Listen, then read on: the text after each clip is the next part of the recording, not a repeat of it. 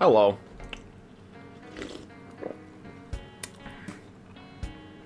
Shit's good. Hello. Welcome to the stream. I'm going to move my music down. Get rid of that. Okay. Welcome to today's stream. Now, I was originally planning on playing Resident Evil 3 Remake today. Doing a video, or a stream on the hardest difficulty. Because that's something I'm planning on doing in the near future. But, that was interrupted reading something. Too bad. Skill issue. But yeah, I was going to do RE3 Remake on the hardest difficulty. And the reason that I didn't is because today is the Super Bowl. I don't really care about football, but it's like a family tradition for me and my family to watch the Super Bowl together. So I can't really like be streaming.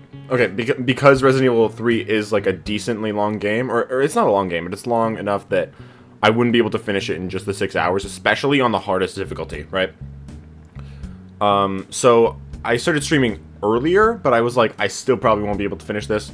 So and based on like how badly the final boss went the last time, like on Nightmare difficulty, I was like, I'm probably gonna take a while. I'm just not gonna do this today. So I was basically thinking, there's 3 new theories that have come out. There's the 2 new game theories and this FNaF's timeline video that I plan on reacting to, and I just haven't gotten around to it. So I thought that maybe I could just do a stream and then do that. And I also had the idea that I haven't done much investigation into the lore of Into the Pit. Even though it came out, what, 6 months ago? Just over 6 months ago. 6 months yesterday. I haven't done like any investigation into it. So that's one thing I also want to do. I thought we were playing Into the Pit. We will, yeah. That's just not the only thing that we're doing. So we're reacting to those 3 FNaF videos. That'll probably take like 3 or 4 hours to get done, based on how much I pause throughout reactions. Maybe a little bit less. Maybe I think around 3 is probably what it'll end up being. It might be 4 though, considering the timeline's really long.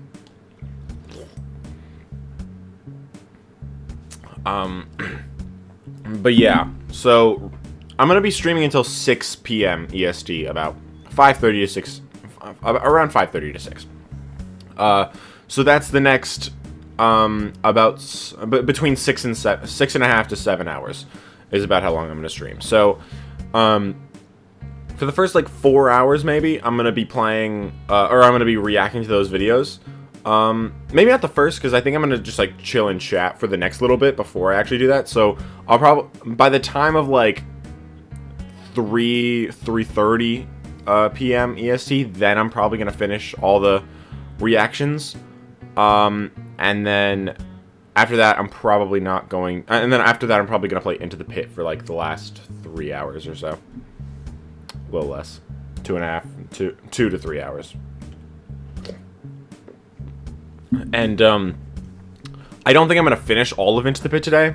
I have played it before, like, I played it on the anniversary, but the thing is that I'd spent the entire anniversary, okay, I had spent all day, the day before the anniversary came, but the day before the anniversary, and all night, editing videos, editing my FNaF timeline, my Choose Your Own Adventure timeline. I was, like, awake all night editing that. So I got no sleep that day. So when I played Into the Pit for the first time, I enjoyed it, but I was like completely dead. I was gonna do a lot more in that stream where I played Into the Pit, but I just like couldn't. Like I was completely dead. I couldn't do anything. Like I couldn't keep going. And then because I just didn't keep going with the game, because I didn't continue with like my lore hunting in that stream, I just, for some reason, never got around to lore hunting in the game, period.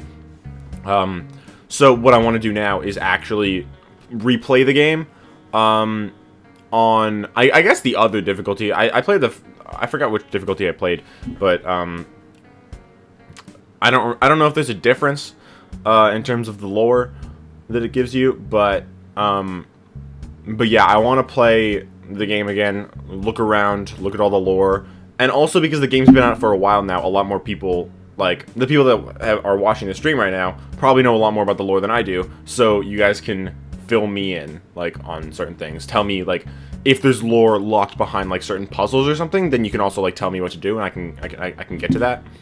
Like, I know some of the things that are in the game, like a few things here and there, that, like, people talked about in a group chat, but I don't really, like, remember much from that, and I never found it myself. Like, I just remember people talking about it, so.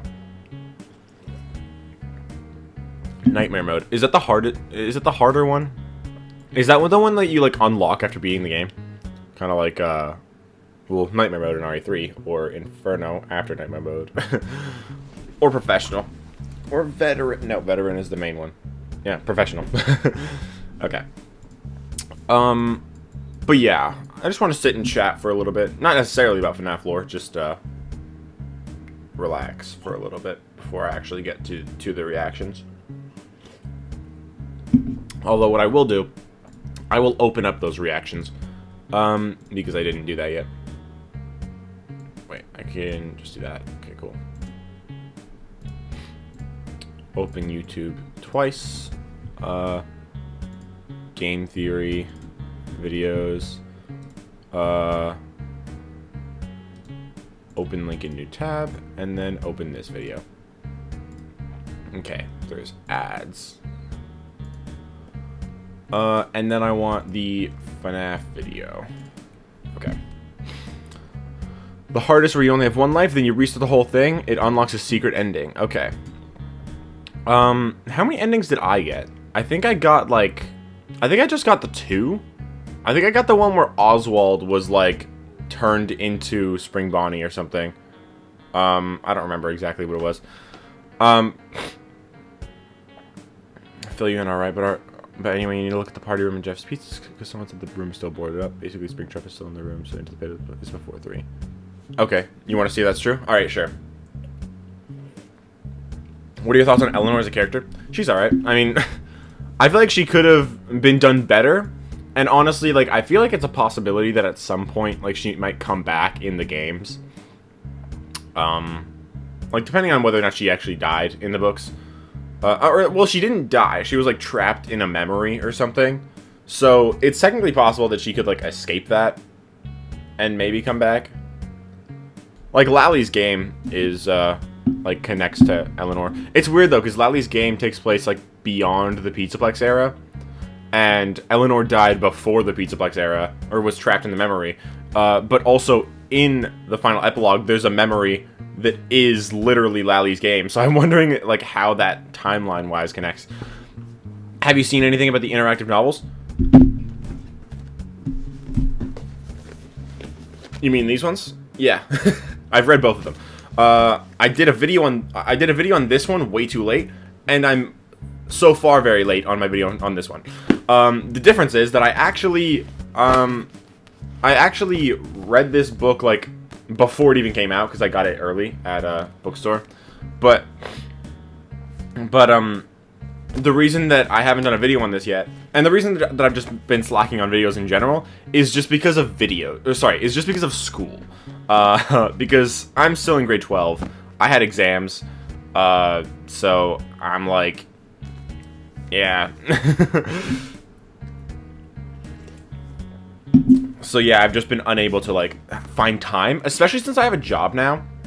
I work on Tuesdays and Thursdays, which is really inconvenient because it means I have only Monday, Wednesday, and Friday. And a lot of the times I like go out on, like, Wednesdays or Fridays.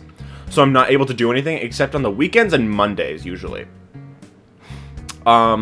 Usually. Not always. Like, sometimes I don't do anything on those days.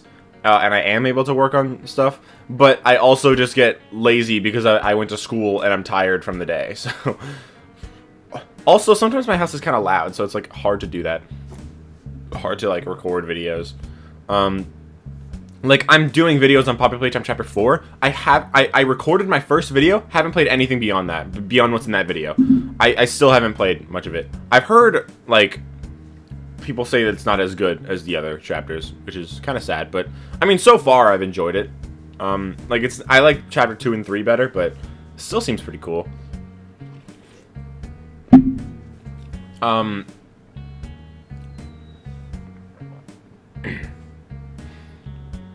gonna scroll back up a little bit. Let's see. You didn't already react to Tom's video on books canonicity? Dude, I've barely done videos at all. The last video I made was the Poppy Playtime one. The last video I made before that came out December 29th. And that was my video on the Help Wanted to update, which his theory is about. So no, I didn't watch, I didn't react to that yet. Tom is actually really sick storytelling-wise and game theory video you might like. Okay. Thoughts on unlearning character, I answered that. See anything about the graphic interactive novels. So yeah, this one, my video on this one, I have it full. I have like all the stuff that I need to edit it, except the actual recording. I haven't recorded it yet.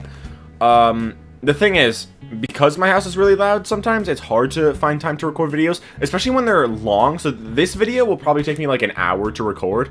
It doesn't mean like it's gonna be an hour-long video. It just means it'll take an hour to record, because like I always like stutter and like make mistakes in my video, so I have to like restart the line. Sorry. Let me check. Actually, how long is the script for the Return to the Pit video?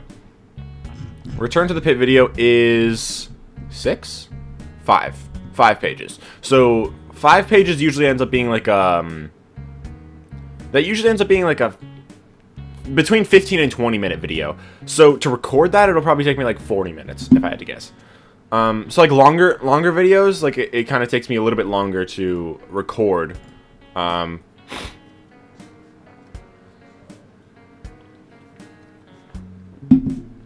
So yeah, it's kind of hard to do that. But yeah, I do still plan on doing a video on this. I will hopefully in the next like 2 weeks.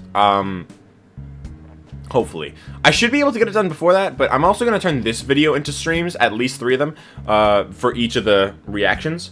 Sorry, this stream into videos, not videos into streams. But yeah, this stream is going to be turned into at least 3 videos, 1 for each of the reactions. I don't know if I'll do a video for like the Into the Pit segment, or even this discussion right now. Like I might do that. I might do both in one, but I also might not do that at all. So yeah, I'm gonna have some videos out finally, and people who haven't watched the streams, they can watch my reactions too. So that'll be nice to have some videos out and to maybe revive my channel a little bit, because over the last 28 days, on YouTube Studio, it tells you like how much, like what your stats are over the last 28 days. I'm at an all-time low in terms of how many subscribers I gained in the last few days. In the last 28 days, this is the lowest it's been probably ever, honestly. In the last 28 days, I've lost 7 subscribers. I haven't even gained any. Like, right now I'm at 16,969. So, like a month and a half ago, I was at like 16,900, I don't know, 75, something like that, 80 maybe. So like I keep going down and back up, but not back up fast enough. So I really gotta like get back on videos now that like exams are over, and hopefully like get back onto, I guess, making my channel good again. What did Freb retract? What? Where's that retracted message? What did you say?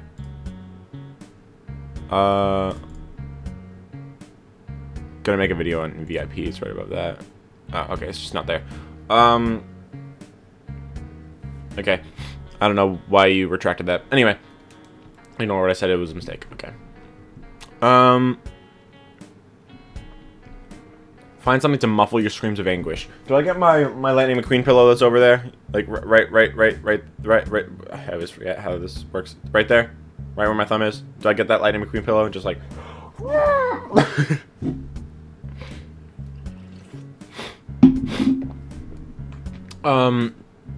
Okay. I don't think Lally's game connects to Eleanor. Let's probably count the ways. Well, in the final epilogue, there's a few. Hello? Oh my god! Wait, hold up. Why? Go down. Thank you. It's been 2 years. Proud to see you still going at it. Thank you. I mean, I've not really been going at it recently, but thank you for that. I appreciate that. It's been 2 years. That was the last time you watched some of my videos. I think my video quality is way better now, than it was 2 years ago, but at the same time, it's not great still. I mean, it could definitely still be better. But yeah, thanks for that. I appreciate that. As I was saying, in Lally's game, there was... Why can I not... Okay, there we go. In Lally's game, there was the trunk that has Lally in it. It was like in an attic that Cade and Selena filled with just memorabilia, stuff that they don't really need, but they just want to keep, well, as memorabilia. That was in their attic. And at the end of the story, out from behind the trunk is a pair of 2 white eyes, which indicates that it's some type of, like, agony entity that is controlling Lally. Then, flash back to the final epilogue. There's a scene where Larson is in a room that is full of memorabilia, and there's a trunk there, and then Eleanor comes out of it, and Eleanor is an agony being. So that indicates that the 2 stories are linked. Lally's game is caused by Eleanor. It's just a matter of how that exactly works, because I don't know if it's like, maybe it's like a meta clue, like it's not literally what he saw then, or maybe like because the pit can like go back in time, maybe like her powers like can show what happens in the future, like a premonition. I don't know. I don't know. It's kind of, I mean, the ball pit doesn't go back in time. It just flashes you back into the memories of that time. So maybe you can be flashed into the future, into the memories that will be made. I don't know, but yeah, Lally's game is like after. Lally's game is after all the after the pizza box is shut down already, right? So it's a long time later. So it's like, like that's just like why it seems kind of weird, because it's in the future after the final epilogue, but the final epilogue is also very clearly hinting at Lally's game. So I'm just wondering how that works. But yeah, I think it's at least meant to say that Lally's game is Eleanor's doing. I think that's at least what it's saying. I don't know how the timing works, though. I used to say that maybe the Stitch line happened after Security Breach, and maybe Tails actually came first, rather than after the Stitch line, but I don't think that's the case. I understand why I thought that, but I think there's like a few things that kind of prevent that from being true. You're gonna make a video on VIP? Came out like 6 months ago, but I actually do plan on it. I still also plan on making a video on the FNaF movie novel, which came out over a year ago. Me being late to make videos does not stop me from making them, just so you know. Like, at some point, I might even do a video on how well I predicted Security Breach. Because I made a video on, like, my predictions for Security Breach before it came out. And that was, like, 4 years ago. 3. A little over 3 years ago. And Security Breach now came out after that, and I plan on doing a video on how well I predicted it, and then I never got around to it. I actually even started the script, but I never finished it. So, like, at some point, maybe I'll even finish that. And just do that for some reason. Maybe for the 4th anniversary of Security Breach, I'll do that. Like, in, like, 9 months? Yeah. It's 9 months, right? 9 months after February. Well, like 8. No, sorry, 10. Anyway. VIP, yeah. I didn't read anything from VIP. I have no idea what it's about, besides, like, Pizzaplex stuff, I guess. I have no idea what happens in it, so I do plan on making a video on that at some point. Somehow getting a book early is funny. Funny? Why is it funny? I mean, like, I just went to a Indigo, which is a bookstore, with some of my friends, or with one of my friends, Blah, who I don't think is going to be joining the stream today. I think she's asleep right now. But yeah, I went to Indigo with her once, like a couple weeks before the book came out, just because apparently it had been out in stores and I wanted to see if it was there yet. Because I found Tiger Rock there, like a week or two before it came out, back in 2023. And then I did all my summaries for it. That was like the peak of my channel, by the way. When Tiger Rock came out, I did all my summaries for it, all 4 summaries. I did my ranking for the stories, and then I released 5 back-to-back theory videos that all were linked in some way, And then Ruin came out the day after the last one came out. I streamed Ruin, and then for the next 5 days, I released videos on Ruin. And also that Ruin stream was the best one of my streams has ever done. I peaked at like 169 viewers. That was like the absolute highlight of my channel. And now I'm low again. I think I gained like 500 subscribers in that month. I've gained -7 in this past month. So I gotta really get back on it. I think the thing is, I don't edit my videos that like strongly, but I have been editing them more recently. I think the first one that I edited like more was my Save Them video from last year. But because of that, I've just like, now it just takes a lot more out of me to edit because it takes a lot more like effort. Like there's a lot more to do. Like it just takes longer and it's annoying and boring to do. So that's kind of why basically me trying to make my videos better ended up making me release less videos and have my channel do worse. So yeah. To Be Beautiful seems to be not too long before the epilogue, so the epilogue seems to take place around Pizzaplex era, if that's when a lot of this game takes place. Well, I think the epilogues probably take place a while before the epilogues, because a while before the Pizzaplex era, because the Pizzaplex doesn't exist yet by the time of the epilogues. Because like the fire site is mentioned, and they don't mention anything like the fire site like still standing like as a fire site is mentioned because like to situate the scene there, and the Pizzaplex isn't there, so it has to be a little while. Like the Pizzaplex isn't under construction yet by the time of the Fazbear Frights epilogue, so I don't think that like, so it has to be a little while after. I think To Be Beautiful is like 2 weeks before the first Frights epilogue. Good luck, man. Grade 12 tough. I mean, I'm halfway through at least. And 2 of my classes this year, or this semester, are good. 2 of them. One of them is not. One of them is annoying. And boring so far. Also, like I said, I go out with friends a lot. So, that's also why I don't stream sometimes, on the weekends. Because I do sometimes go out on the weekends too. But I went to, I went to like a kind of like a thrift shop, I guess, like with women and others, and I was kind of just there. I was the only dude there. I was just there because why not? And when we were there, everybody was looking at clothes. I was looking at the games, and I found one. I found this. Assassin's Creed Brotherhood for PS3. Apparently my brother used to have this on PS3, because I have a PS3 in my house. I have a PS3, PS4, and PS5. The PS3 and PS4 were my brother's. PS5 is mine. But my brother doesn't really use the PS3 at all anymore, so, I mean, it's kind of mine. I can do whatever, I can use it. It's not mine, but, like, I can just use it. Like, it's in my basement. So, I got this because I wanted to, because, like, there was 2 other games that I wanted to get from there. Uncharted 2 and Assassin's Creed 3.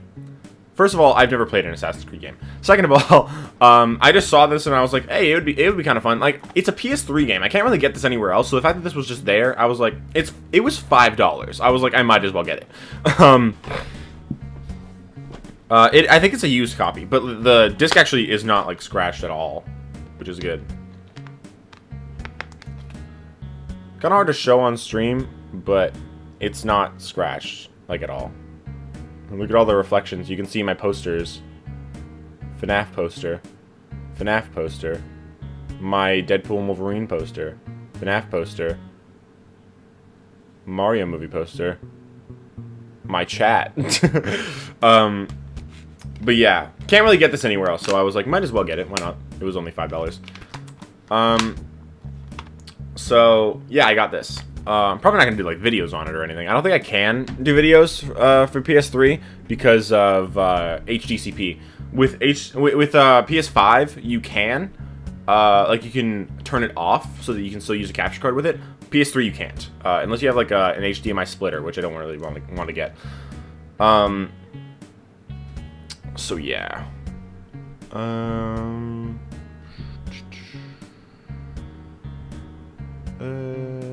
Where was I? Hello, MLG also. Har har har har. Is that even how you say your name? Like, how do you... I used to think that was an I, and I was like, Migasso? What does that mean? No, MLG. Anyway, what's up? Hi, how you doing? That's a real-life friend of mine, by the way. Where was I? Due to the week before, is it more likely that Golden Duo is canon? Probably. I would say so. Yeah, that was you, the guy who donated. Hello, long time. Made a massive discovery in FNaF that solves its titular purpose. Alright, you can go ahead. I mean, we're just chatting right now, so you can go ahead and I'll read it and see what you say. Also, Evan called me crazy, but I believe Elizabeth, final speaker, and Mike Jeremy. You're crazy. You told me to call you crazy, so... hello, scroll down, please. No, okay. Not to spoil anything, you probably ain't gonna like it. Maybe why you disappeared off my algorithm. Why? Because I stopped doing videos? Not really, like, 2 years ago. I mean, just, like, over the past, like, year, I've been doing less and less, and over the past couple months, I've done, like, nothing.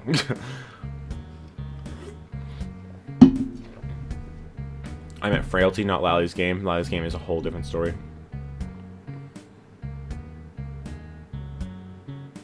Oh, you mean, like, when you said To Be Beautiful is not long before the epilogues? Okay, I don't know. Maybe that's what you meant. Lally's game is way later. Yeah. Oh, Eleanor 5th Charlie bot. 5th? Probably not. Honestly, I could see her being the 4th. Like, if... Like, the Charlie bots, I think, could very well exist in the game's timeline, and then just be scrapped because Henry maybe, like, found that the puppet, like, was possessed by Charlotte. He was like, I think this doll is my daughter. I gotta make more. Oh, shit, the puppet. Okay, get rid of these guys. These guys aren't my real daughter. That's my real daughter. I'm gonna go get her. I could see that happening. And then him being... And then that's why Ella exists in the books. In the Frights books. If the Frights books are in the games. That's why Ella exists there. And that's why Eleanor would exist. Because, like, she looks like Circus Baby. And she's an agony creature. Just like the 4th Charlie bot in the books. Obviously, it's a different... Obviously, it's different agony, and it's like, and it's also still differently designed. Like, it's not like actually like a full-on Charlie bot, but it's still but it still could be a Charlie bot, and I think that would make a lot of sense. Like, if it's just like a scrapped Charlie bot that was never going to be used ever, and that's also why she's attached to Ella, because they're both Charlie bots. Especially since the Ella in 1:35 a.m. seems heavily connected with Charlie herself, because it's called 1:35 a.m. 1:35 being Charlie's birthday, the 13th of May. At least following the inferior version of writing dates. The best way to write dates is month, day, year. Kill me. Fight me. I don't know. I don't care. Day, month, year doesn't make sense. Nobody says the 15th of February, except in like specific circumstances. Normally, you're just gonna say February 15th, not the 15th of February. Arrange the dates the way that you say them more often. Okay, that's how it makes sense. Okay, month, day, year is better.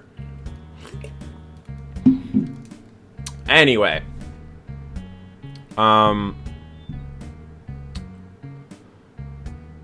you heard about the FNaF Secret Artifacts book coming out at the end of this year? It's a book containing blueprints and documents from every Freddy's location that I'm really hyped for. Yeah, I saw that. I think I made a YouTube short talking about that.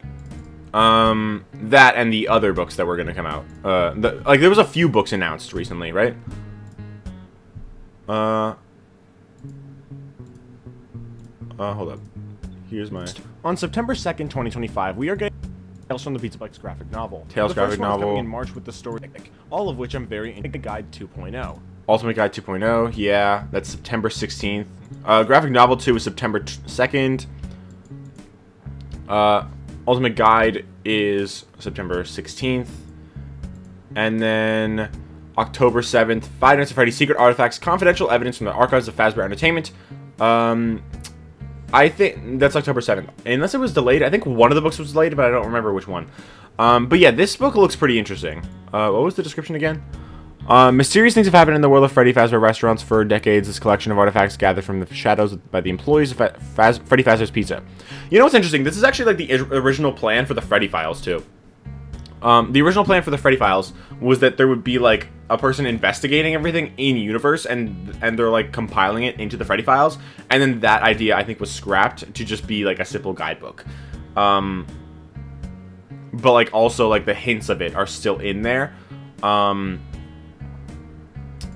So, I think that's, like, I think that idea was kind of reused to put into this book and have it be, like, a bunch of people that were, investigating Freddy's. I wonder if I just thought of something. I wonder if Bronwyn Light from, the week before, I wonder if she could have something in that book. I think that would actually, honestly, that seems plausible. Because she was, like, she was gonna work there, but she was, like, but Ralph, like, said that she probably shouldn't. And then she did investigations into it. So I wouldn't be surprised if she actually had something in that book, even though she had never actually worked there, so she wasn't technically a Freddy's employee, but, like, she was investigating it, so I could see, like, her having something in that book.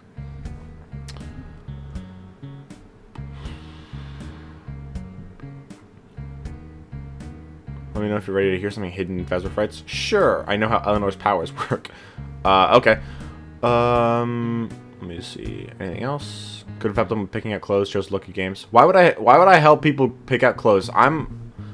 This is a normal ass shirt. This is just a sleep shirt for me. I have a bunch of nerdy shirts over there. It's kind of hard to see because of the light, but like that right there, that is a Spider-Man. That is a white Spider-Man shirt, and that is a hoodie that I wore to sleep, and that is my Lightning McQueen pillow, and that is the Baby Yoda plushie that I sleep with. No shame. Did you catch any lure yet? Dude, we haven't even started trying. Currently we're just talking. I'm just talking to chat. Once there's like no more to discuss, then I'll probably hop over to react to the theories, and then after that into the bit. In 1:35 a.m. epilogue, Taggart talks about a stare experiment his colleague did where participants tried to put up a mental shield of light. Later on, the narration is talking about the equipment that Taggart uses to measure EDA. It starts with like Broad. Broad is William Broad, a real-life parapsychologist that did the previously mentioned stare experiment in real life. Okay. In Fetch, Greg studies REGs and 0-point fields, both of which are studies of Helmet Fetch. Helmet Fetch? What? What, his name is actually Fetch? Hold up.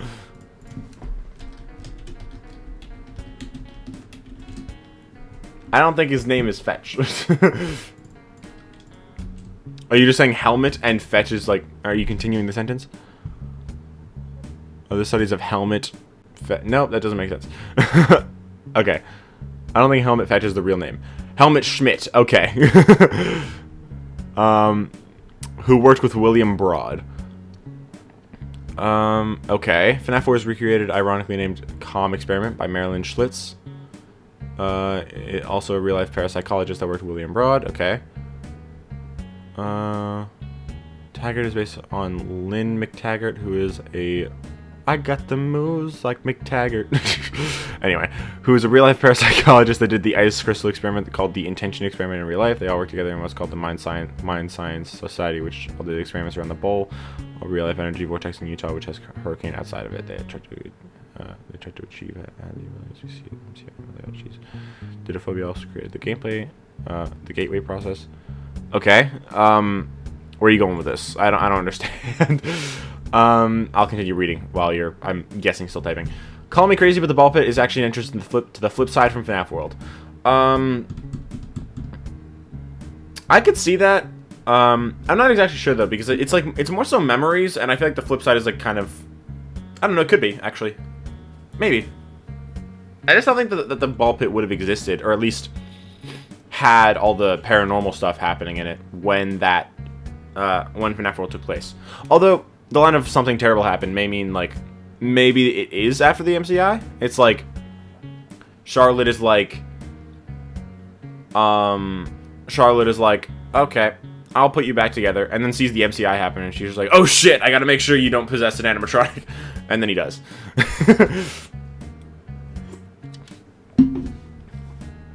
Cawthon recreated the game process on everyone who's played the game. Okay. Everything that happens out there has an effect in here. That's actually interesting because of, like, how in Into the Pit, there's, like, some parts where, like, what happens in the past or what happens in the present actually change what happens in the memory itself. So that actually kind of makes sense. What else? Multi-year only works with how English syntax works. Are you agreeing with me, or... Energy of the gateway process explains all the FNaF lore, like Shatter Victim and why FNaF 6 Fire didn't work. I'm a little torn on whether FNaF 6 actually worked. I feel like now I'm more leaning towards it actually working. Even though I think that Henry was still stupid for assuming it'd work, I think it's still possible that it did. Or at least if it didn't, it's like, okay, I don't think necessarily that Henry's fire worked. But I think that, like, it got them all into one place and then allowed, like, the spirits to figure out themselves. So, like, it worked, but it didn't work at the same time. Because I think that, the main reason the spirits couldn't get set free was because Afton was still around. And also because they weren't all together. Because, the spirits had to all be, set free together and then set the bite victim free because of Shadow Victim, like you said. And because they weren't all together, it was harder to get that done, and they couldn't be set free if their killer was still around. So once Ultimate Custom Night was happening and Afton was being tortured, like, he was only able to be tortured because Afton was, like, kind of, I guess, decommissioned in a way by the fire. Still alive, but, like, not able to really do anything. So that allowed them to, that allowed just the spirits to figure out everything amongst themselves. Even though the fire didn't set them free, the spirits were able to set themselves free and figure out all that shit, like, because the fire happened. That's basically, I think that's, like, my idea now. So basically, the fire didn't work, but Henry's goal with the fire still ended up happening, just not exactly the way he intended it to, I guess. And I still think he's stupid for assuming it would work, because there was really no reason to believe that it would.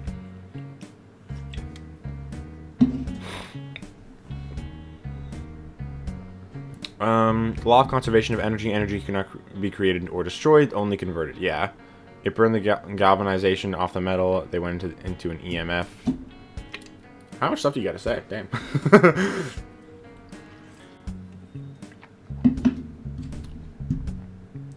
Glitchtrap is William's agony attached to a circuit board from either Springtrap or Scraptrap that was created by the Mimic 1 program, gaining abilities from both Afton and the Mimic.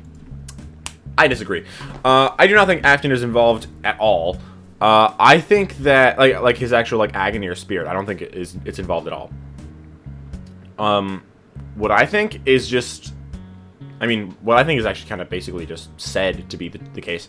The Mimic copies what it sees. So, in Help Wanted, Hand Unit mentions how they use technology to recreate, like, past performances and stuff, so that they would have a shortcut, so they wouldn't have to recreate it all themselves. And that's also said by Tape Girl too, who says that you get the who says that they got all the circuit boards and stuff from, like, a sketchy person, and then that and then they, like, use all that to recreate stuff, like, for the game, rather than having to make elements of the game themselves, so that they could speed up the development process. They don't. So Afton's spirit or agony isn't actually there. Instead, they basically just show the Mimic certain things, and then the Mimic recreates it as gameplay, basically. The thing is, Afton and all his murders and stuff were included in that. So in Pizza Party, that's where it's included. Like, in Pizza Party, Glitchtrap is meant to be there. He's not. He didn't change the game at all. He's meant to be there. So instead, Glitchtrap just saw that in Pizza Party, and it took on that persona. It copied the Glitchtrap. It copied the Spring Bonnie that lured the kid in Pizza Party, and then from there started learning more about Afton based on the other games, and then turned him into his own persona, basically. That's how Glitchtrap was created. Just because the Mimic was making the game, and he was like, hey, this guy's cool. No, he was just seeing a bunch of Afton-related stuff. So he just, like, because he copies what he sees, he just copied Afton. Because that's, like, largely what was in that, largely, a lot of what was in the game.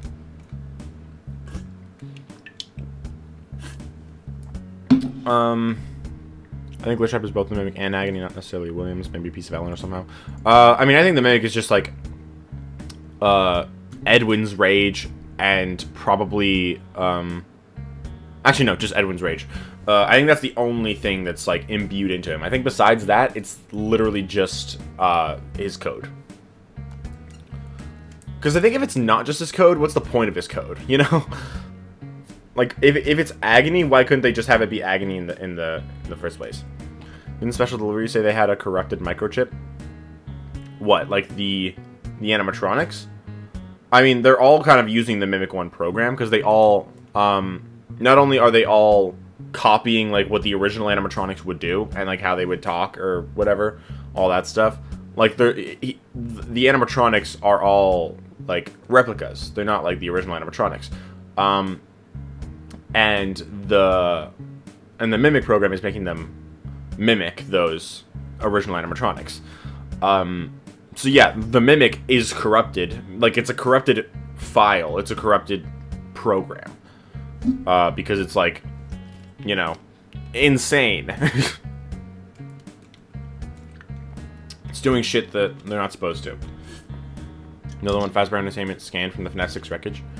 I don't think it was ever directly stated that they actually scanned something from the FNaF 6 fire. I think that's just what people assumed. They just scanned the circuit boards that were given to them that had the Mimic on them. I don't think it was ever stated that anything was from the FNaF 6 fire. They just said that there were circuit boards, and people assumed that they were from the FNaF 6 fire because we didn't know about the Mimic yet, so we assumed that Afton actually was Glitchtrap. So that's why we assumed they were from the FNaF 6 fire, because that's where he was. But in reality, we have the Mimic, so there's probably nothing from the FNaF 6 fire. It's probably just the Mimic.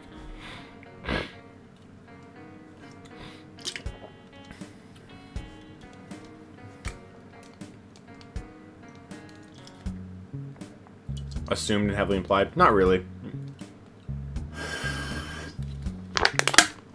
I'm finished my Cherry Coke Zero. I'm sad because it's shit. And I'm sad because I want more.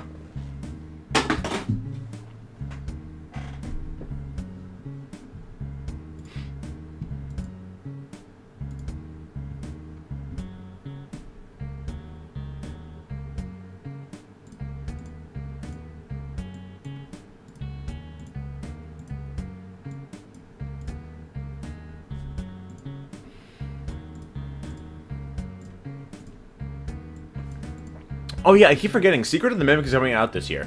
And potentially in April. Oh yeah, I forgot to... I was starting to mention something earlier and I forgot to actually follow through with it.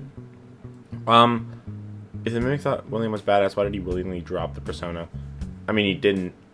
I mean, he kept the persona. Also, I don't think he necessarily just thought he was badass. I think he just saw the Glitchtrap thing and he was like, okay, I can recreate that. And then, like, because more information throughout the game was kind of, like, relating to Afton, and some of the stuff that they, like, some of, like, the files and stuff that they put into the game to, like, help it understand, like, how to make the games, I think from there, it just, like, adapted onto, like, the stuff that was relating to Afton, just because there was more of it.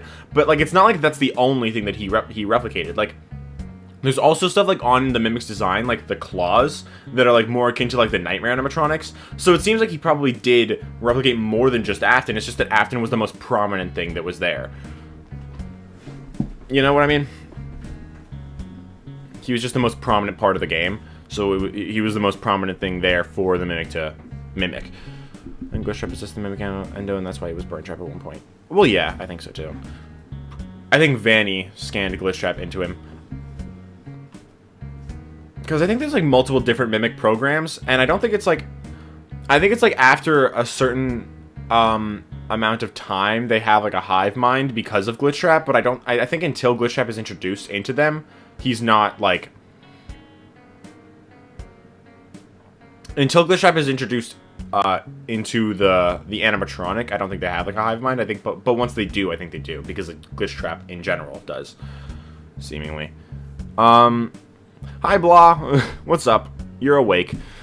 But yet Glitchtrap wasn't supposed to be in the game in the first place since Tape Girl didn't know who he was. Well, the Mimic was in the game, but, like, the Glitchtrap was never meant to manifest. Like, the Mimic was never meant to manifest as Glitchtrap. It just did. The Mimic was intentional. Or, well, technically not, because they were just given the circuit boards, and then they just scanned them into the game without really knowing what they were. And then they found that it was, like, effective in recreating stuff, so they continued using the Mimic. They were probably given more than just circuit boards. They were probably also given, like, the Mimic animatronic, or maybe they just dug it out of, like, retirement or something somewhere. Like, maybe they found out that that was the program being used. And then they decided, like, maybe they just, like, found out that the Mimic program was the one being used, and they were like, oh shit, this thing from years ago can actually do good for us, and then they go to get the original Mimic, and then they use it for everything. But yeah, they just scanned the circuit boards into the game without really knowing what they are. So the Mimic technically isn't supposed to be there, but then he is, and they find that the Mimic is there, but they don't realize that the Mimic is, like, developing on its own, and recreating stuff that it's not supposed to, or doing things that it's not supposed to. Gotta get ready to go out, but I'll be back in a while. Okay. Oh yeah, if they get it from the same place Tagger, oh yeah, they get it from the same place Tagger got his stuff. They got their shipment from Dan. If Dan and Frank, the shipments, or Tagger got the battery for fetch. What? Are we saying, like to get the, that's like where they get the Mimic stuff? Is that what you're saying?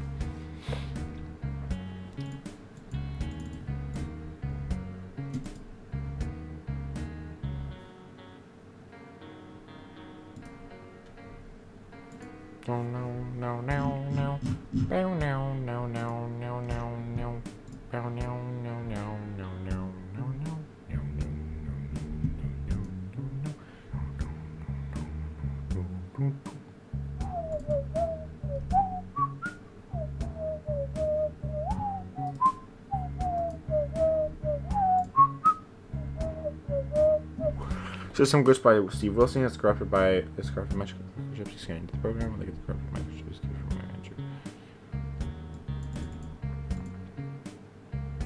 entry. Okay, like, is it, like, directly stated that it is the same thing? Because, like, I don't think that it would be. Otherwise, I think the Stitch Line Games debate would be over really quickly if that was the case. So I don't think it's, like, confirmed or anything. But, like, I mean, speculatively, like, maybe you could say that, but...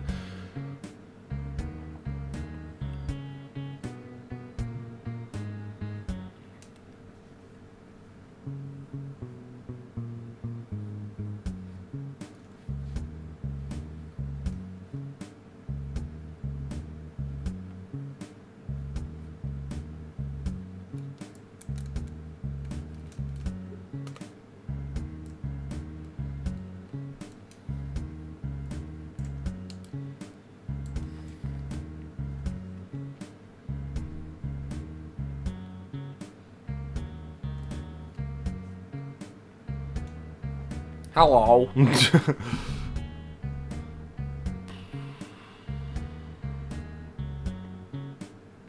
Why is my chat not updating? There it is. It's on here.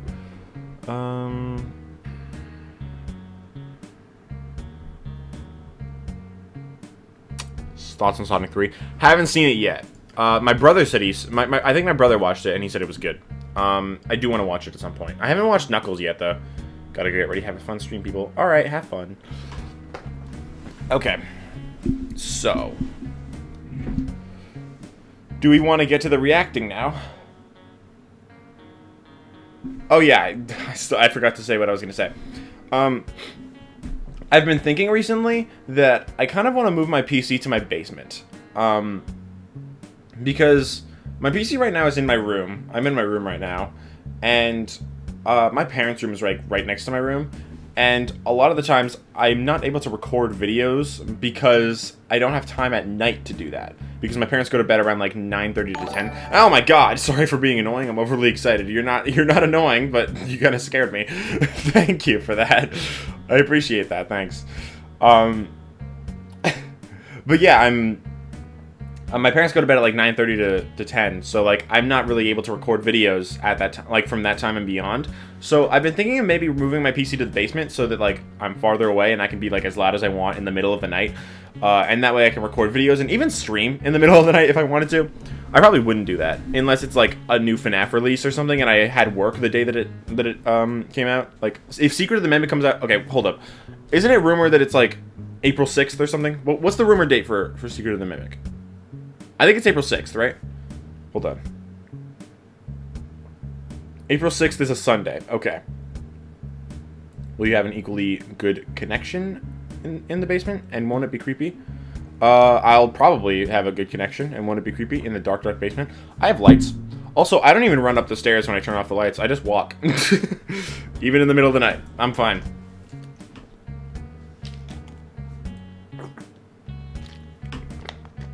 In the middle of the night. Yeah, I got lights, dude. Also, it's a lot easier because in the basement I have a lot more space to record VR videos. So it's way easier to do that there than in my room because my room is really small. Like, I don't have much space right here. Like, I have like probably less than 6 feet of space right here.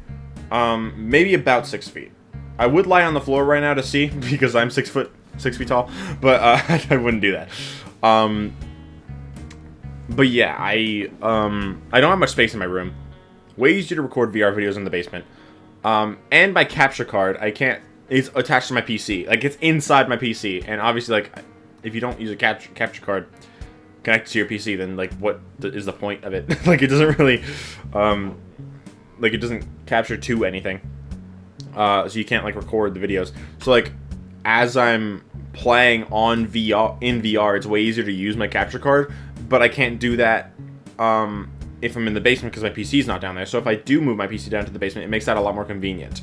Also, there's like my brother has a spare monitor that he was thinking about giving me, but I don't have space in my room for a third monitor. So if I go to the basement, then I'd have extra space because there's like a thing next to the desk that's down there where I could put the extra monitor. Then I could have 3 monitors. Makes it a lot easier to do stuff now. The one thing that I am... Come back closer to Mike. I gotta give a looks of Mike. Okay. Okay. Hello. What's up? The one problem with me moving my stuff to the basement, my PC to the basement, is the fact that I have 5 people living in my house, 4, not including me, and it is hard to not have, you know, footsteps coming through the ceiling that kind of taint my videos and streams a little bit. But if I do end up doing videos and streaming in the middle of the night, that won't be too problematic. But also, if I do bring my PC to the basement, I don't think I will ever sleep, because then I have to keep going upstairs after recording all my videos and editing, and by then it'll be like 3 a.m., and if I'm in my basement, I won't be inclined to go to bed. I'll just be like, okay, I need this to get done. So, since I'm in the basement, and it takes effort to go to my room, I might as well just not. That's the mindset that I will have, and therefore, I will not be able to sleep. Anyway. But yeah, I think it would be a lot more convenient. I feel like there's more pros than cons. I was talking to Blah about this last night. I think there would definitely be more pros than cons to this. It's just also a matter of, like, my sister's boyfriend coming over, because they usually are in the basement, so I can't really, like, stream or do videos then. But at the same time, I don't use my PC unless I'm, like, streaming or doing videos. So, like, it's not that big of a deal. And if he's coming over and I'm not able to do that, then that's fine. Also, my brother just sporadically decides to move his stuff to the basement, so if I move my stuff to the basement, I'm not moving it back up. So, if my brother does want to move his stuff to the basement then it's, like, kind of inconvenient for me, because then he'd, like, just get mad that, like, I'm down there. So, like, he'd be like, I can't move my stuff to the basement if your stuff is down here. I'm like, okay. But yeah, so that's like a little bit of a problem. So if he does, I'm probably gonna talk to him and my sister about like how like whether or not it would be viable to do that, and if it would cause problems with them. And also I'd probably have to ask my brother for help to actually move my stuff down. Also, if I don't have my PC here, I feel like my desk is kind of useless. Like, what would I do at my desk? Just chill, put my feet up? Like, I don't know. I can lie down for that. I don't know. But yeah, I don't know. I feel like it would be a lot more convenient to have my stuff in my basement. But I'll figure it out. I'll think about it.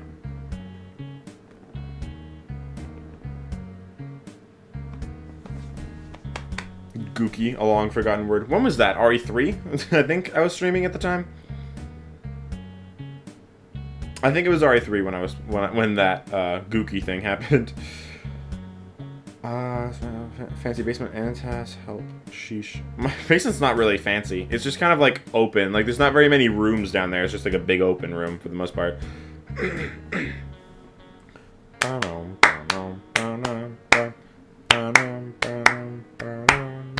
Also, sometimes Block comes to my house, so and she's not allowed in my room. I don't really like my parents don't like allow people into our rooms just because they're messy, I guess. So I can't like use my PC like with her there. So if I move my PC to the basement, then I could. And like I could even like stream with her if I wanted to, which could be fun.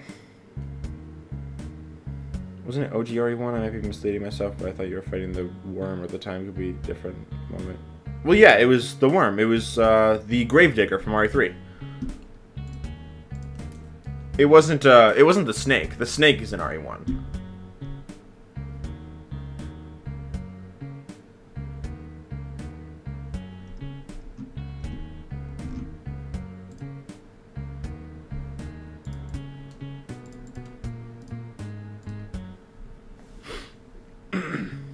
Let me check. I think it was RE3. Silent Hill 2. Silent Hill 2 again. RE6, RE5. RE4, RE3. Was it the first or second stream?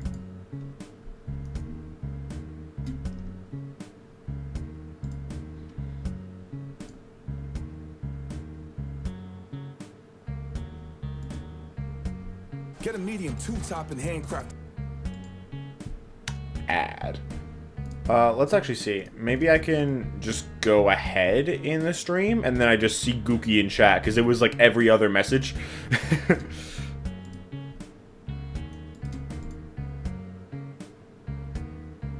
my god, I forgot what these games looked like.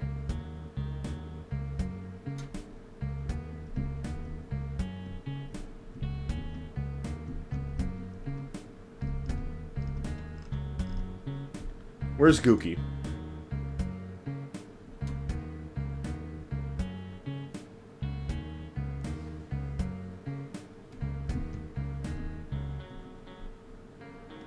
Yep, the Gookie was waiting for you.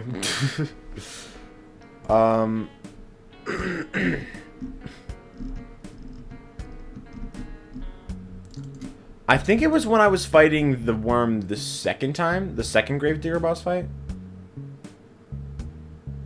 The one that was like in the park, right?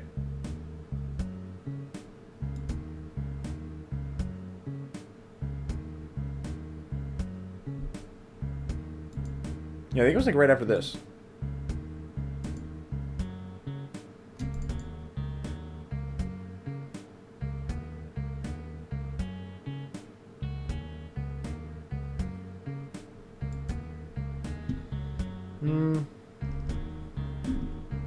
Not really seeing it in chat. Let me see if I can like scroll up and see if I like my brother's chat message is there. No.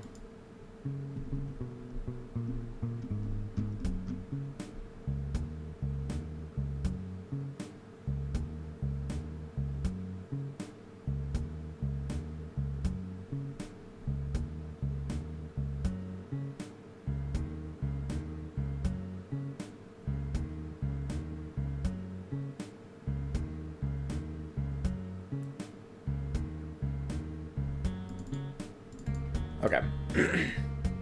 I guess I think it was in that stream, but I just can't really find much of it. You found it? Jesus. Yawn, but Neptune's supremacy. What?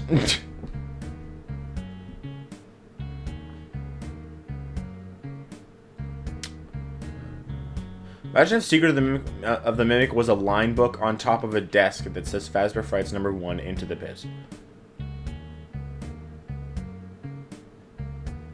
What? What does that mean? Wasn't it like he appeared on your camera when he said it? I think he like walked by my room and then banged on my door and just, or maybe even didn't even bang on my door. Maybe he just yelled at "Gookie Gookie" and then he just walked away. I'm pretty sure that's what happened.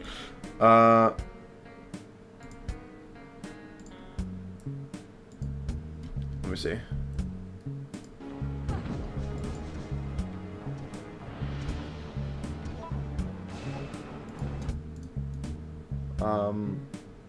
Snake and RE1 is named Neon. Yeah, it is. Neptune is the sharks. Yeah, sharks are cooler than snakes. That's debatable. I think that shark is kind of boring. Especially in OG. In the remake, it's better. In OG, it's really boring. Pretty sure it's this video. You said 20131.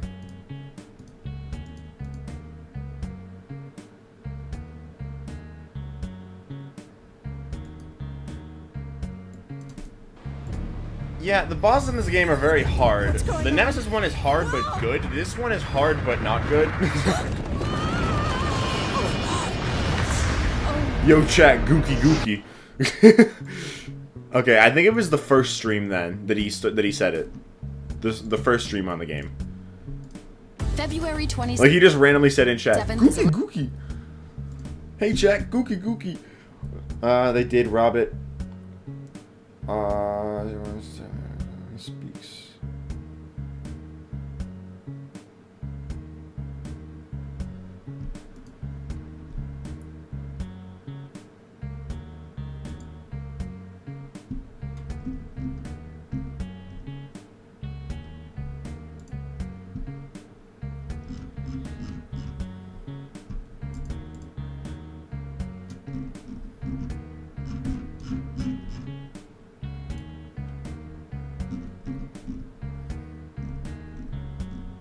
When did he say it the first time?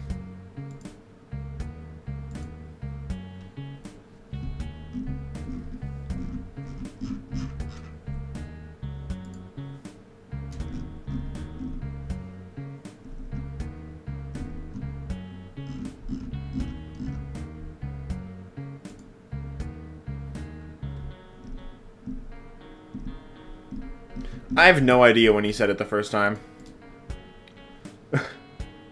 Alright, reaction time. Yeah, sure. Let's get on that. It's been a while since we were supposed to. Did Blah ever text me back? Nope. She left me on scene. And then she just joined the stream. Okay. Discord, I have one pending notification. Psychic is streaming Mario and Luigi Brothership. Nice. Wow.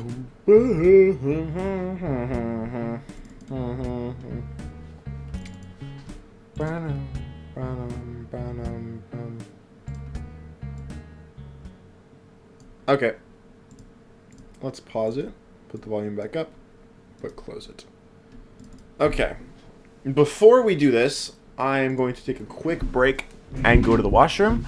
And I might get another Coke Zero because I miss it.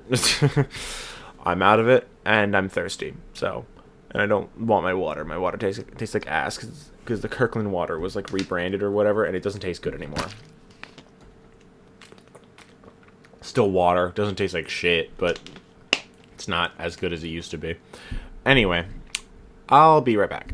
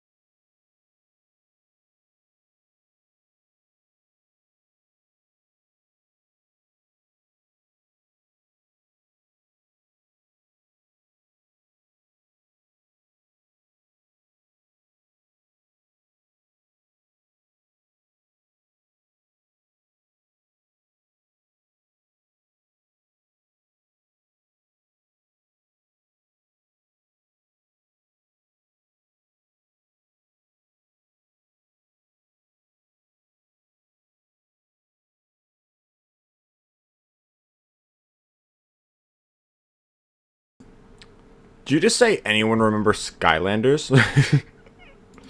I do. I don't remember much from it, but I remember it existing. Skylanders was the one where you had, like, the things that you put, like, the figures on top of and then, like, chooses your character or something like that, right? That's what I remember from it.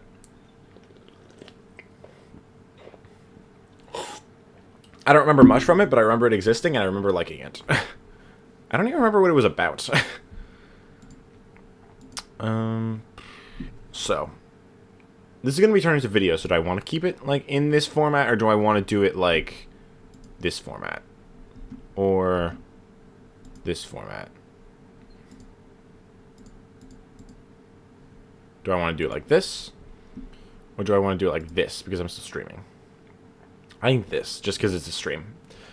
And I'll make it well known that this is in a stream. This video is being recorded in a stream, so. It's about people in the sky. A land in the sky, maybe. Hi, everyone. Hello, Silver Fox. Yeah. Chris Redfield needs to be present. Okay, he's there. He's there. Anyway. I think next stream I'm going to do is probably going to be RE3 Remake. Finish up the game. Last stream on the game. Last stream in my Resident Evil Marathon right now. Played on the hardest difficulty. After that, I'm going to replay The Last of Us on the hardest difficulty, Grounded. Sorry. Yeah, I'm going to play The Last of Us on Grounded difficulty. That'll be annoying. And then I'm going to play The Last of Us 2. Then after that, I'm probably going to go to, like, Little Nightmares 2. Those two games. Replay Little Nightmares. Replay and finish Little Nightmares 2. And then I'll probably do, like... I'll probably do Code Veronica. Code Veronica after that. And actually, you know, beat it this time. Then I'll do Revelations 2. Resident Evil Revelations 2. And I'll probably actually finish that one too. Even if I'm annoyed. Blah responded. Hello.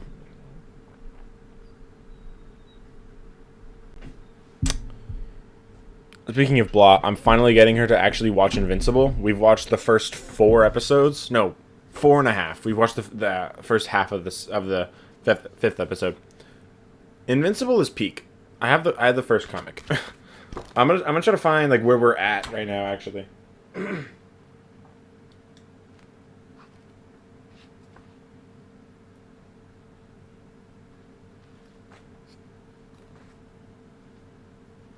Huh. There's Alan.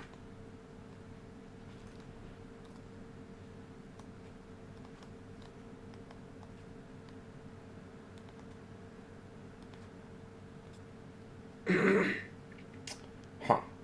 Where am I? Oh yeah, I forgot the Guardians are still alive until the end of the book.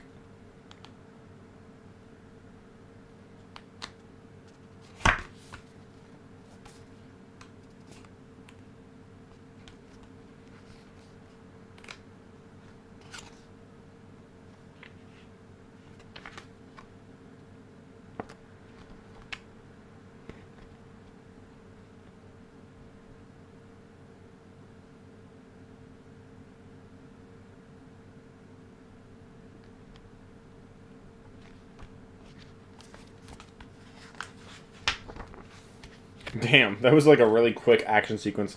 It's literally just one page, just like a couple panels, and then all of a sudden they're all just dead except Immortal.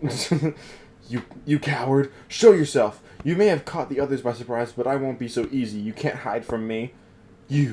I never liked you. Head. Just decapitated. The feeling was mutual. I can't really do an Omni-Man voice. The feeling was mutual. No. Okay. Anyway, let's do the reaction now. Let's see. Game theory. Are the FNaF books actually canon? 23 minutes and 56 seconds long. Let's get started.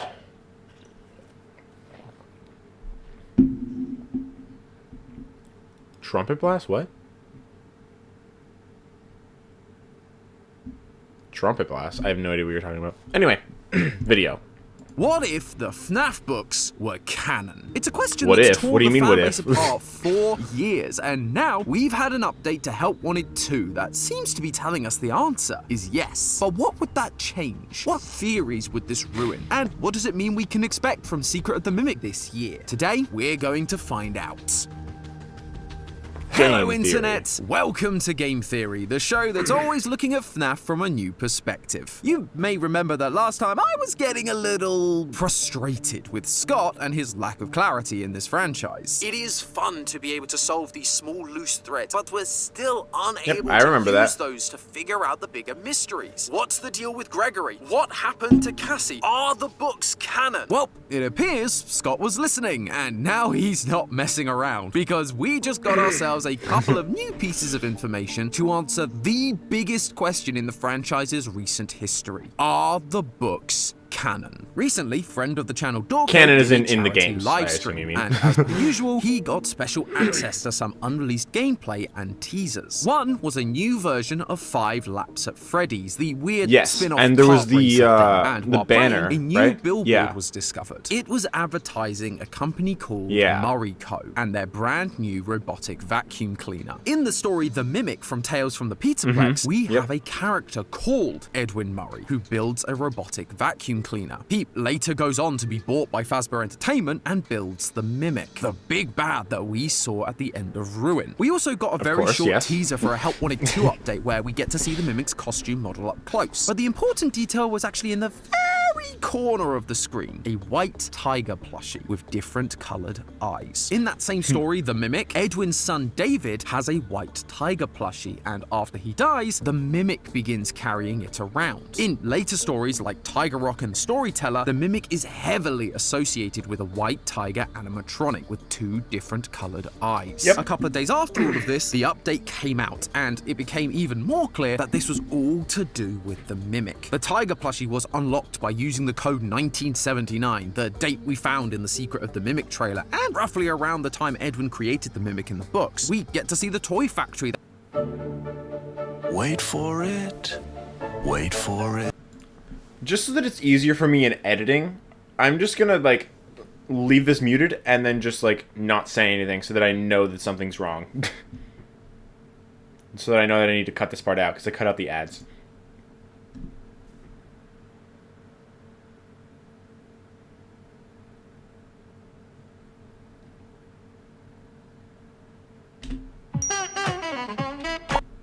Still ad. Okay. That people reported the Secret of the Mimic demo from PAX West taking place in, and in the Mimic story, we learn that Edwin lived in a factory where he was making animatronics. As you might imagine, this set the fan base ablaze because it seemed like the games were finally confirming the canonicity of the books. Before this, the strongest connection we had to the Tales books taking place in the game timeline was just the Mimic existing down in the FNaF 6 building in I'd argue there was a lot more than just that. Like the book saying like they're in the world of the newest games. You could interpret that in different ways, but I think it makes more sense to just be in the actual timeline. Also, just a lot of things just adding up really well, and just a lot of stuff like just perfectly aligning and like connecting almost directly, like with Gregory, with certain attractions, how the building changes over time and all that stuff. I know there's more than that. I can't think of it off the top of my head, but like in general, it just always seemed like it was always pointing towards that. And I think that this is just kind of like furthering that. I'm worried though because there's 20 minutes left, and he's not ending the video after 3 minutes. So I feel like it should be over by now. And I'm worrying that he's gonna be like, okay, this doesn't make sense though.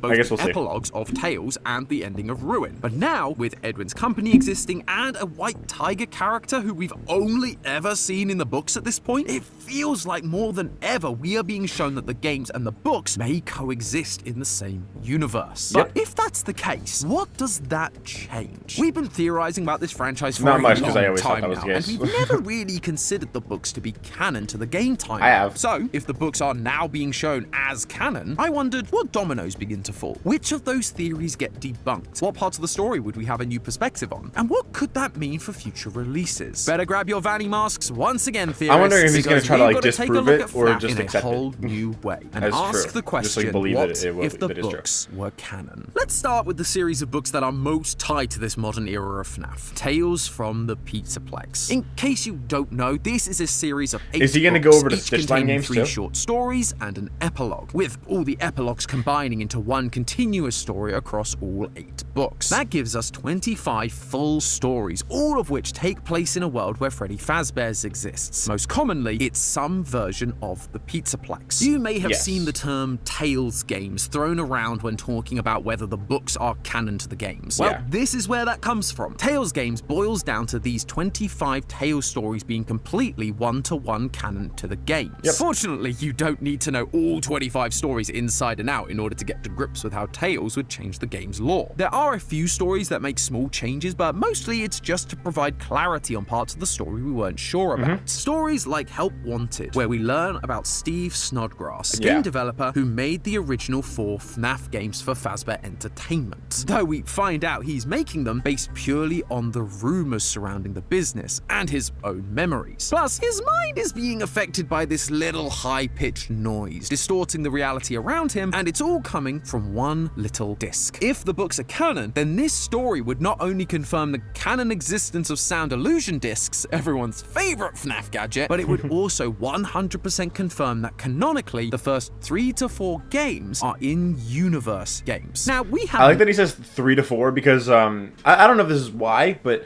in the Help Wanted story, he's instructed to make 4 games. This is something that I actually mentioned like in previous videos before, and somebody actually asked me like in the comments recently like what I meant, because I said that the first 3 games were games in universe.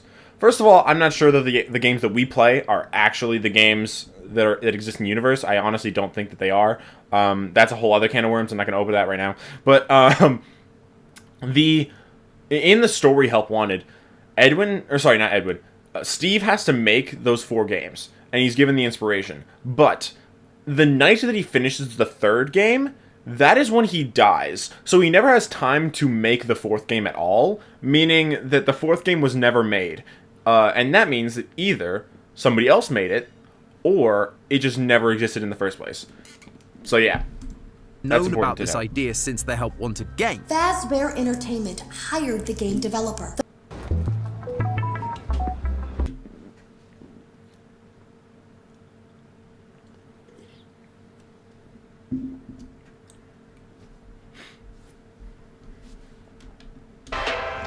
Those indie games were designed to conceal and make light of what happened. This isn't just an attempt to rebrand, it's an elaborate cover-up. But what this changes is the reliability of those games for lore purposes. After the Help Wanted game, despite channel being friend. told that these were in-universe games, it was unclear how one-to-one they were with reality. This story tells us that they were being made by someone who didn't know the true stories and whose mind was slowly being worn down. This allows for Scott and Steel Wool to retcon certain details from those games Not without retcon. them really being retcons. They're just something Steve made up. Obviously, if a mod Okay, I remember saying something like in chat somewhere. I'm gonna cut this part out like of the video, but I remember saying something somewhere like about why I don't think that it's that the games are the same games. I'm gonna switch over to Facecam so that I can go find it. I don't remember whether it was in the comments of a video or what. Maybe on Discord. I gotta check. I want to look around a little bit.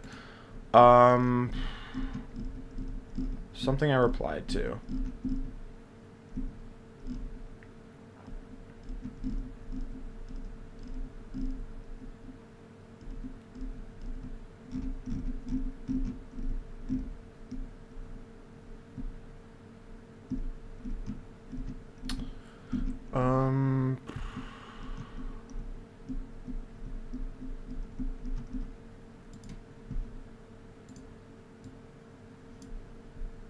Was it on Discord? Where was it?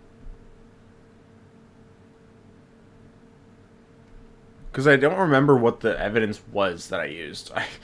And I'm trying to think of where it would be.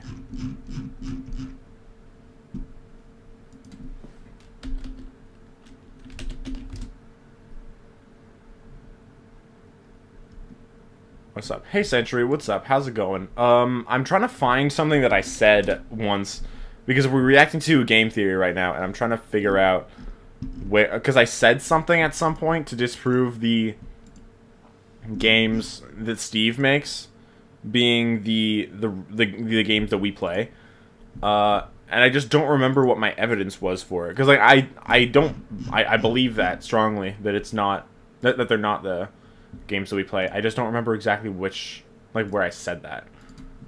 Let me say, was it this one?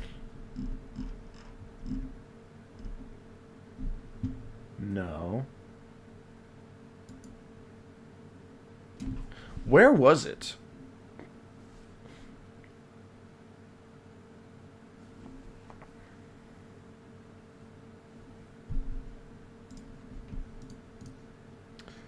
Let me see if it was, like, in a script or something that I wrote it.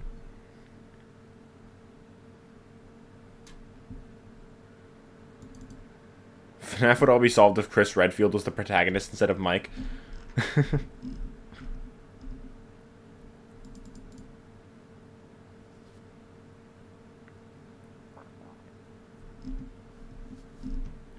Where was it? Where was it? Why am I not remembering?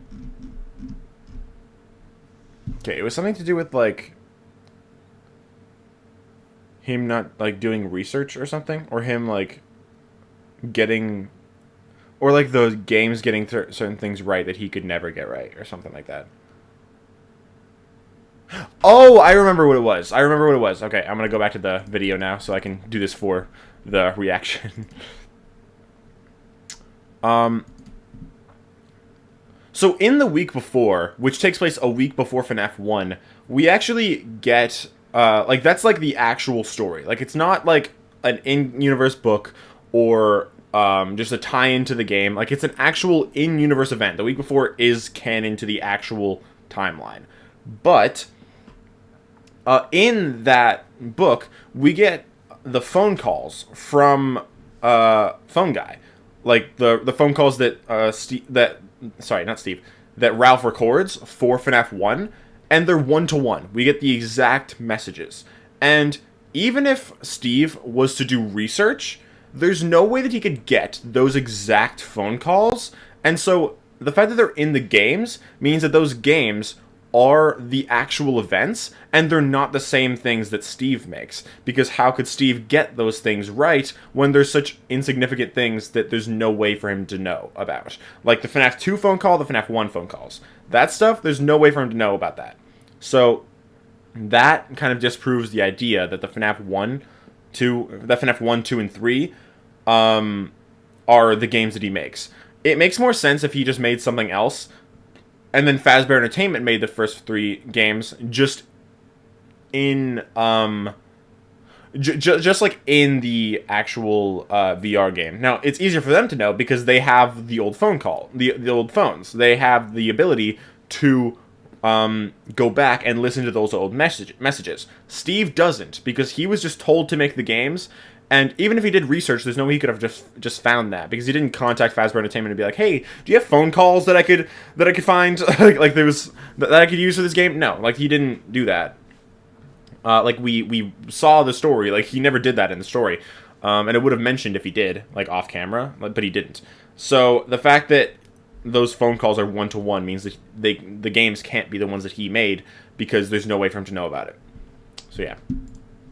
Modern entry confirms a detail rewind a little bit, 'cause I don't for remember what it Scott was and saying. Steel Wool to retcon certain details from those games without them really being No, it doesn't, retconned. 'cause they're not the They're same just game. something Steve made up. Obviously, if a modern entry confirms a detail from FNaF 1 to 4, then we can be sure it's likely true. And we actually get a good example like of the week this. before, Zitophobia. making the entire This was the games canon. final story from Tales from the Pizzaplex, and it involves a character named Rory, living in a Yes. house that is described exactly like the FNaF 4 house. Rory believes he is a kid with a family, but as as time goes on, it's revealed he's not a kid, he's grown up. The house is disgusting, and the entire place has been filled with a hallucinogenic gas coming from the underground bunker. Circus babies. We've wondered for a long time what was causing the nightmares in FNAF 4, whether it was sound illusion discs or just the overwhelming sense of fear and guilt. But if these books are canon, the answer becomes clear. The nightmares are real, but it's the hallucinogenic gas that truly brings them to life. So that's hallucinogenic gas, sound illusion discs, and don't forget we have VR and AR in this world. Okay, before you continue, I just want to say about FNAF 4. FNAF 4 probably happens 3 times. So, in the logbook, the bite victim is, like, said to have had dreams at some point next to a page, next to an image of Nightmare Fredbear that Mike draws. But the fact that it's on that page means that the bite victim probably had the nightmares at some point.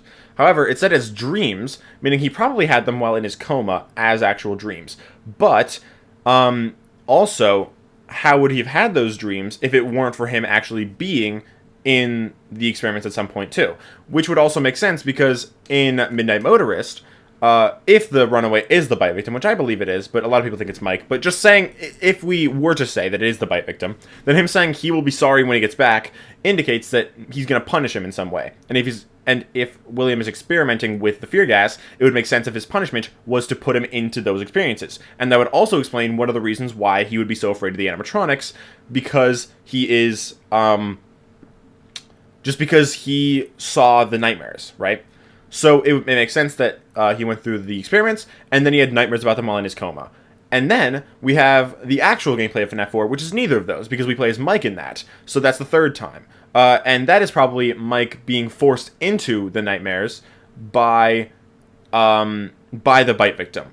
Whether as, like, torture, or if it's, like, him trying to, like, show him, like, oh, yeah, you've given up, you can't give up, this shit's still happening. It could be something like that. One of the two, maybe. And also, Nightmare, I don't believe, like, Shadow Freddy is in Michael's nightmares. I think he was in the bite victim's coma nightmares. Because of, like, the ambulance sound effect. And, like, how, like, Nightmare is more tied with the bite victim. Like, Shadow Freddy and Nightmare are both tied with the bite victim, but they're not literally the bite victim, so I feel like it makes sense if Nightmare was the one in the coma nightmares. I feel like there was something else that made me believe that, but I don't remember exactly. But yeah, Michael is going through the nightmares in the actual gameplay, and the bite victim is probably inflicting them onto him. And yeah, so because the bite victim probably went through the hallucinogenic gas sequences, where it's actually interesting because the nightmare animatronics are designed like the actual nightmare animatronics, but they just aren't, like, very dynamic, and they they kind of just, like, move on tracks rather than actually walking, you know. That's, like, kind of how it's described. So they're still designed as the nightmare animatronics. Like, they're designed how they're supposed to look. They're just not dynamic. They're just, like, kind of still and go on tracks. And the hallucinogenic gas makes them seem like they're real and actually walking around and trying to kill him. There are 3 reality-altering tools on the table for this franchise. Of course, Basically, yes. we can't trust anything we see in the games anymore. Then there's the more modern stories like GGY. This one focuses on a kid named Greg that is hacking into the Pizzaplex animatronics, leaving high scores in all the arcade machines, and is getting rid of any counselors, or anyone else, that gets too close to the Which truth. is, like, 1 to 1. His arcade and hacking sign-offs being GGY, it's almost certain that his full name is Gregory, as in our Gregory from Security Breach, which also makes Gregory Patient 46, the mysterious child from the therapy CDs we collect during Security Breach that also has a habit of getting rid of therapists. The final point of clarity here is that Greg refers to himself as the wizard's favorite apprentice. Also, I will say, because the arcade machines also have GGY on them as the top scorer, then it's the same Gregory too. That ties them together. Also, it's the wizard's favored apprentice, not favorite. During the story, as well as using the handle Dr. Rabbit, which feels like a mighty big hint that Gregory is working for Glitchtrap, just like Vanessa. To be Meet Polyev. I don't care about Polyev right now, dude. I'm trying to watch a FNAF video. Let's not talk about politics. I'm gonna pause for a second. I actually need to piss again. I will be right back.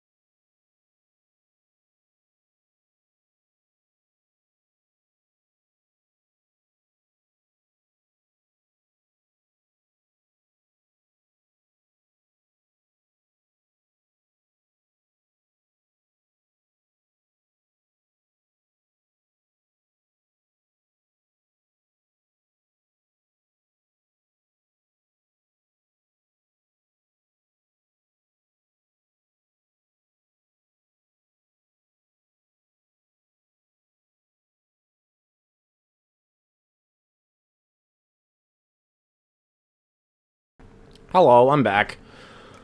Gregory's the villain. I don't believe that. It's not really up for debate. I mean, he is Patient 46. We know that, like, for a fact. So, and Patient 46 is not a good guy. Doesn't mean Gregory's, like, still evil. Like, he was infected by Glitchtrap. I just don't think he probably isn't anymore. That's what happens when you drink too much sodas and water. You know what? I don't regret a thing. Why doesn't it even do that to me? I don't go that often. Okay, but I drank a lot. I drank an entire can of Cherry Coke Zero. I drank, like, how much water? This much, about, up to here. Like, just the top part, not much. And then half of this, maybe? Not even half yet, I don't think. Yeah. Fix the "we'll be right back" image. What's wrong with the "we'll be right back" image? What's wrong with it? It looks fine. Why do I need to fix it? "We'll be right back" image has the Evan profile pictures misaligned. No one from the last is a few pixels down. A few pixels down? Really? No. No. Stop. Nuh-uh. I'm not fixing that.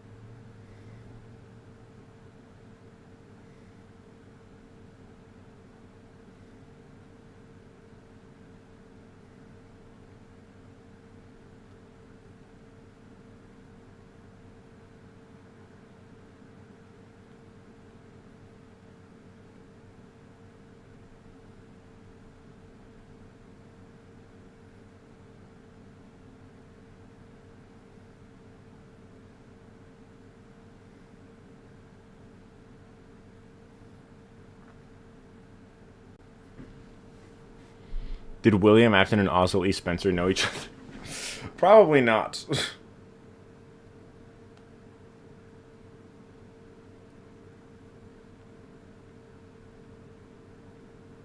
Sending a nuke to your house? Yeah, that's exactly what I'm doing. Freb, look out.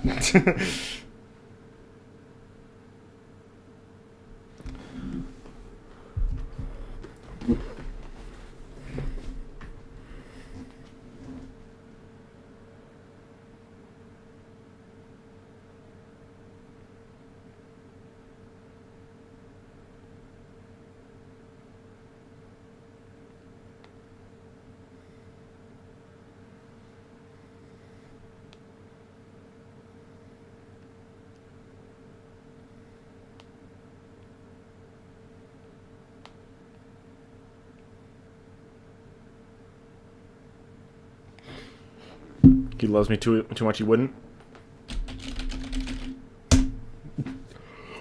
Okay, Dad.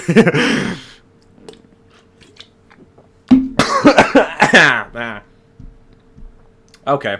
Anyway, we keep watching. Fair, we've actually been is working for Glitchtrap, just like Vanessa. To be fair, we've actually been on board with this idea for a while, so it hasn't really changed any of our theories. But if the books are canon, it just solidifies it more as fact rather than theory. The only thing we have to wonder now is whether he's still under Glitchtrap's control. Help Wanted 2 and Security Breach seem to be telling us that Vanessa is now free of Glitchtrap, and in Ruin, they are implied to be working together to help Cassie. So is Gregory also free now, or is he just playing the long con? I think he was probably said, free those before three Security stories Breach don't really even change started. much about the lore. They provide some clarity and add depth to certain lore aspects that were otherwise just dropped on us with no real explanation. But it doesn't really derail anything. However, that isn't the case for every story. And now we have to talk about the big three: the Mimic, the Storyteller, and the Epilogues. And if these stories are canon, it causes a drastic shift in how we look at this modern era of FNaF. FNaF. A quick recap for those who don't know. These stories focus around the latest big bad of the series, the Mimic. It starts with Edwin Murray and his son, David. Edwin is a robotics genius whose company was bought by Fazbear Entertainment, and his job was to turn the original Freddy's costumes into animatronics. He ends up building the Mimic out of spare parts, and it's designed to mimic and play with his son. Sadly though, one day, his son runs out of the factory into the road and is hit by a car. But even after he dies, the Mimic continues mimicking David's behavior, causing Edwin to get angry and beat the Mimic to a metallic pulp. Edwin then disappears, leaving Fazbear to come and collect their property from Edwin's factory, where the Mimic begins violently murdering those who come to collect. They do eventually manage to contain the Mimic, as while they begin construction of the Pizzaplex on top of the FNaF 6 location, a version of the Mimic is dropped off alongside other animatronics that will make up the glam rock band. The Mimic is then programmed to help clear the endos that remain inside, ripping their arms and heads off. But it doesn't just stop at the endos. Construction workers begin being torn apart limb from limb, leading to the location being cemented over, trapping it inside the FNaF 6 location beneath the Pizzaplex. Many years later, once the Pizzaplex is up and running, the Mimic software is used to run something called the Storyteller, a baobab tree that connects the entire Pizzaplex, and it's designed to create new fun storylines for the characters to play out. Except it ends up turning the animatronics into more childish and more dangerous versions of themselves. At this point, Edwin Yeah, so basically they use the Mimic program to mimic the people that were already working on the story so that it can just, like, create the stories themselves, basically. But because the Mimic 1 program had already, like... Well, the Mimic in the epilogues is the original Mimic, but his head is replaced. So it's most likely that that head it was taken, and then the Mimic 1 program was taken out of it. That Mimic had copied David. David was a child. So, because the child was still in the Mimic... That sounds weird. But because the child, like, mentality and, like, the mimicking of the child was still in the Mimic's head, the program, when it was run, yes, it would create the stories, but also it would spread the child persona into the other animatronics, and that's why they were made more childish. Turns and like amplified their own behavior only already. to die in the process, with the Storyteller later being removed to the Mimic program. I want you to have a... How many fucking ads? It's been...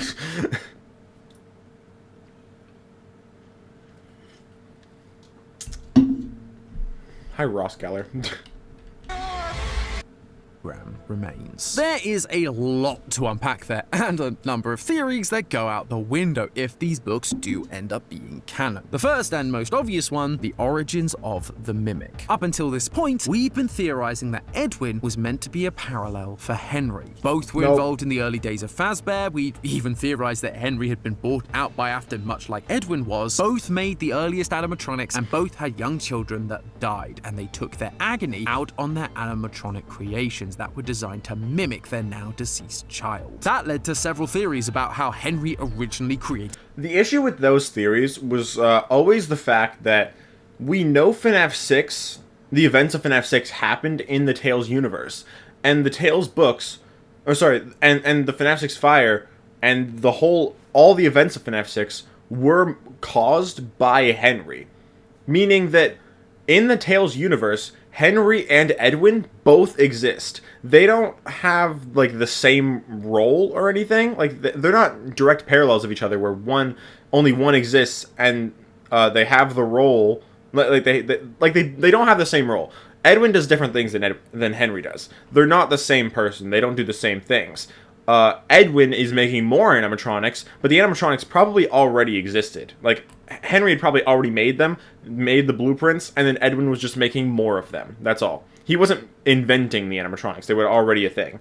So yeah, the fact that they both coexist means that if Edwin exists, even if he was to parallel Henry at all, even if that was intentional, I don't think that means anything for the Mimic's origins, because Henry still exists in that universe, and Edwin still makes the Mimic. So there's no reason to believe that Henry would make the Mimic if he exists in a world where Edwin exists to make the Mimic anyway, right? So it doesn't really make that much sense for them to for them to be parallels of each other and nothing else.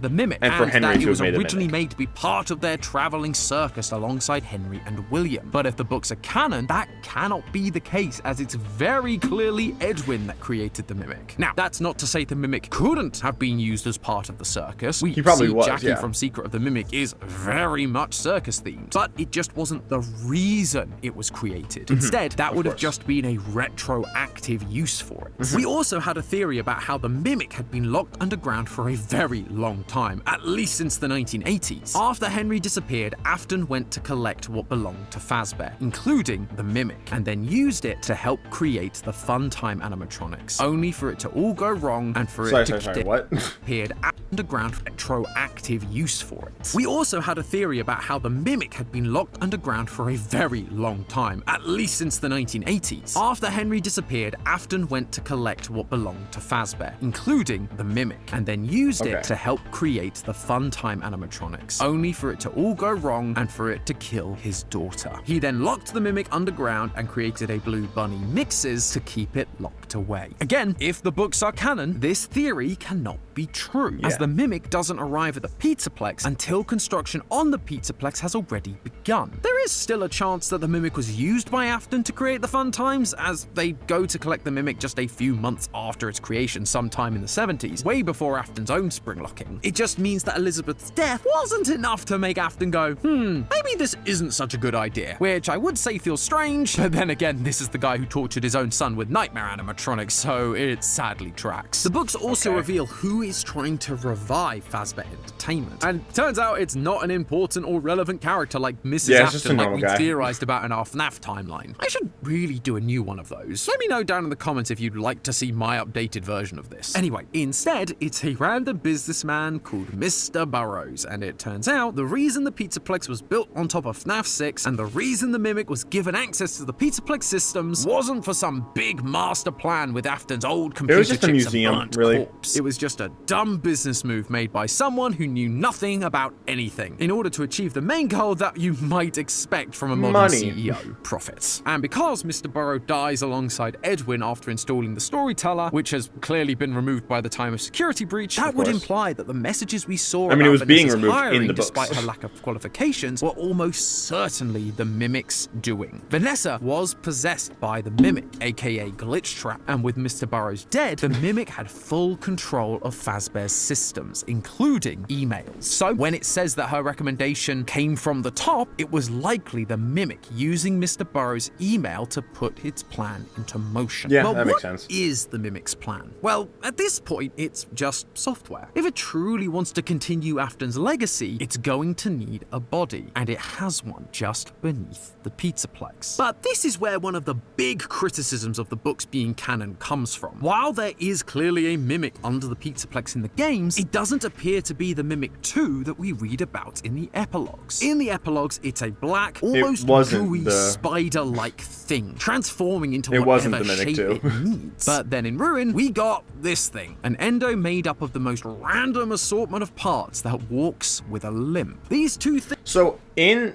the Mimic's design, you can see like kind of like a collapsing mechanism on his arms. Like it's like a bunch of tubes, so like it's easy to. It would make sense for that to just be like a collapsing mechanism, so like it can shrink. And so it could also probably expand like that too. Yes, it does like turn into a spider in the books, but honestly, I wouldn't be surprised if it was just like able to just do that and just like from the Bobby Dots, not the epilogues. Which one? Long black cables drop from the open trapdoor and trail to the apartment. The cables look like tentacles as if a black squid was. Yeah, that's wait what? That is from Bobby Dots. Why is he talking about that? I think he just used the wrong quote because I think he's talking about the spiders. The Mimic turning into a spider. I wouldn't be surprised if it was just like a bunch of parts just like opened out of it and like reconnected back into like the original shape. Like I wouldn't be surprised if they could just do that. It doesn't seem that implausible. Unplausible. It doesn't seem like it's like not plausible at all. Like it can definitely be the case, I think. It's just like very clean design, I guess. It all fits together perfectly. I don't know. But I think that works fine. It's just a little weird that it can do that, but it can, I guess, so why not? But also, the Mimic in the epilogues is not the Mimic 2. It's just a Mimic 1, like the original Mimic the original Mimic that Edwin made, just with a new head. The head of a Mimic 2. That's all. That's all it is. And that's why the Mimic has, like, the programming to, like, carry out, like to just do what Gil tells it to, because like it has the Mimic 2 program, which is made by Fazbear Entertainment after the original one, but like equipped with more stuff to be able to do more stuff, and that's why this Mimic has it, because it just has the head of a Mimic 2, because the Mimic 1 head was removed and used for the for the storyteller. But the actual body, it's just the original Mimic. Forming into whatever shape it needs. But then in Ruin, we got this thing. An endo made up of the most random assortment of parts that walks with a limp. These two things don't feel like they're the same threatening creature. But if we they're think not about it, in this case. do consider the books to be canon, I think I might have an answer for this. By the end of the epilogues, the Mimic is destroyed, spring-locked by a jester costume. If the Mimic program wants to use this body, it would need to be repaired. Enter Vanessa, and thanks to GGY, likely Gregory, who can then use Glamrock Freddy to clear the path down into the depths, into the FNaF 6 building, and to where the Mimic's destroyed body lies dormant. From here, they would do what we initially suspected Vanessa was doing with Burntrap. They would repair him using a mix-mash of endoskeleton parts, anything they could find, in order to put it back together. That could be why we see it limping before the chase scene. It's either still partially damaged or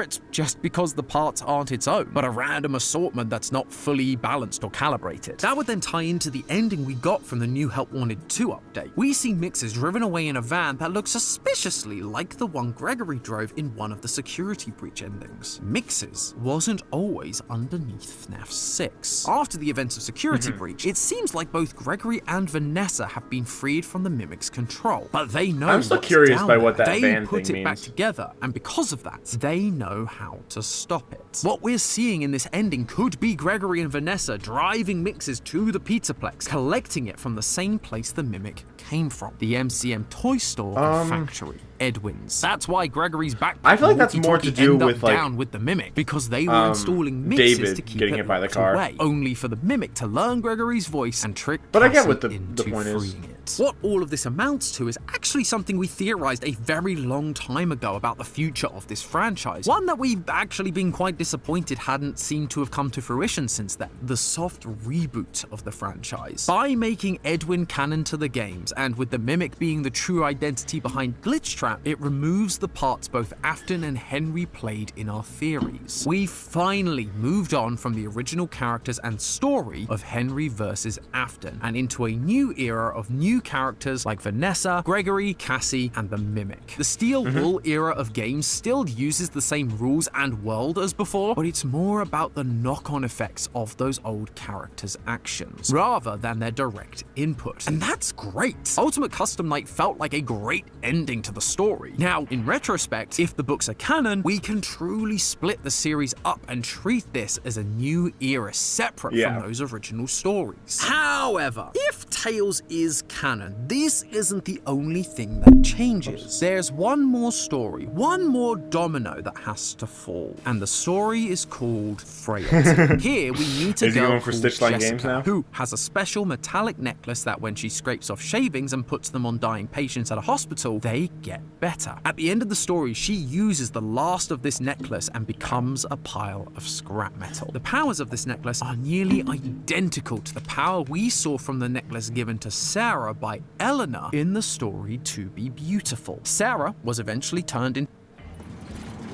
How many ads are on this video?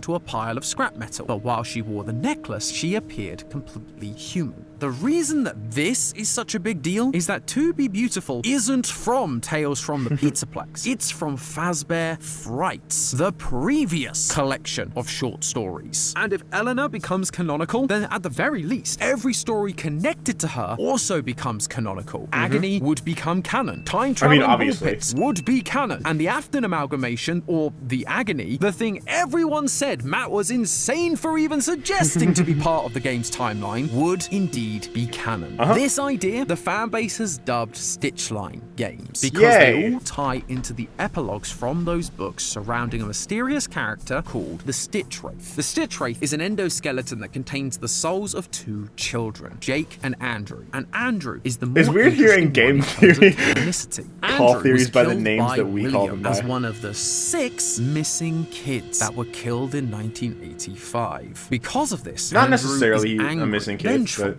even to the point where in The Man in Room 1280, he keeps a burnt and dying Afton alive in a hospital just to torture him inside his mind. That sounds familiar, almost as if it's exactly what happens in Ultimate Custom Night. A vengeful spirit torturing Afton for all eternity. For the longest time, we've attributed and then this that role means to Cassidy, the 5th Cassidy missing is kid, not and a spirit the possessing Golden one Freddy. should not have But killed. if the Tales books are canon, which means that at least the Stitch Wraith stories are canon, that would mean that Andrew's spirit is more likely the one torturing Afton. The Man in Room 1280 and Ultimate Custom Night are happening at the same time. Andrew is the vengeful spirit. I suppose that would explain why the one you should not have killed is referred to using male pronouns.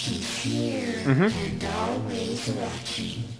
The one you shouldn't have killed. The only confusing part is, why show us Golden Freddy for beating the hardest difficulty? In the story The New Kid, they do find a kid with black curly hair inside the Golden Freddy. How many of these are there? I'm just gonna pause for a little bit so that I know that something's wrong when I'm editing.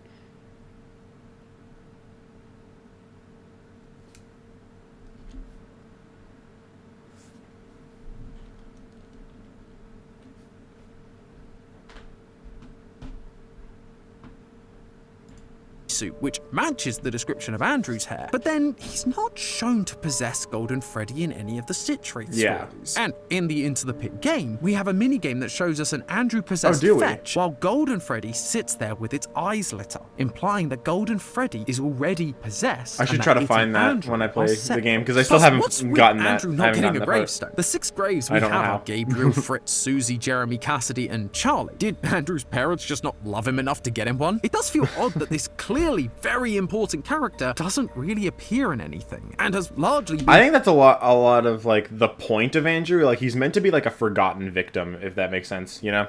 forgotten in all the clues given to us inside the games themselves. But then, I guess this is where the new games... Also, Return to the Pit implies Cassidy has curly hair. No. I've discussed this before, and I will discuss it in my Return to the Pit video when I release that. No. That curly-haired kid is not Cassidy. That is Susie. Cassidy does not have curly hair. I mean, it's never said that she doesn't, but it's just said to have long hair. She's said to have long hair. And in the logbook, if that girl in the Happiest Day page is Cassidy, then she has pigtails, not curly hair. There's a girl in Return to the Pit that has pigtails, and there's a girl who has curly hair. The pigtailed one is probably Cassidy. The curly-haired one is Susie. Susie, we know, has curly hair.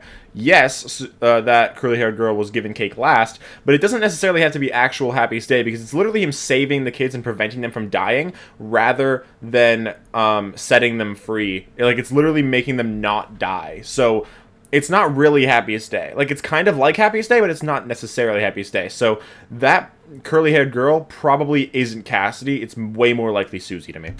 All the clues given to us inside the games themselves. But then, I guess this is where the new games can come in. If Stitchline is canon, that would make the Into the Pit game canon. And Megacat has already teased us with a Fetch sequel coming at some point. So, details like this could be more thoroughly explored in those future titles. And actually, there's something quite satisfying about that. What that would essentially leave us with are two sets of games running side by side. The Megacat series and the Steel Wool series. One aimed at clarifying Andrew's story with within the older games, and one aimed at exploring the future of the franchise's story. It all sounds so idyllic, doesn't it? It feels like a number of holes in the story do get filled in if the books are in fact canon. The question is, do I really think they are? Now, I would be remiss if I didn't talk about the other side of this canon coin just a little bit. While the appearance of a Tiger Rock plushie and Edwin's name on the sign do seem like compelling pieces of evidence towards the books being canon,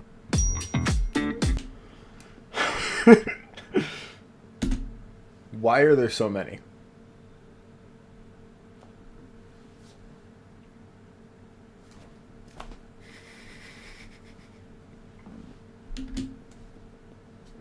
there is a name on the sign do seem like compelling pieces of evidence towards the books being canon. There is a chance this is another Silver Eyes situation. In those books, we have William and Henry, but because this while seems they a lot share more like with their in-game direct counterparts, they are decidedly different. Like, it's characters. very In the specific. games, Like, Afton they gets could easily just make the Mimic have a different origin, but no, they still tie him into the Tiger Rock plushie and the robotics company and Edwin existing. So, like, all that stuff all happening the same way, but them not being in the games just seems useless, if that makes sense. You know, they could just easily make the Mimic have a different origin.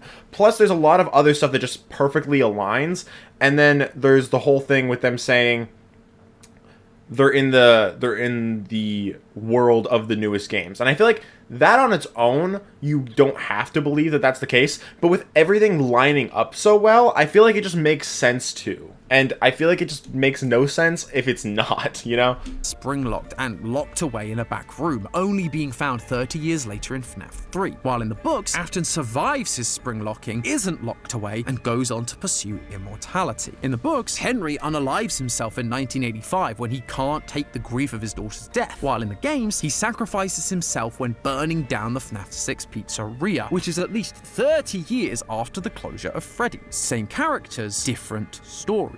And so, there is a chance we're seeing the same thing happen here. Edwin definitely seems to exist in the main canon, but it may not be one-to-one with his book counterparts. Tiger Rock everything also kind of seems is. to exist in the games and the books, but the story surrounding him and the Mimic might be slightly different. It's also don't worth see a noting reason that why we it were would be. introduced to William Afton's name and Henry as a full character in the books first, and then later they showed up in the games, which is exactly what we've seen with the Mimic, a character that was introduced in the books first, then showed up in Ruin later. It's following a similar pattern. The truth is, either of these options is entirely possible. Right now, we just don't have enough evidence to say one way or the other with complete certainty. We're just gonna have to wait for Secret of the Mimic to hopefully learn more and get the answer. However, despite the existence of these items not confirming the book's canonicity 100%, I will say that the more I worked on this episode, the more open I became to this possibility. Like I said at the start of this episode, last time I asked Scott for clarity, and it feels like that's what we're getting. So I'd be silly not to take it seriously. Plus, if the books weren't meant to be canon, then including a Tiger Rock plushie and Edwin's name is just sowing discord for the sake of it, rather than actually trying to help clarify things. And I know Scott is known for being a bit of a troll, but that feels extreme even for him. By including them while not completely confirming anything, it does feel like we're being pointed in that direction. And as we've talked about today, that could be really helpful for explaining the mess. And I think it would just be really security weird if that wasn't Vanessa's what they were trying to do. plan, who is running the Pizzaplex, and why the Mimic is different now than in the books. But I guess we're just going to have to wait and see when Secret of the Mimic comes out this year to know for sure. Maybe on April 6th, 2025, if the 4625 code from the New Help Wanted ending is anything to go by. But in the meantime, remember, that's just a theory. A game theory! Thanks for watching. World premiere on Game. Okay, I think this was a pretty good video. I enjoyed it. I think it makes sense. I get what his, like, idea is. Like, I get why he's saying, like, maybe it wouldn't perfectly align, but I just think it, like I get it, but at the same time, I think it just makes a lot more sense, like, for it to work. And I think everything that he said in the video, like, it does work. As for the Golden Freddy thing in Ultimate Custom Night, I think it's more so that Golden Freddy wasn't the one you should not have killed, but was in Ultimate Custom Night trying to get Andrew to stop torturing Afton. And then he didn't stop, and then Old Man Consequences was like, hey, Cassidy, it's not working, you can't stop him, just leave him, and rest yourself. And then Golden Freddy fading off into the darkness was not saying Golden Freddy was the one you should not have killed. It was saying Golden Freddy is now leaving Ultimate Custom Night because Andrew's not giving up, and the game still goes after that, you know? So that's what I think. But yeah, I hope you guys enjoyed that reaction. Then we're gonna hop onto another one. But first I'm gonna piss for a third time. I'll be right back.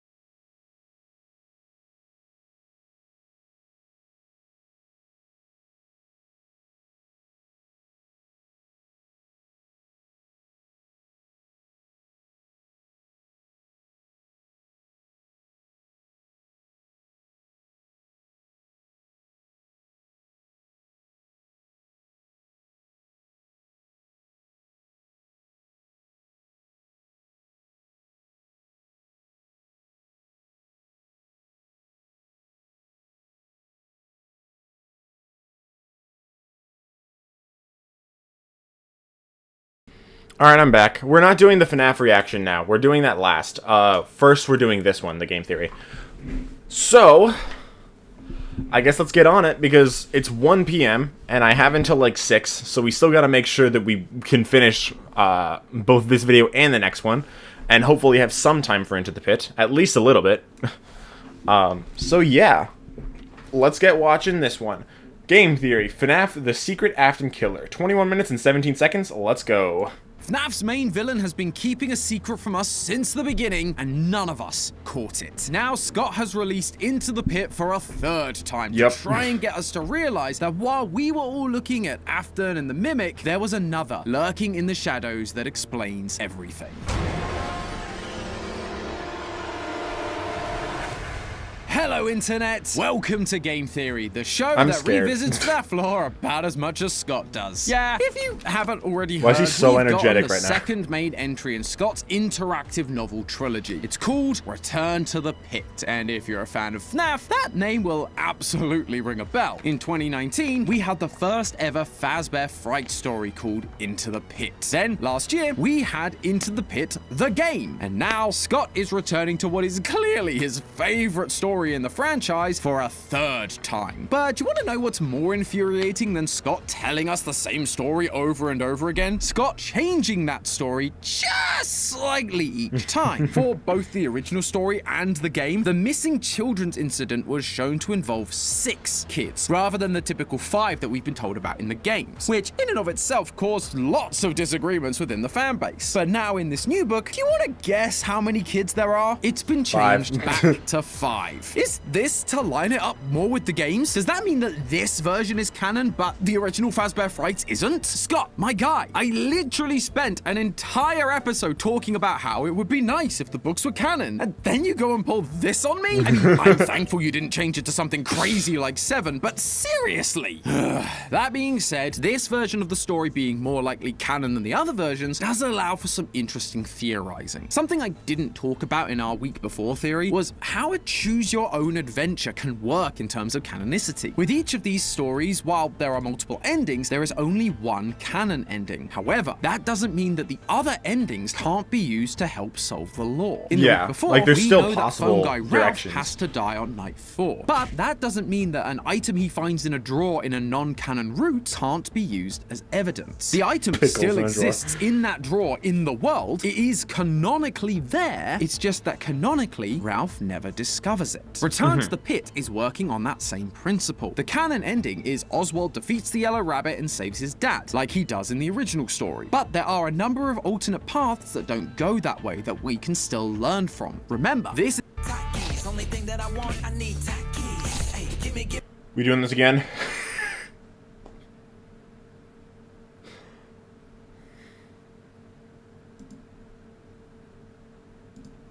is the 3rd time we are going through this story. Clearly, there is something that we've been missing that Scott is trying to draw our attention to. And while I was reading one of the alternate endings, something hit me around the face like a yellow rabbit in 1985. This one ending doesn't just add another log to the is it canon fire. It set off a chain of dominoes that completely changed my outlook on the franchise. It seems crazy, but if you'll stick with me, I promise you'll realize just as I did how this book affects the timeline, Fazbear's Full Fest origins, and one of the most confusing yet most important villains in this franchise. No, I'm not talking about Afton, and it's not the Mimic. Get your arcade tokens ready, theorists, because we've got a prize waiting for us to collect. Lore. Before we get too into the details, in case you somehow missed the last 5 years of this story existing, Into the Pit is about a kid named Oswald. During his summer break, his dad drops him off at a local pizzeria called Jeff's Pizza. While there, he discovers a ball pit that has strange powers. It can take him back in time to 1985. Back then, it wasn't Jeff's Pizza, but Freddy Fazbear's Pizza. There, he finds a golden rabbit mascot that lures him into a back room and reveals to him a lineup of dead children. Oswald runs to the ball pit to escape and finds his dad on the other side, but the yellow rabbit follows him, pulling his dad into the pit and taking his place in Oswald's life, driving him home, sitting at his dining table, and sleeping in his bed. Oswald has to break out of his own house and return to the pit in order to find his dad, where he manages to trap the yellow rabbit and put an end to it. Now, in the original Fazbear Fright story, it was unclear what exactly was going on with this ball pit. Was it really using time travel, or was it Oswald seeing agony-induced memories of the other victims that died in the ball pit? Agony being a powerful negative emotion that works kinda like Remnant, but not really. Listen, don't worry about it. Okay. It's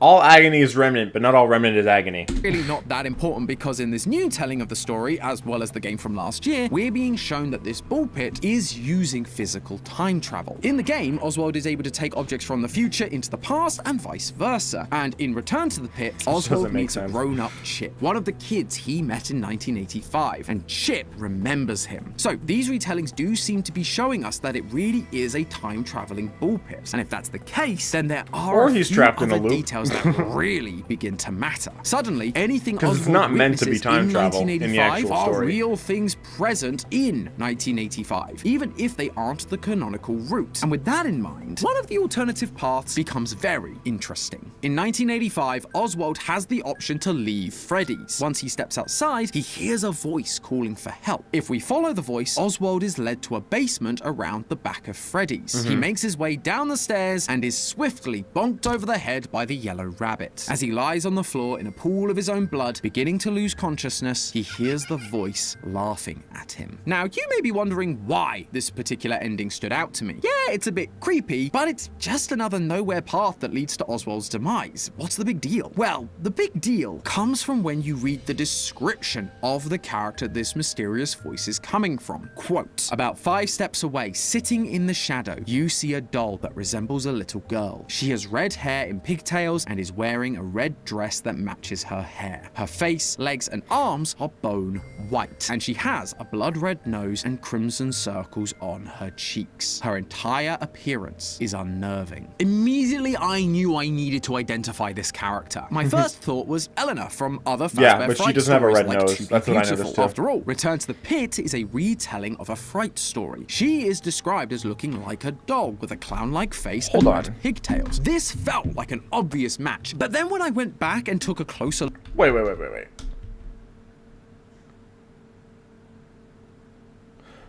I've heard that there's apparently 2 different covers for Return to the Pit. One where Spring Bonnie has yellow eyes, and one where he has blue eyes. I just noticed that, like, watching his video.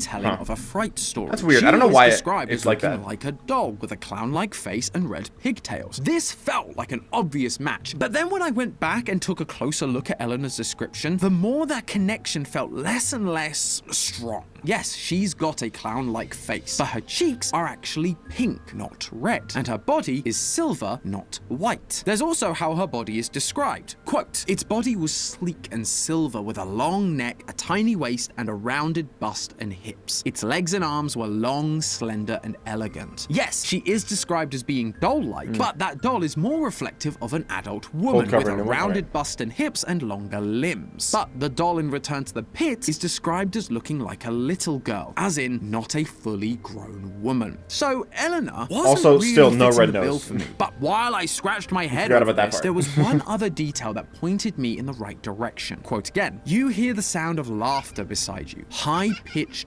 giggling. You turn your head and look at the doll. She sits there, perfectly still, but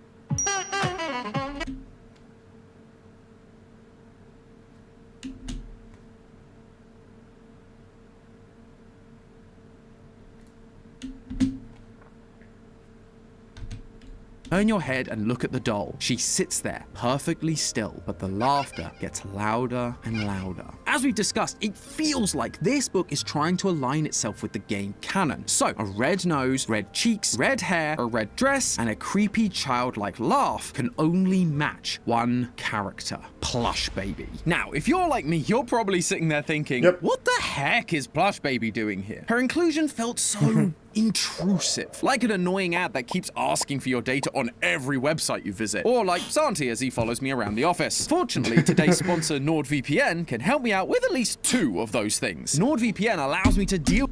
I'm realizing I didn't start recording again because I stopped recording after the last reaction, and I didn't start recording again this time, so I gotta download the entire stream when I want to edit this.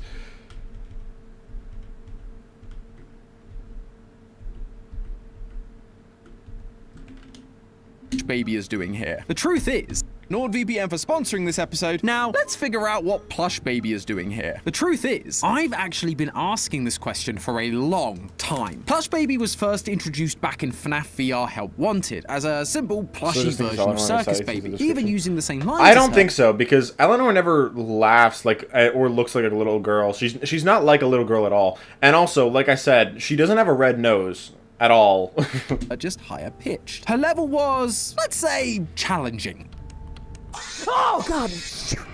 I beat it. I can beat it first try now. This was a VR game made by Fazbear Entertainment to fix their reputation while also promoting merchandise. So, a plush version of Baby that people could then love or hate that they could then take home with them makes a lot of sense. What didn't make a lot of sense is the fact she kept reappearing in games that didn't have that lore purpose. In Help Wanted 2, we're essentially a technician fixing all the attractions, but there Plush Baby is, making her way towards us to jump scare us. In Security Breach Ruin, Cassie can find a secret room inside Bonnie Bowl that, when you take off the Vanny mask, reveals a room full of plush babies all laughing like they do, only to disappear when you turn your back. And you can also collect AR versions of the plushie, with Cassie's only comment being, what is she doing here? Not only has Scott been including her in all the Steel Wool era FNaF games, but he is specifically calling out that her presence is weird. And now she's being shoved into Return to the Pit during 1985. Of all things, just randomly What she's is here. Scott trying to tell us?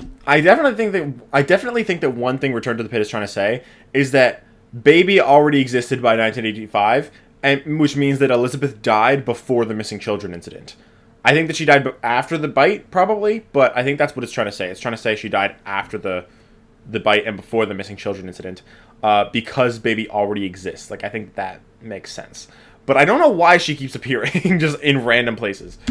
with this character? Well, take a look at Plush Baby's design compared to the character she's based on, Circus Baby. What difference do you notice? Besides the fact that one is a doll and one is a Blue eyes. 7-foot monster clown. The eyes. Plush Baby's eyes are blue, while Circus Baby's eyes are green. Though longtime fans of the franchise will remember that this isn't a design error from Scott. Circus Baby's eyes were originally blue, up until she scooped Afton's daughter Elizabeth and got Circus Baby's Pizza World shut down before it even opened. When Baby scooped Elizabeth, Baby became possessed by Elizabeth, and as part of that, gained Elizabeth's green eyes. So for the Plush Babies to have blue eyes, they have to have been based on the character prior to Elizabeth's scooping. Therefore, from a timeline perspective, for this toy to exist as it does in Return to the Pit, a blue-eyed Circus Baby needed to exist before 1985. We still don't have anything telling us exactly when her scooping happened prior to that date in 1985, whether it was before or after Dave the Crying Child and Charlie's deaths. But hey, at this point with FNaF, I'll take whatever timeline wins I can get. Although, that isn't the only thing this appearance teaches us. Because of Circus Baby's Pizza World's ambiguous placement in the FNaF timeline, there have been a lot of theories about why Baby and the Fun Times were designed with claws in their stomachs and cavities large and... The toys didn't exist in 1983 and yet merch of them existed?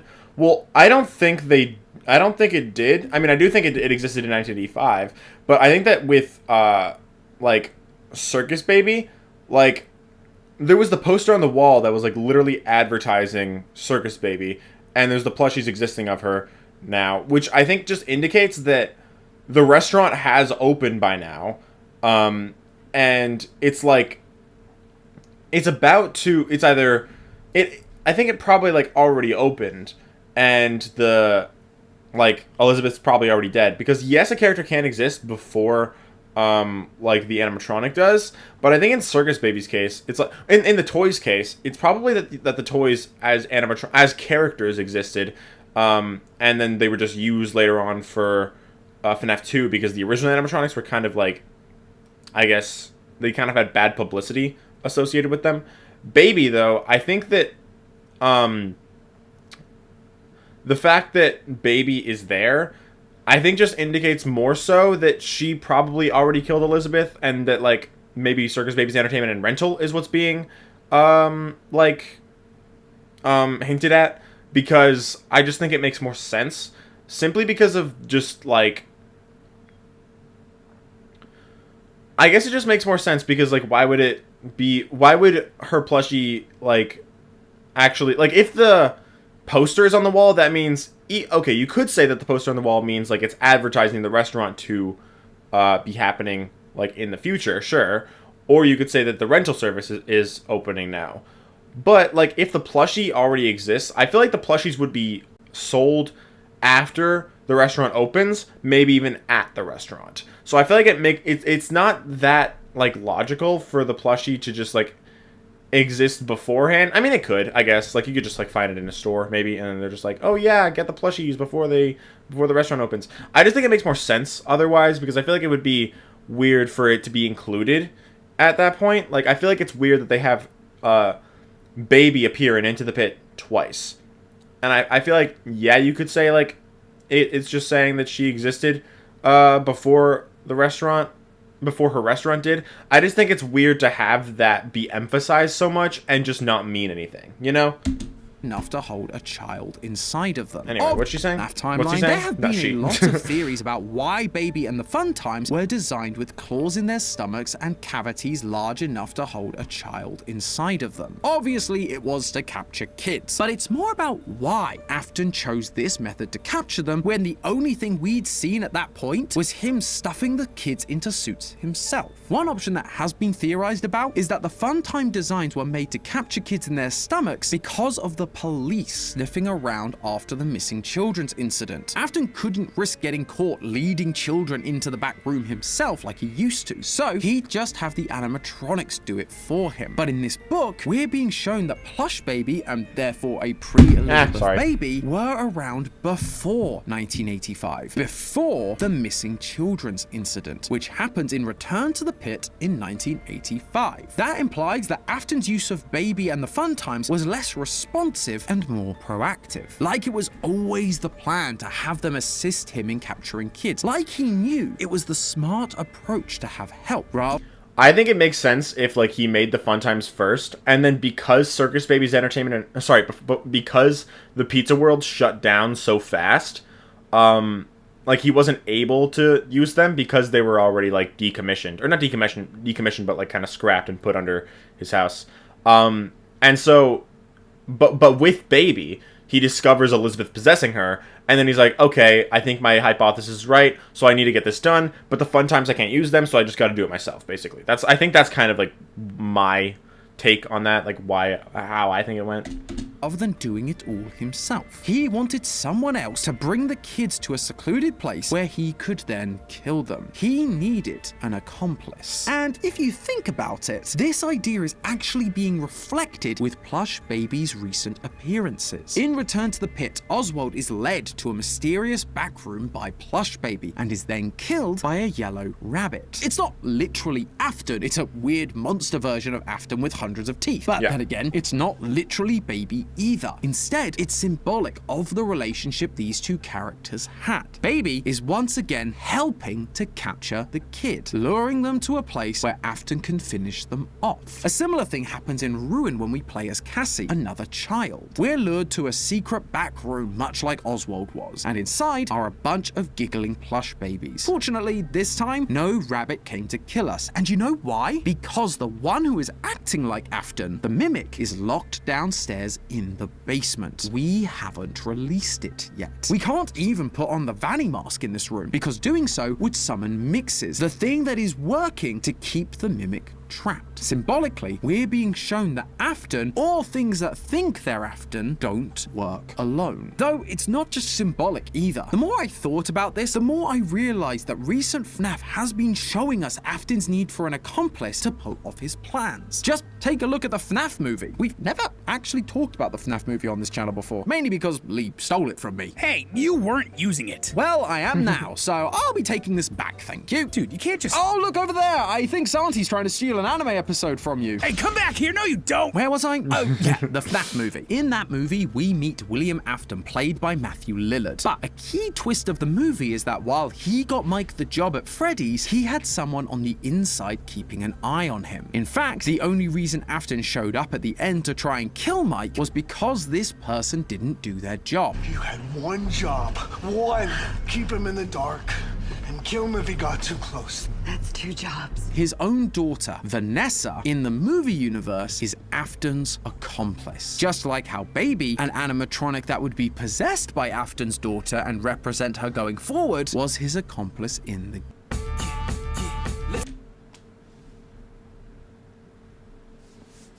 Alright, bye-bye.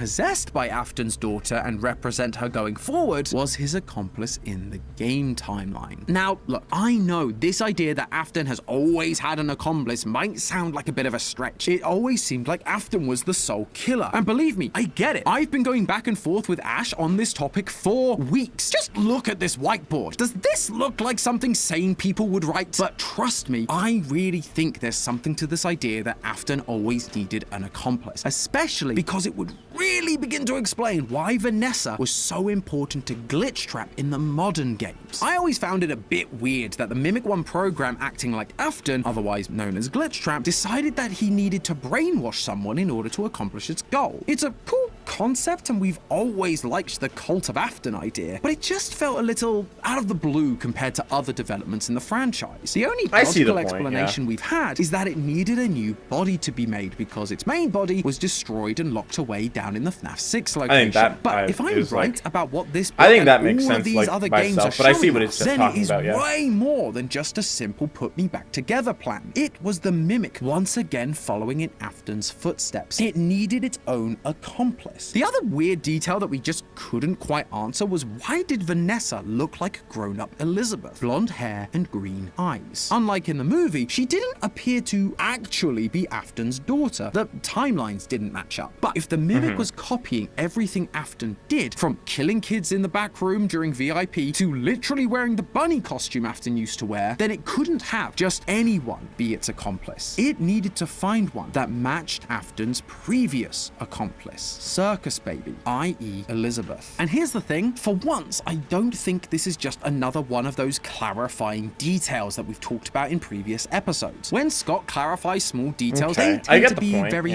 obvious and direct. But this relies much more on us connecting the dots and using symbolism. So much so that he's been shoving it in our faces for the past 5 years, and we're only just starting to realize what it means. That, dear theorists, tells me that while this modern era of FNaF has moved on physically from the days of Afton and Henry, there's still much more for us to learn about them and how they operated. And I believe it's going to affect where this franchise is going. And ironically, I think that ties together really nicely with the thing we've been theorizing about for a long time, Fall Fest. Fazbear's carnival origins from the 70s that we'll hopefully be getting to see more of in the new game, Secret of the Mimic. This is where a bunch of our previous... Before he keeps going, I just want to say, I do think Afton kind of had an accomplice, but I don't think anybody literally helped him with the murders. I just think that Michael was probably working with Afton, but not knowing that he was a killer, just, like, trying to help his dad because, like, I guess his dad probably, like, guilt-tripped him, like, oh, you killed your brother. And he's like, yeah, I did. And he was like, so help me now. Otherwise I'll never forgive you. And he was like, shit, okay, fine. I could see something like that kind of happening. I don't think, like, it's literally... I don't think that Mike literally was a killer or was working with Afton to help him kill kids or anything. I think he was just helping him. He was just doing what he asked without really knowing what was happening. I don't think that Afton actually had an accomplice in killing. The plush baby thing, like, sure, that could, like, kind of point to that direction. But I see that more as, like, just an indication that, like, maybe... like, trying to tell us that baby existed before the missing children incident. I think that more so... I think that kind of makes more sense because in the rest of the book, like, he can just kill you on his own. Like, he doesn't really need an accomplice, so I don't think he, like, has to have one. I think that was just, like, something, like, just kind of thrown in there to show, like, the timeline, I guess, a little bit. I don't know. Like he says, like you said before, just because it wasn't, like, the canon route, like, it still does have to exist there. But I'm also wondering, like, just in general, is it meant to indicate that they're working together? Probably not, because I think the baby was probably just under the Pizzaplex, and this is just a plushie of her that he probably just used as a way of luring Oswald rather than actually using her, like, herself. Because it was just a doll that, like, he kind of... I think it was just a doll that he used to lure Oswald there so that he could get the jump on him. I think that's probably just what it was. Previous theories. I get the point, though, like, with the Vanessa thing, like, in the movie and in the recent games. Like, I get the point. I just don't think that it's, like, really necessary. I feel like it just makes more sense for Afton to be working alone, but I could be wrong. All come together. In my very first FNaF theory, I briefly mentioned how Circus Baby has always been the oddball in terms of design aesthetic compared to all the other characters. But a circus like Fall Fest would allow her design to feel much more at home, especially now that we have designs like Jackie. In my Secret of the Mimic theory, I also theorized that Fall Fest, specifically of 1979, would be where we'd get to see one of Afton's earliest kills, maybe even his first. This was because of a quote used by Steel Wool's design director when the trailer for the game dropped, a line from Shakespeare's Julius Caesar that comes from a scene between Mark Antony and Brutus, where Brutus had killed Caesar, but Antony couldn't accuse him publicly. I believe this was reflecting Afton and Henry, with Afton being Brutus, Henry being Antony, and an innocent child filling the role of Caesar, because Caesar loved Brutus just like the kids loved Afton's yellow rabbit. I believed that much like Antony, Henry was unable to accuse Afton publicly despite knowing about it because it would lead to the downfall of his business. So by combining these two theories, as well as what we've talked about today between Afton and Baby, we get a much clearer picture of of what we can expect to learn about from Secret of the Mimic. Not only are we likely to learn about one of Afton's earliest kills, but we're going to see the true introduction of his accomplice that he's been using since the beginning, Baby. Someone that will distract parents and help Afton lure kids into a secret area and kill them. If I'm right, this would further explain why after the death of his son, his first instinct was to go back to Baby for his new venture. It was a return to form, back to the partner he could trust after his previous partner Henry betrayed him by making an animatronic that killed his son. The only thing I'm not really sure about, and the thing I'm most excited to see, is who this accomplice actually was. As I've mentioned in previous theories, Fall Fest wasn't the era of animatronics, but costumes. So this Baby accomplice won't be the bundle of wires we know today. It will be a costume worn by a human performer. Was it just another person playing the baby clown role as part of the circus that Afton trusted? Or was it Afton's actual baby, Elizabeth? A little girl dressed as a clown helping her dad at his circus job by playing with other kids, making her more of an unknowing accomplice, like Vanessa is the reluctant follower for the Mimic. I think thematically it works really nicely and it explains the whole Baby name, but we just have no idea how old Elizabeth is at any point in the story. So it's hard to say for sure that she'd have even been alive during 1979. Maybe... Okay, I don't think it's that outrageous, but like I kind of get it. Like I get the point that he's making. He's saying like an unwilling accomplice, like not knowing that she's actually like helping her dad kill people. Like I get that point. I don't really think so because I'm not sure that Afton actually would have killed anybody at Fall Fest. Like I'm still iffy on that whole point, but I'm not saying I agree. I'm just saying like I understand where he's coming from. I understand the point he's trying to make. I don't agree, but like I get it, you know? That's another point of clarification that Scott will add for us in Secret of the Mimic. Or, you know, he'll just do another retcon and then gaslight us into thinking it was there the whole time. I'll admit there's also the chance that this is where Jackie/the Mimic comes into play, with their clown design being the premise for Baby later on. They were initially the accomplice learning from Afton, but later became the master, turning Vanessa into their own accomplice. But what do you guys think? I know that this one feels like a big swing, so I'd really love to hear what you think right now over on GT Live. Ash and I are going to be talking about FNaF until we physically can't anymore. So there's plenty of time to hop on by and give us your thoughts. Whether it's extra evidence to support the theory, or if you found my sanity in the lost and found. Either way, friends, remember, it's all just a theory. A game theory! Thanks for watching. Okay.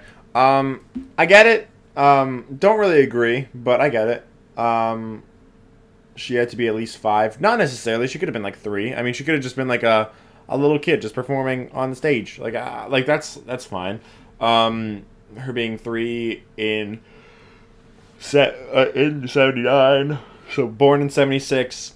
Say Elizabeth died in 84, then she could be 8. So like I don't think it's that outlandish. I just think it's like a stretch. Just like it doesn't really need to be true, in my opinion. I don't think it's necessary.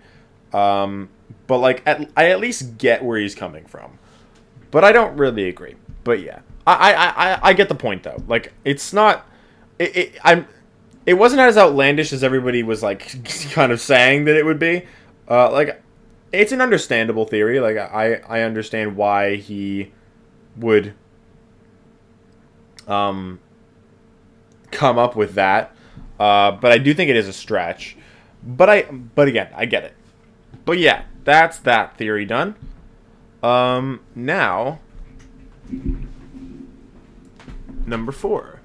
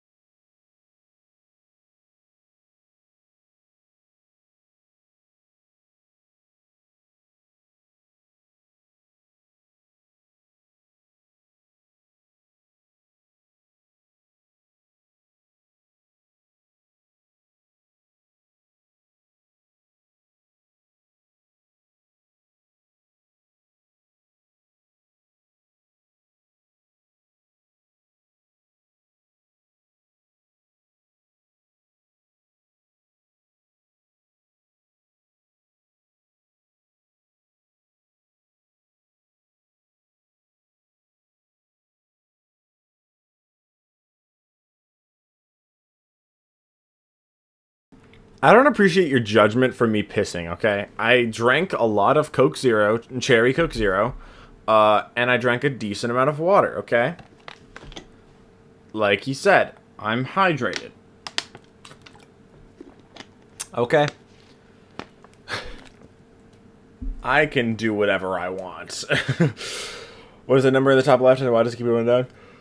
Viewers? Yeah, view count. Viewer count. Just a little over an hour and 4 times. You know what? I can do whatever I want.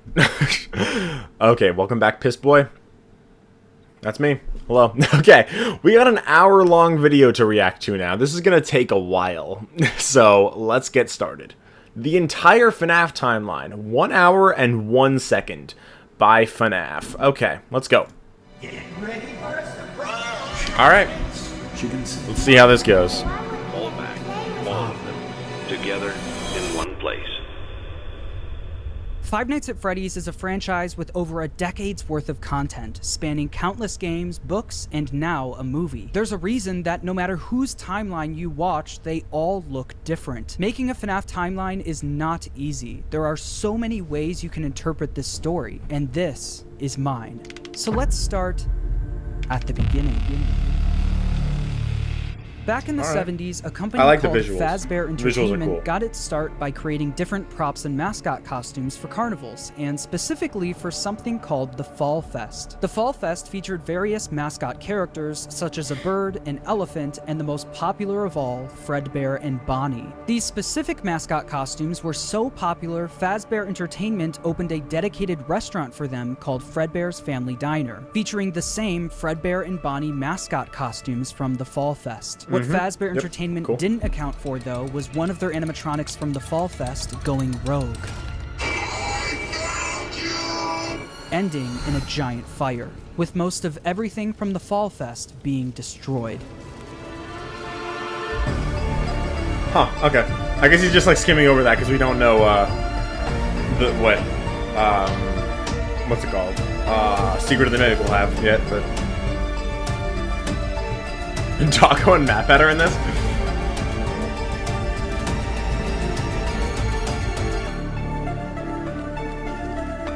The entire FNaF timeline. Alright. I like the visuals. Visuals are cool. The specifics about the animatronic that went rogue and the fire are unknown, and will likely be revealed next year in FNaF's next big release. What are you doing in my...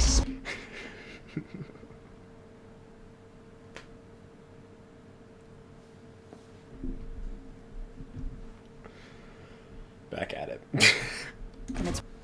Although we don't know much about how this fire occurred, we do know that after the fire, Fazbear Entertainment started phasing out of the mascot costume era. They needed something new. The two men who helped found Fazbear Entertainment, William Afton and Henry Emily, stepped up to the plate. William Afton was mostly the businessman of the two, handling all of the money, while Henry was the more creative one, with him being in charge of building most of the animatronics and props for the company. With the Fall Fest era of the company coming to a close, they were only left with Fredbear's Family Diner, the standalone restaurant created for the Fredbear and Bonnie characters. In order to replace the mascot versions of Fredbear and Bonnie, Henry went to work on new versions of the characters, eventually creating the new Fredbear and Spring Bonnie, the same suits, characters but with new designs and new suits. Henry called them Springlock suits. These suits are able to double as both an animatronic and a suit that the employees could wear. To switch the suit from animatronic mode to suit mode, the employees could use a hand crank to pull back the animatronic parts, leaving room for them to climb inside. The spring locks that were helping to hold back those animatronic parts were very sensitive though, and with even a little bit of moisture, the spring locks could potentially snap shut, crushing and killing whoever was inside. But if that ended up happening, Fazbear Entertainment had some common sense procedures set in place. In case that the spring locks come loose while you are wearing a suit,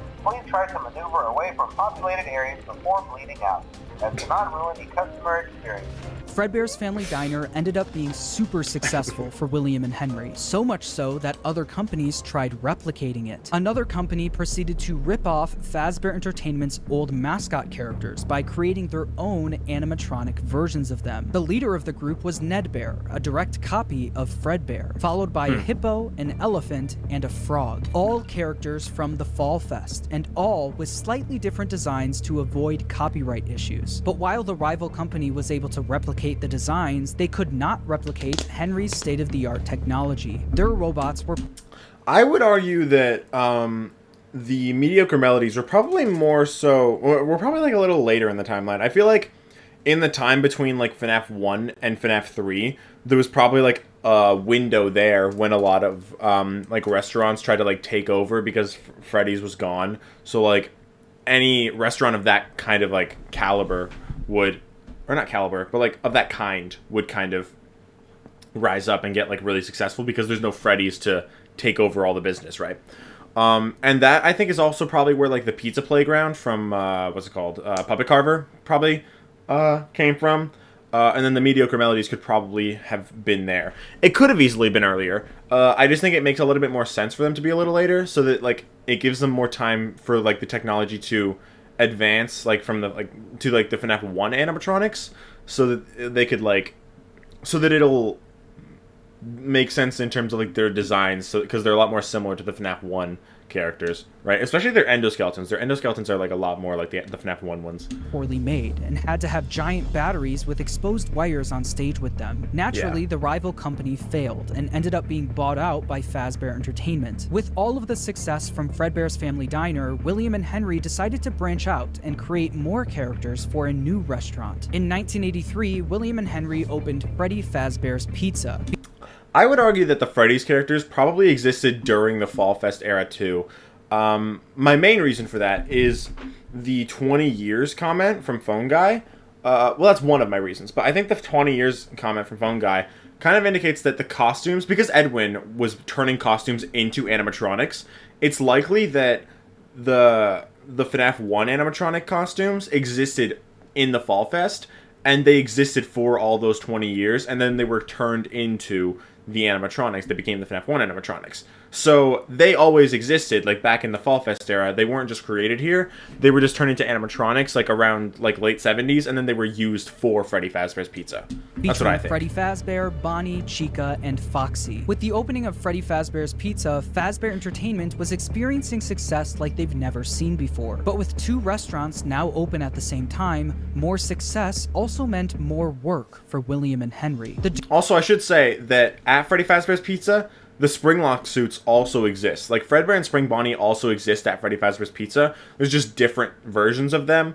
But they're not, like, the only things. Like, the main four are the main attractions, but the Springlock suits still exist to go around, have people, like, greet the patrons and stuff as the animatronics. Like, that still is a thing. Duo were so wrapped up in work that they started neglecting their own families. William was the father of 3 kids, the eldest, Michael, the crying child, and Elizabeth. The crying child has yet to have a 100% confirmed name, so for this video, he will just be called the crying child. Meanwhile, Henry had 1 kid, a daughter named Charlie. The business partners spent most of their days working, so they both created different ways of taking care of their kids. Henry was the robotics genius, so he used his talents to create a new animatronic to watch Charlie for him. It was called the security puppet. This animatronic would sit by the door of Freddy Fazbear's Pizza and make sure that Charlie wasn't able to leave the building. This made it so Charlie could play at the restaurant while Henry worked, without Henry having to worry about her leaving the building or getting kidnapped. The robot was linked directly to a green bracelet that Charlie was wearing. If Charlie, wearing the green bracelet, tried leaving the building, the security puppet would spring into action. William, on the other hand, was the businessman of the company. He cared more about making money, but also saving money. Naturally, he decided to just force his eldest son, Michael, to babysit while he was at work. Michael was mostly in charge of babysitting the crying child. The crying child didn't have many friends, but he did have a close relationship with his plushies. These plushies were of characters from his favorite show, Fredbear and Friends, Fazbear Entertainment's newest cartoon, featuring Fredbear, Freddy, Bonnie, Chica, and Foxy. The crying child's favorite character, though, was Fredbear. He especially loved his Fredbear plushie. Although he loved the plushie version of the characters, the animatronics would soon become a different story. One day, while visiting Fredbear's Family Diner, the crying child saw something that would scar him for the rest of his life. While wandering the restaurant, he walked by the employees only room, where an employee accidentally left the door open. Inside the room was his father, William Afton, helping another employee into a spring Bonnie suit. But through the eyes of the crying child, this looked like someone was literally being stuffed into an animatronic suit. The crying child was so young that he wasn't educated on how the mascot characters worked, so seeing a human be put inside of one terrified him. When a child experiences... This is a pretty common idea.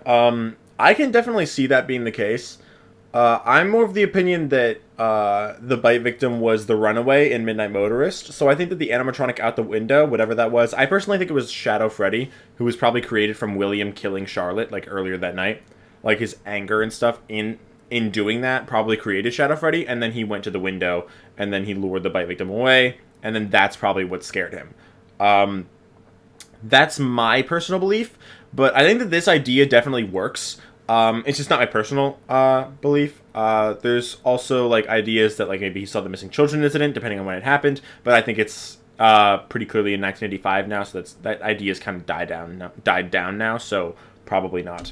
Is something traumatic, their brain naturally tries finding ways to deal with that trauma. The crying child's way of dealing with his trauma was by creating an imaginary friend. This imaginary friend took the form of the object he loved the most, his Fredbear plushie. His new imaginary friend Fredbear followed him wherever he went. So he's just saying the plushie's an imaginary into friend. Flowers, hiding behind cars and in the sewers, with nobody being able to see him except for the crying child. When the crying child was overwhelmed, the plushie would talk to him and try to calm him down. Even when the plushie wasn't around, it was still able to speak to him because it lived in his mind. While the crying child was dealing with the trauma of seeing what he thinks was someone being stuffed into a suit, his brother Michael was only making it worse. I'm more of the belief that the plushie was William talking through it. Some people suggest like, oh, the plushie was talking while Afton was in the back room. But I have two issues with that.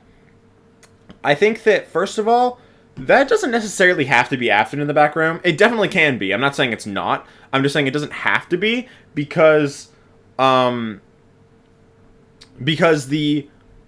idea of Afton being purple is just because he's in the shadows.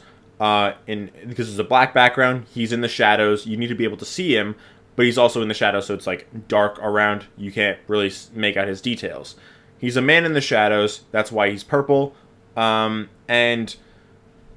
fact that they're in a dark room means that that person in the shadows doesn't necessarily have to be Afton. Sure, the other guy's not purple, but like I guess that's the point, is like he's being put into the suit. So you kind of got to see him. But the purple guy doesn't necessarily need to be Afton in that case. Again, not saying it isn't. I'm just saying it doesn't have to be. And second of all, he doesn't actually talk while the plushie doesn't actually talk while Afton is on screen. And also, you could just say he's like talking through the walkie-talkie. He's like, "Hey, I'm talking to my son right now. Just just give me a second." He could just like have it like in an earpiece or something too, like that connects to the walkie-talkie that's like inside the plushie. Like that's perfectly plausible. And the guy's like, who are you talking to? And he's like, my son, shut up.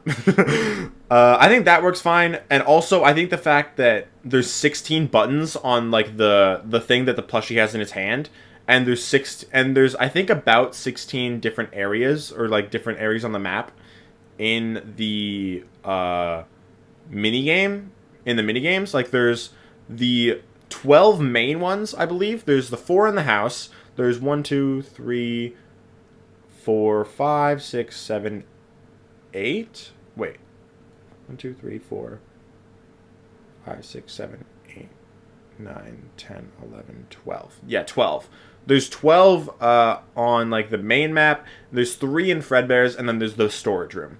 So there's 16 total areas on the map, and there's 16 camera buttons. So I think it's simply, I don't think it's that it's just teleporting. I think there's just multiple plushies just set up all around the place to make the bite victim think that it's just an imaginary friend, or like that he can just, or that he's just like an actual thing that can teleport. But in reality, it's just multiple of them set up around, and they all have cameras in them, and that's what. And Afton is like monitoring his kid. I think that Afton probably made the bite victim go through the nightmares from FNaF 4, which also makes sense to be like what he saw that made him scared of the animatronics. He probably went through the nightmares, And then Afton was probably observing him to see what he was doing, like after that, to see like the effect it had on him. And he was talking through the plushie to be like, to like try to like stimulate him and like try to get reactions out of him, see how he's acting and stuff like that. So I think that's what the plushie is. I can see him being an imaginary friend, but I don't think it's as likely, just because I think there's like a lot more that actually indicates that the plushie is Afton watching the bite victim, and well, I think that's like kind of undeniable that the plushie is watching the bite victim because of the cameras, because of the cameras on the screen in sister location, the 1983 keypad, the plushie right next to it, the camera buttons. I think it makes way more sense for the plushie to be Afton observing and not be an imaginary friend that teleports. It doesn't have to be Afton talking through it necessarily, but I think it makes a lot more sense because there's like a speaker in that camera button, so it could very well just be like he's talking through it. Plus, there's the whole thing with the real Jake, where Jake's dad talks to him through a plushie. So I think that makes the most sense for the Fredbear plushie. Knew about what happened with his younger brother and used it against him every day while babysitting the crying child.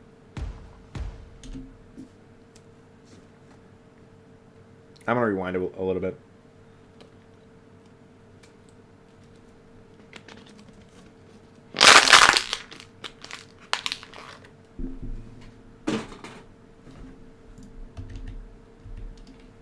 Crying child was dealing with the trauma able to speak to him because it lived in his mind. While the crying child was dealing with the trauma of seeing what he thinks was someone being stuffed into a suit, his brother Michael was only making it worse. Michael knew about what happened with his younger brother and used it against him. Every day while babysitting the crying child, Michael would put on a foxy mask, hide somewhere in the house, and jump scare his little brother.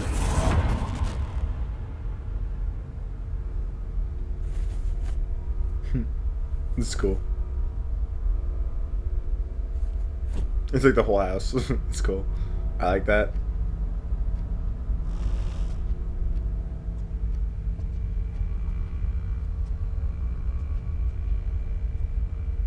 From the pizzeria to your living room. Taco. You have to wait to sing and dance with Fredbear and Friends.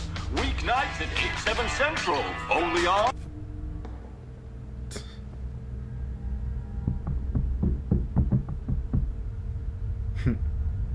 This is cool. I like this.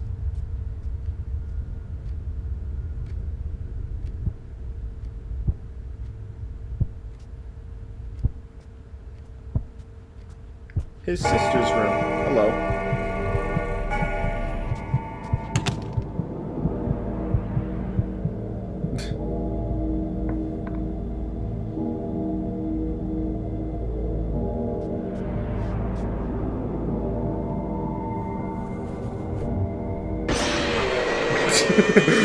That's cool. Through all of Michael's bullying, the crying child's imaginary friend Fredbear would comfort him and talk him through the situation, saying, "You know he is hiding again. Be careful. Tomorrow is another day." Michael wasn't the only one bullying the crying child, though. The local kids in the neighborhood heard about why the crying child was so scared of the pizzeria, even making up fake rumors related to what the crying child thought he saw there. "You'd better watch out. I hear they come to life at night. And if you die, they hide your body and never tell anyone." But all of this bullying would come to a head on one special day, the crying child's birthday. Ironically, his birthday party was being held at Fredbear's family diner. Because he was so terrified of being at the pizzeria, he hid under the table, not knowing that Michael and his friends were nearby, planning a prank that would go terribly wrong. Okay, this are they gonna like actually have the bite be here? If so, that's cool. Aren't you the kid that always hides under the table? Fredbear and Spring Map Bonnie it. will be performing in 5 minutes.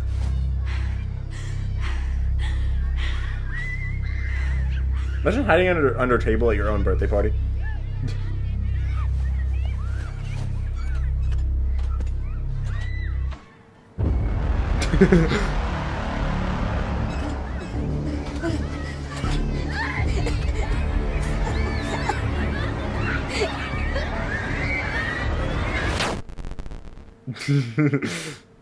Michael and his friends lifted the crying child up to, quote, give That's pretty Fredbear cool. a big kiss, and Fredbear bit down on him, leaving his body to go limp. Michael and his friends quickly stopped laughing. Because of Michael's immature behavior, his terrified younger brother paid the ultimate price. Although the crying child was badly hurt, he didn't immediately die. Because of the immense brain damage, he slipped into a coma. After being treated at a hospital, the crying child was taken home so he could be comfortable, surrounded by his only friends, his plushies. In the crying child's final moments, Michael decides to apologize for what he's done, saying, "Can you hear me? I don't know if you can hear me. I'm sorry." After Michael speaks, the crying child's imaginary friend Fredbear, created out of the trauma he experienced, continues doing what it's done the whole time. It comforts him, saying, "You're broken. We are still your friends. Do you still believe that? I'm still here. I will put you back together." This would be the final thing the crying child hears before he dies. I do not believe that an imaginary friend was what said that. Especially since FNaF World is literally all about the puppet setting up Happiest Day, and the puppet being the Glitch Bear, and the Glitch Bear being the Fredbear plushie. It doesn't really make sense if his imaginary friend was just, like, I guess, manifested as an agony creature to set up Happiest Day, when we know that that Charlotte is the one that set up Happiest Day. So that's why I think that Charlotte was the one that said, "I will put you back together," just because it makes way more sense. I don't believe it's Afton.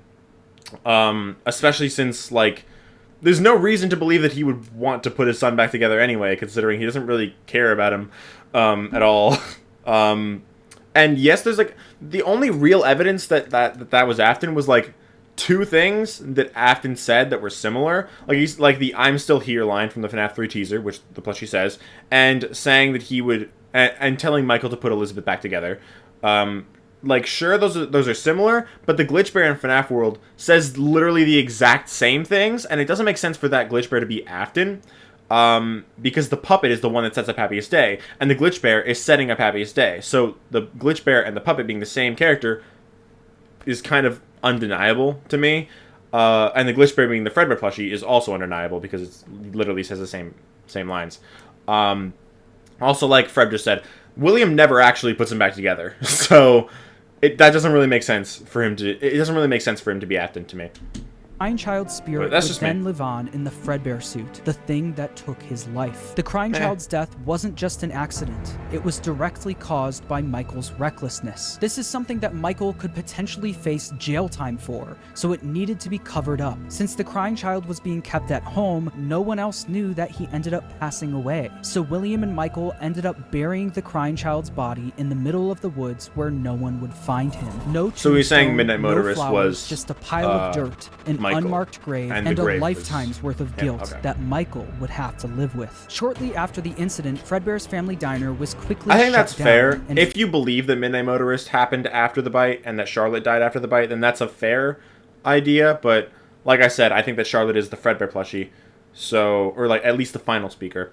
So I think that she has to die before the bite victim.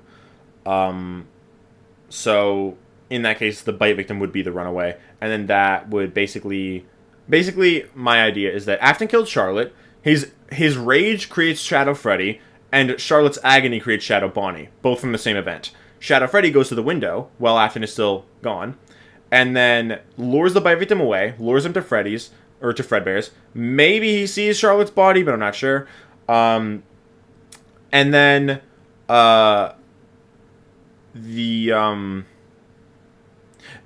Shadow Freddy would Shadow Freddy would lure him away. Maybe the bite victim would see Charlotte's body and maybe think that Shadow Freddy killed her, and then that would cause him to be afraid of the animatronics. Then he gets back home. Afton is like, Afton says he'll be sorry when he gets back. So when he gets back, he then tortures him by using the hallucinogenic gas on him, making him go through the FNaF 4 nightmares, and then that fueled his fear of the animatronics even more. And then the FNaF 4 minigames happen. He watches over the bite victim to see like how he acts after everything that happened with those nightmares, with the fear experiments, to just see like what the effect would be on him. And then Michael scares him, kills him by accident, and then the bite victim dies, or he's about to die. Charlotte comes to him, says, "I'll put you back together," and then that leads to the rest of the series. As for the bite victim possessing Fredbear, I don't necessarily think that's the case, at least immediately. Okay, actually, it might be, but the thing is, I think that Golden Freddy and Fredbear are two different animatronics. Like, I think that they're the same character, but as I said before, the Springlock suits existed at Freddy's, meaning the Golden Freddy that Cassidy was stuffed into was probably the one. Excuse me, it was probably the one that was at Freddy's, not the Fredbear's one. Two different animatronics. So, if Cassidy and the Bite Victim were Golden Freddy together, they would probably be in that one, not the Fredbear. But if it is the Fredbear, that does make sense because Afton says the spirit follows the flesh and also the pain. So while he didn't die in Fredbear's mouth, he died in the hospital. He still died because of Fredbear. So the pain that was caused by Fredbear killing him, by Fredbear biting him, that pain linked them together, and that's how he would possess him, because of the pain. But I also believe Shatter Victim, which is the theory that the Bite Victim's soul is, like, split amongst the missing kids. But that, like, that also involves, like, more time passing. So at first, I think he's just, like, possessing Golden Freddy, and then he gets split up later. Or, like, the pieces of his soul are, like, broken up somehow. Fredbear was completely wiped from existence. The Fredbear and Friends TV show turned into Freddy and Friends on tour. The Fredbear and Spring Bonnie Springlock suits also ended up being moved into the back room of Freddy Fazbear's Pizza, mainly being used as spare suits if one of the Freddy's animatronics broke down. The death of William As I said, those Afton's animatronics did was a perform pivotal moment at Freddy's, in this so story. that doesn't really make sense to me, Specifically, William personally. Afton's story. This was the first... For the record, if you're not aware, the reason I'm saying that the Springlock suits were at Freddy's was because Wolfone Guy tells us that they are. Like, he says that there's two specially designed suits that double as both animatronics and suits, and they perform, people wear the costumes, they wear them at Freddy's, they perform as them, greet patrons, shit like that. So, those animatronics are performers at Freddy's, which means that the Golden Freddy and Spring Bonnie from Freddy's, and Golden Freddy from and Fredbear and Spring Bonnie from Fredbear's coexist, meaning they're not the exact same animatronics. They're the same characters, not the same animatronics. Different suits.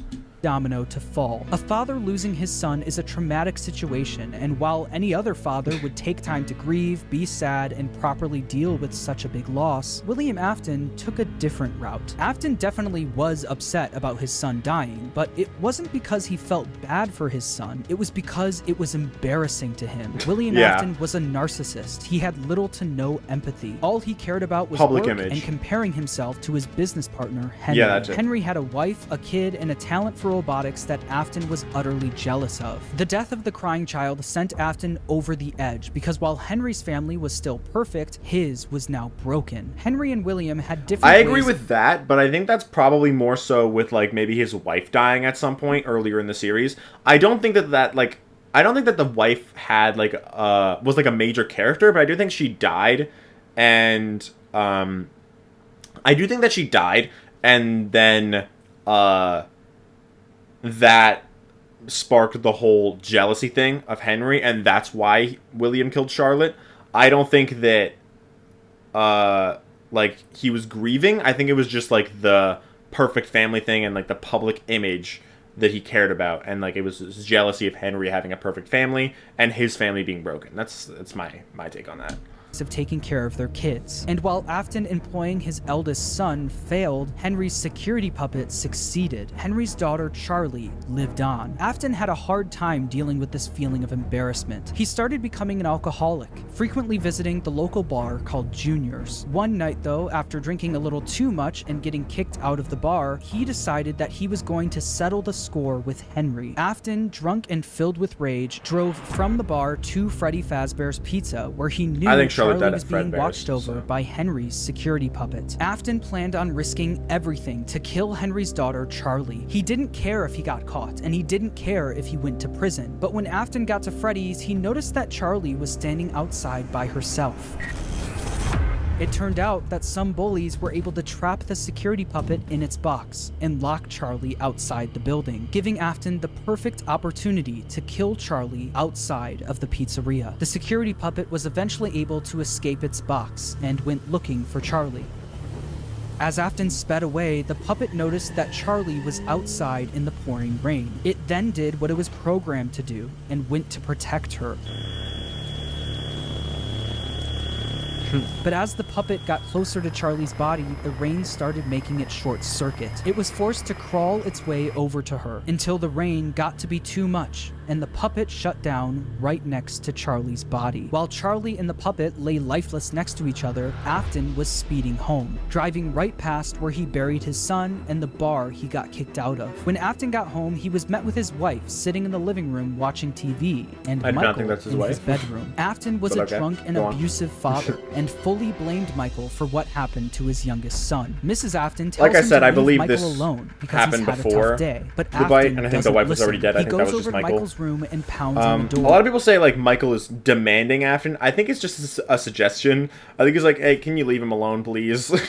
And yes, Michael bullies his brother, but like he still like cares about his brother. Like it's not like you don't just like not care about your brother even if you bully them. Like that's kind of like a whole thing with siblings. Like you still care about each other, but you'll still be like sure you'll like bully each other, but you'll still care about each other. And I think siblings have this whole thing where nobody can bully their sibling except them, pretty much. So like they're really protective but also still rude.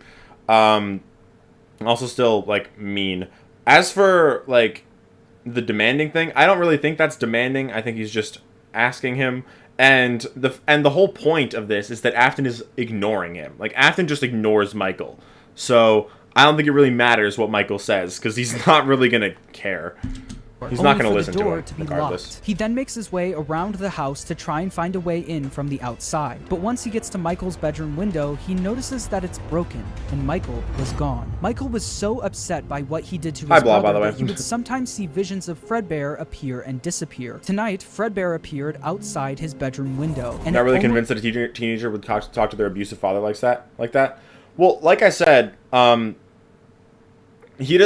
William doesn't pay attention to Michael. He ignores him. So I think the fact that Michael says that is just him saying, it doesn't really matter, like, what I say. He's not going to listen anyway. He's just going to ignore him. So what he says, even if he, like, gives him attitude, if he's like, leave him alone, like, he's not going to listen, so it doesn't really make a difference. Almost felt like his brother was calling out to him from beyond the grave. This would happen frequently, and every time it did, Michael would run to the spot where they buried his younger brother, only to find that nothing had changed. His younger brother was still gone and buried in the ground. Afton knew Michael did this often, saying, ran off to that place again. He will be sorry when he gets back. The guilt of killing his younger brother haunted Michael in his real life, but also in his dreams. That's a fair belief, yeah. Michael would constantly have nightmares about the animatronic that took his brother's life. These were the exact same nightmares his younger brother used to have every night, now passed on to him.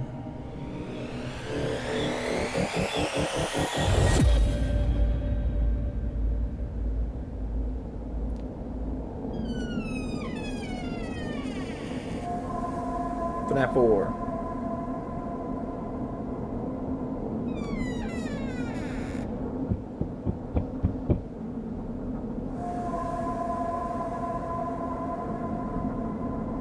Hello.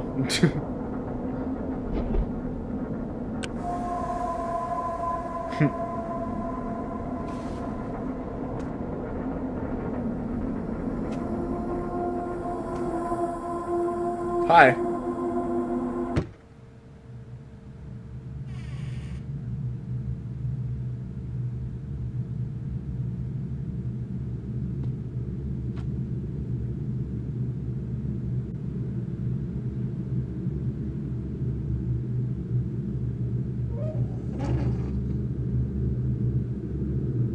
Hello. After the death of Charlie, Fazbear Entertainment tried their best at covering it up. Fortunately for them and for William, the crime was committed outside, where no one was around to witness it. William was able to get away with everything, while Fazbear Entertainment never spoke of the incident again. The security puppet was quickly moved to the back room of Freddy Fazbear's Pizza, where the retired Fredbear and Spring Bonnie suits resided. But something was different about the security puppet. Dark tears now appeared on the mask of the animatronic. Dark tears that weren't there before. Wait, so the nightmares were never real? Well, they were. in the books, it's revealed that they're actually like fear experiments. The animatronics kind of exist, but like they're just like on tracks and they're under sister location, or they're where kind of around where sister location is, and it's just like an experiment room where Afton is trying to experiment with hallucinogenic gas to see like the effect of fear and like how that all affects like the mind, I guess, pretty much. So he kind of like brushed past that. Like he didn't really talk about that. So I personally believe that Afton did that to the bite victim, pushed him into those experiments, and then later on, like much later in the timeline, Michael was like the bite victim inflicted those onto Michael. Especially since those nightmares have to happen to Michael after FNaF 1 because of the FNaF 1 phone call. So I'm wondering if he's going to say that those nightmares came back to him later on, or if it's just this. Because if it's just this, then that doesn't really add up, because it has to happen later after FNaF 1 too.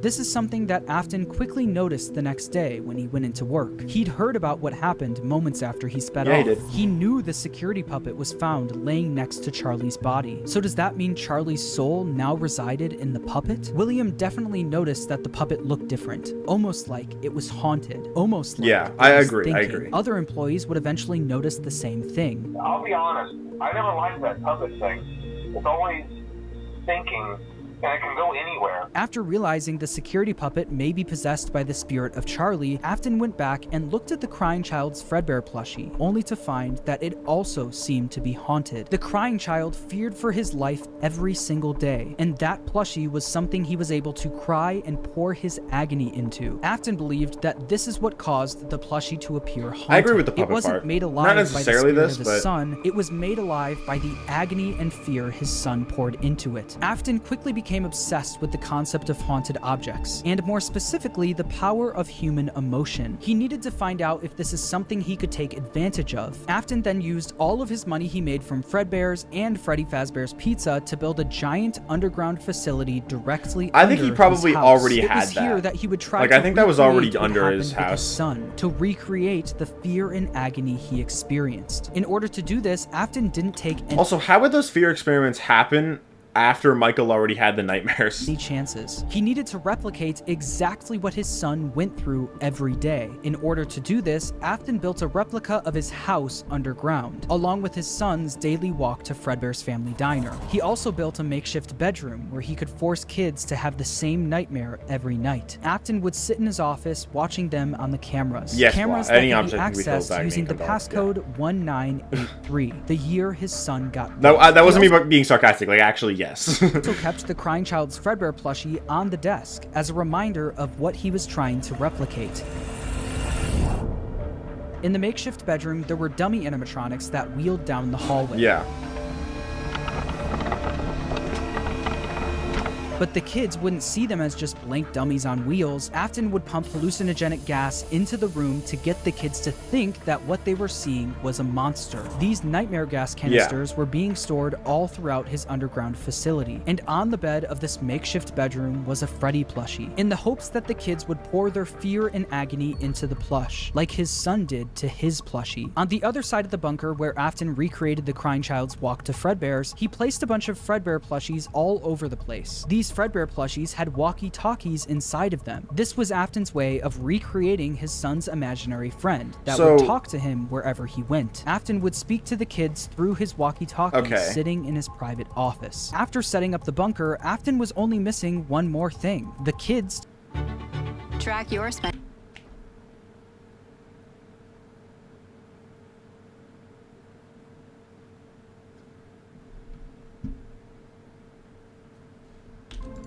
to run these wherever he went. Afton would speak to the kids. Okay, I get the point. Okay, that's an interesting idea. I think you're saying Michael's having nightmares about night 5 before the gas. I get that, I guess. I'm not sure. That seems a little... I mean, not really far-fetched, but I feel like the gas probably just existed sooner. Like I said, because I believe the bite victim was, had those nightmares. Since in the logbook it's mentioned, that he supposedly had dreams on a page with Nightmare Fredbear on it. So I think it makes sense for the bite victim to have gone through those nightmares.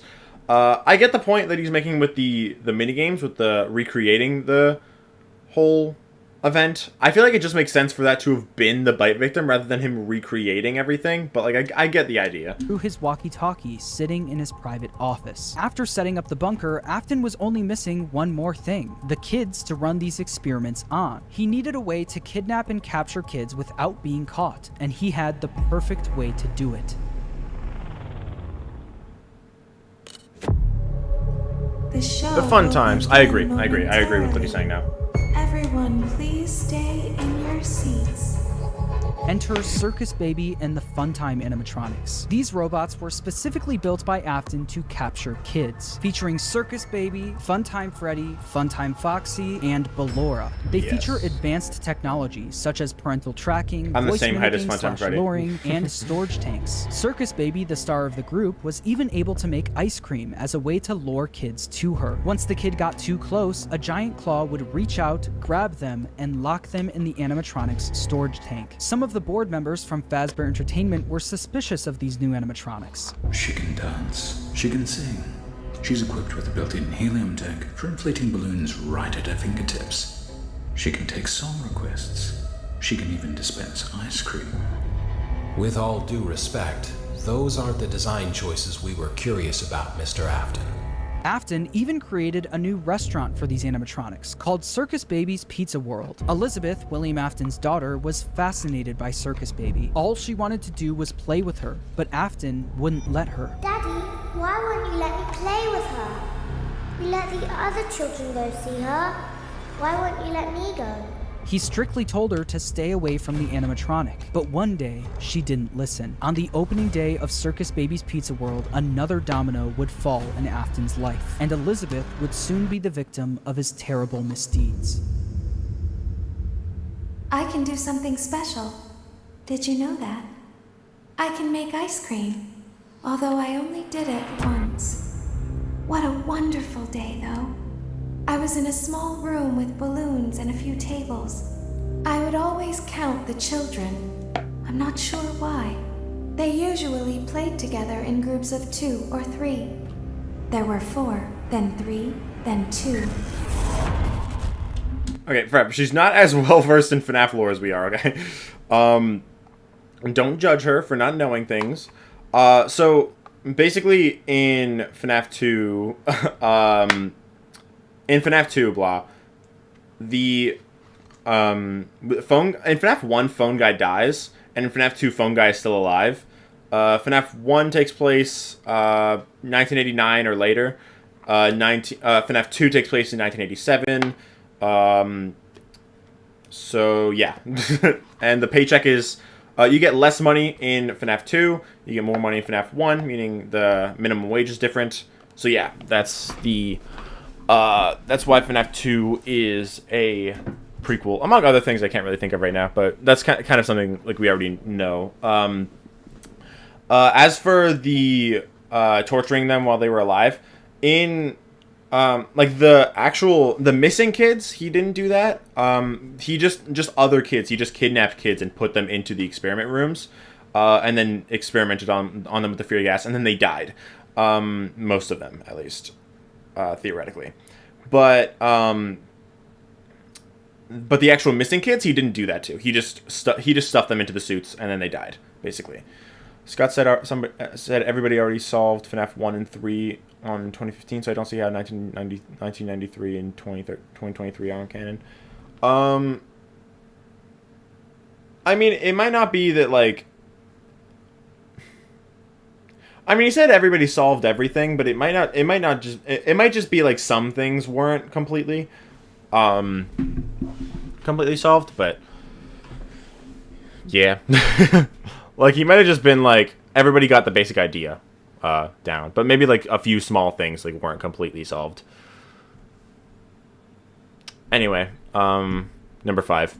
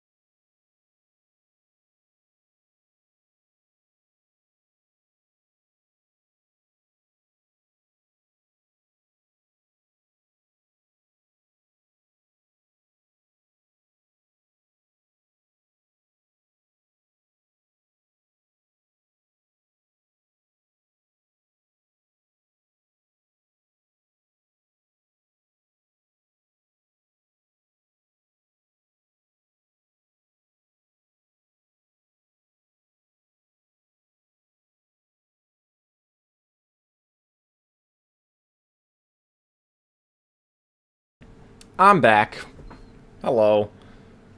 I'm helping Blah understand Ultimate Custom Night lore a little bit. That's why I was gone for a little bit. I'm going to wait to see if she has any other questions before I continue watching the video. Bro's actually drinking a gallon of water. I actually have no more water. I'm out.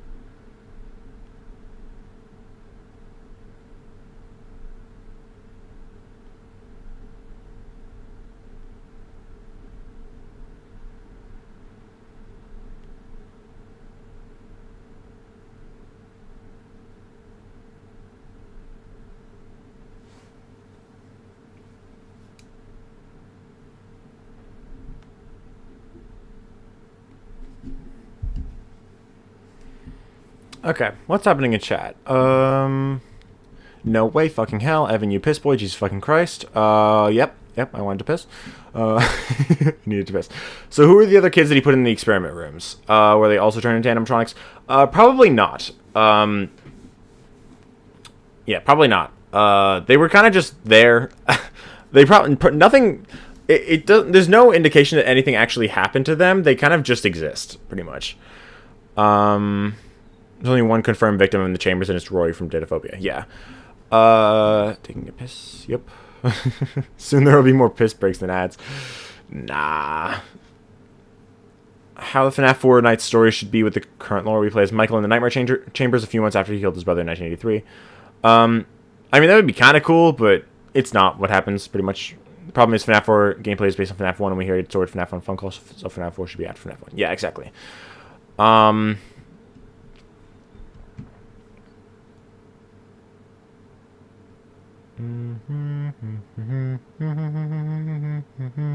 Unit says how the game had different development teams. Yeah, I already kind of had that idea before. Yeah. For Prankster, you've inspired me to hydrate more. I'm happy. Drink some water. I'm happy I didn't say what just thought. It's a fucking crazy way to say something. What? I feel like Dataphobia was a fright story that was delayed, and Prankster was a tale story that was kept. I kind of see that a little bit. They're both in the final books, too, which is kind of funny. I don't know why, but I find the FNaF 4 nights taking place after FNaF 1 kind of unsatisfying. Like, why would you connect to FNaF 4 to 1983 only for the gameplay to take place 10 years later? Well, I don't think the FNaF 4 nights take place after FNaF 1's nights, like one by one. I think they happen probably a lot later, like closer to FNaF 3, honestly. I think the idea that that kind of resonates with me the most is that Michael looked for Afton after the events of Sister Location, and he couldn't find Afton, so he basically just gave up. And eventually FNaF 3 rolls around, and Afton it's another Freddy's location. So Michael's like, should I go to that thing? Probably not. I don't really care anymore. Like, I've moved on.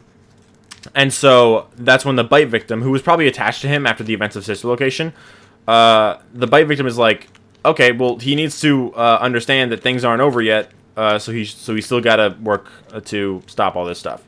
So that's why he gives him the nightmares, to basically remind him of like what his original goal was and to get him back on track. Basically, that's my idea for why he has the FNaF 4 nightmares. And I think that idea works pretty well. But that's just my personal opinion. You feel free to disagree. I just think it makes a decent amount of sense. Anyway, let's continue the timeline now. Then 1. Time to play. I'm gonna rewind. Groups of 2 or 3. There were 4, then 3, then 2. Then 1. Time to play.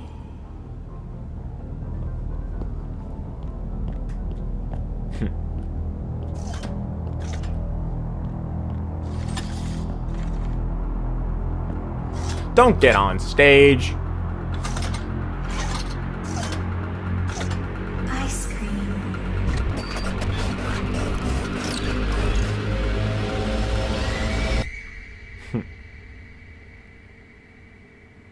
Something happened when there was one. I was no longer myself. There was screaming for a moment, but only for a moment. In an instant, Elizabeth was grabbed by Circus Baby and thrown into her stomach hatch. The sheer force of her being grabbed and thrown into the robot's storage tank was enough to kill her almost instantly. This is something that William wasn't able to test. That was until his daughter became the test. William Afton now lost another one of his kids, but this time it was all his fault. After just one day of being open, Circus Baby's Pizza World was shut down. Afton covered up the incident by telling the public that the restaurant shut down due to gas leaks. But not everyone bought that story. The local newspaper wrote about the incident, saying, in other news, the grand opening of Circus Baby's Pizza World has apparently been canceled due to reported gas leaks in the building. Sources close to the establishment questioned the report, saying that strange activity around the area at night suggests something else is to blame. One local is quoted as saying, everything just stopped. There was so much excitement built around this place opening, and then they just stopped talking about it. A tenant from across the street claims to have witnessed a large group of cars surrounding the building during the night, and large pieces of equipment being taken out of the building under tarps. A few weeks later, the building was for sale. There is no comment yet from the local entrepreneur who financed the venture. That local entrepreneur, William Afton, successfully covered up everything. He was able to bring Circus Baby and the Funtime animatronics back down into his bunker, but once he got them there, he noticed something was different about Circus Baby. One distinct feature about Circus Baby was her blue eyes, but what once was blue eyes now were green, the same color as Elizabeth's. In that moment, he knew that his daughter's soul attached itself to the robot. Her soul lived on in Circus Baby. Afton knew that the way Charlie went on to possess the puppet was sloppy, and it was hard to recreate without getting caught. But what if the kids' bodies were hidden where no one would ever look? What if, just like his daughter, their bodies were stuffed into the animatronics? For Afton, Elizabeth's death quickly went from just another inconvenience to a scientific breakthrough. Afton was one step closer to harnessing the power of life itself. But one successful experiment wasn't enough. So far, I find myself agreeing a decent amount. Like, I disagree with a lot of the stuff from like the beginning, from like orders of like deaths between like Charlotte, the bite victim, the Midnight Motorist stuff.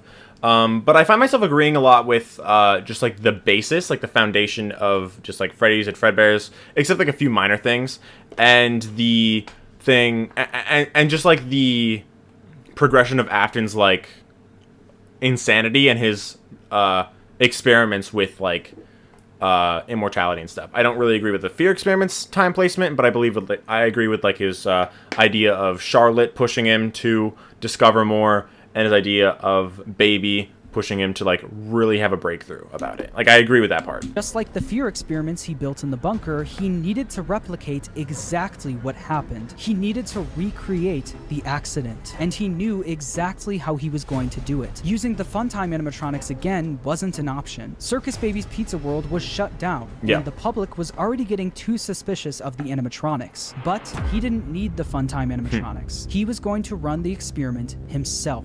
On June 26, 1985, William Afton made his way to Freddy Fazbear's Pizza. There, he would put on the old spring Bonnie suit from Fredbear's to lure 5 kids into the back room.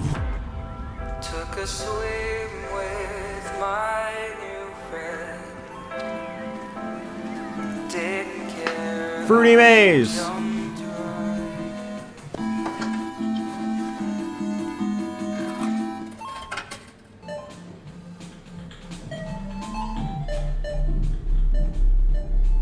Hello.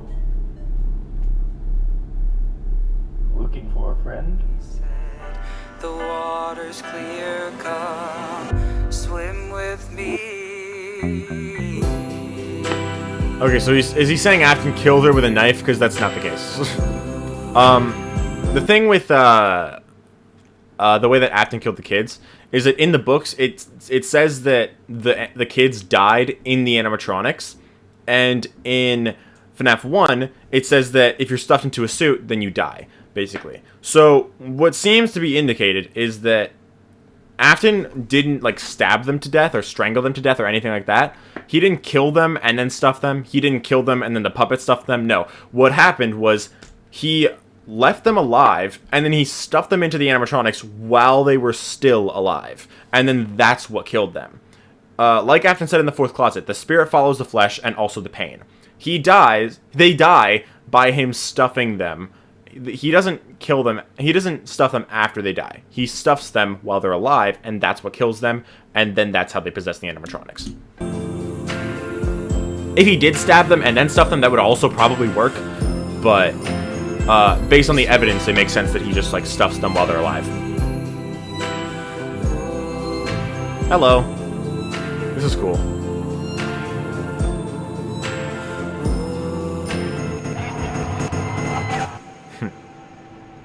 One by one, Afton killed them and stuffed their bodies into the animatronics. Susie was first, being stuffed into Chica. Gabriel went into Freddy, Jeremy into Bonnie, Fritz into Foxy, and then there was Cassidy, who went into Fredbear, aka Golden Freddy. At this point, Afton had no idea that the crying child spirit was in Golden Freddy, so he didn't think twice about shoving Cassidy in there. The way Afton killed Cassidy, though, was different from the rest. Freddy, Bonnie, Chica, and Foxy were just regular animatronics. Afton had no choice but to kill them, then stuff them into the suits. But Golden Freddy wasn't just a regular animatronic, it was a Springlock suit. The same Springlock suit that took his youngest son's life. Afton was aware of how dangerous the Springlocks were. Any bit of moisture or too much movement would cause them to snap shut, slowly killing whoever was inside.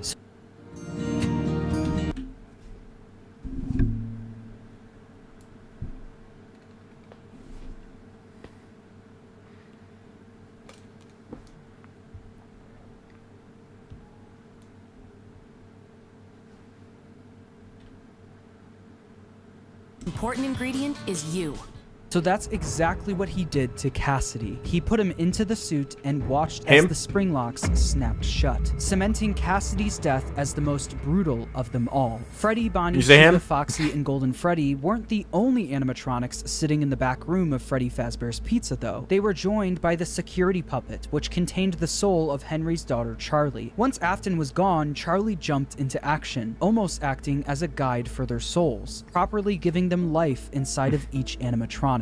After the incident, the kids were quickly reported missing by their families, and although the security cameras caught Afton luring the kids away, he wasn't able to fully get in trouble. Since he was wearing the Spring Bonnie suit, they were never able to prove it was actually him. Afton also hid the kids' bodies. I think they were able to prove it was actually him. They were just not able to prove that the kids were dead or that he killed them because they couldn't find the bodies. No one would ever look. Which I don't think is realistic. I think you would be arrested in that case. You would be convicted, but I guess in this case, he just wasn't. And I'm not just saying this because, like, that's what I believe. Like, that's literally what happens in the books, so it's probably what happens in the games, too. So the bodies were never found. Unbelievably, Afton was able to get away Oh, yeah. No, it definitely is what happened in the games, too, because in Help Wanted, there's a death message that says nothing was ever proven in a court of law. So Afton definitely was caught on cameras. They knew that it was him. They just couldn't prove that the kids were dead or that he killed them. So they couldn't convict him. He wasn't able to fully get in trouble. Since he was wearing the Spring Bonnie suit, they were never able to prove it was actually him. Afton also hid the kids' bodies where no one would ever look, so the bodies were never found. Unbelievably, Afton was able to get away with yet another crime. Because of all the bad press that came from the missing children's incident, people stopped coming to the pizzeria. After months of customers no longer showing up, Fazbear Entertainment officially shut down Freddy Fazbear's Pizza. Not to mention the blood and mucus. Pizzeria shut down, Afton decided to pull the Funtime animatronics out of retirement and finally get his underground facility fully operational. He knew he couldn't try opening another Circus Babies restaurant, so he had a new idea. Due to the massive success and even more so the unfortunate closing of Freddy Fazbear's Pizza, it was clear that the stage was set, no pun intended, for another contender in children's entertainment. Unlike most entertainment venues, our robotic entertainers are rented out for private parties during the day. Afton opened Circus Babies Entertainment and Rental. So where are the bodies in the suits? Wouldn't they smell? Yeah, that's actually the whole plot point.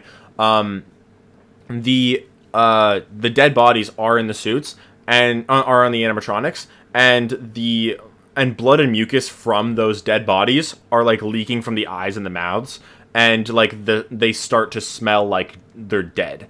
like dead bodies. So later on, the animatronics still aren't cleaned. The bodies are removed by Fazbear Entertainment and they cover it up, but they still smell dead and they're never cleaned. And for some reason, nobody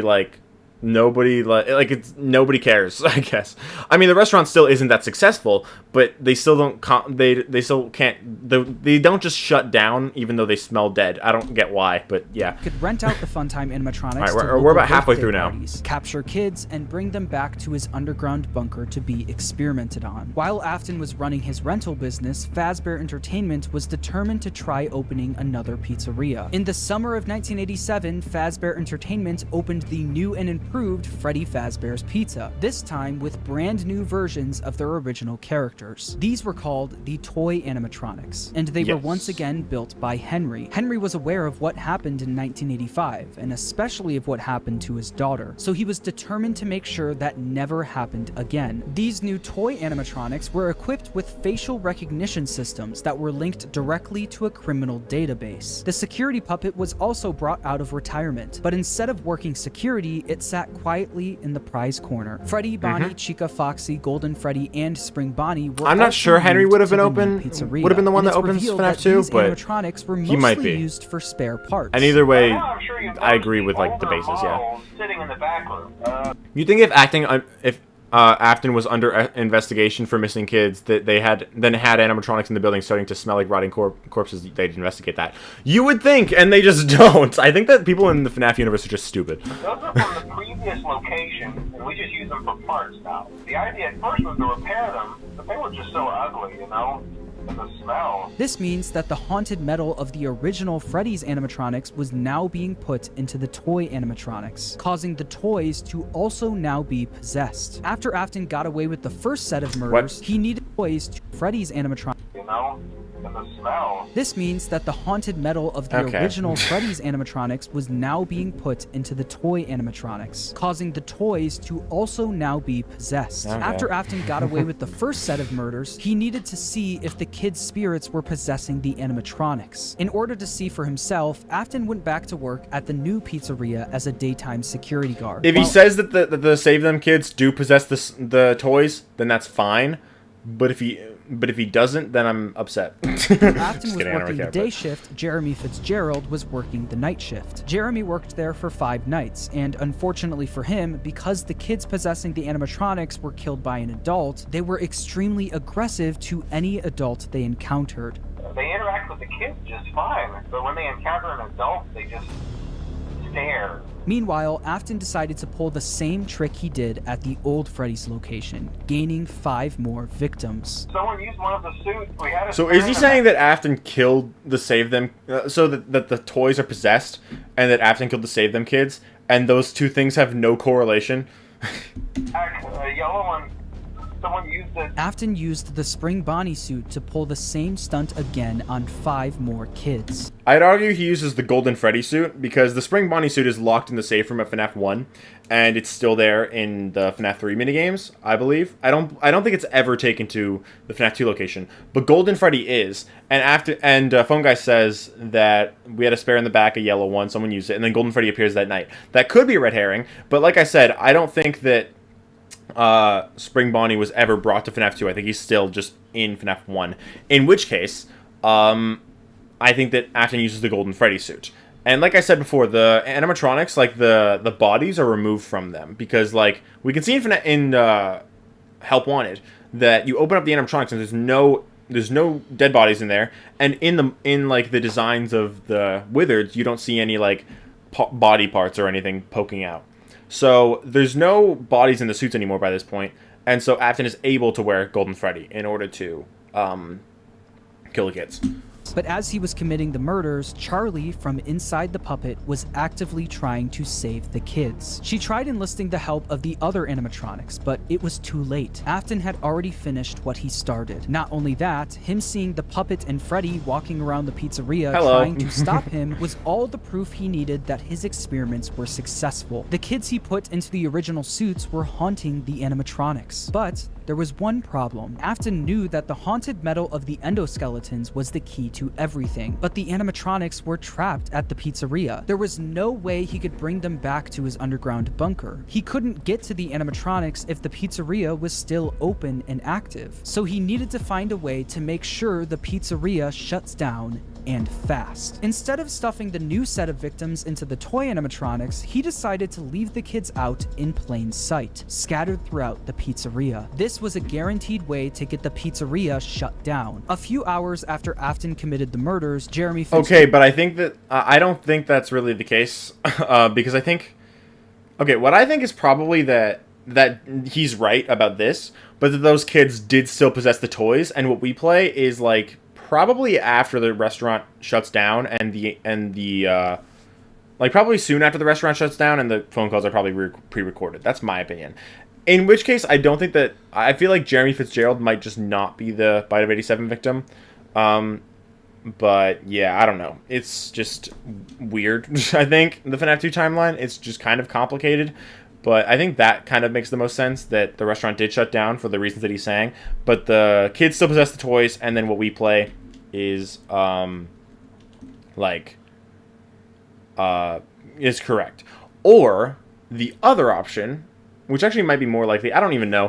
FNaF 2's lore is kind of complicated for no reason. But I think it's also possible that he left them out at first to try to lure out the puppet, and then hid them afterwards, and then the bodies are only discovered like a week later, and that's when the FNaF 6 phone, or the Night 6 phone call happens, which would explain why the animatronics are still acting like they're possessed when they're when the kids, like, so meaning the kids are already dead.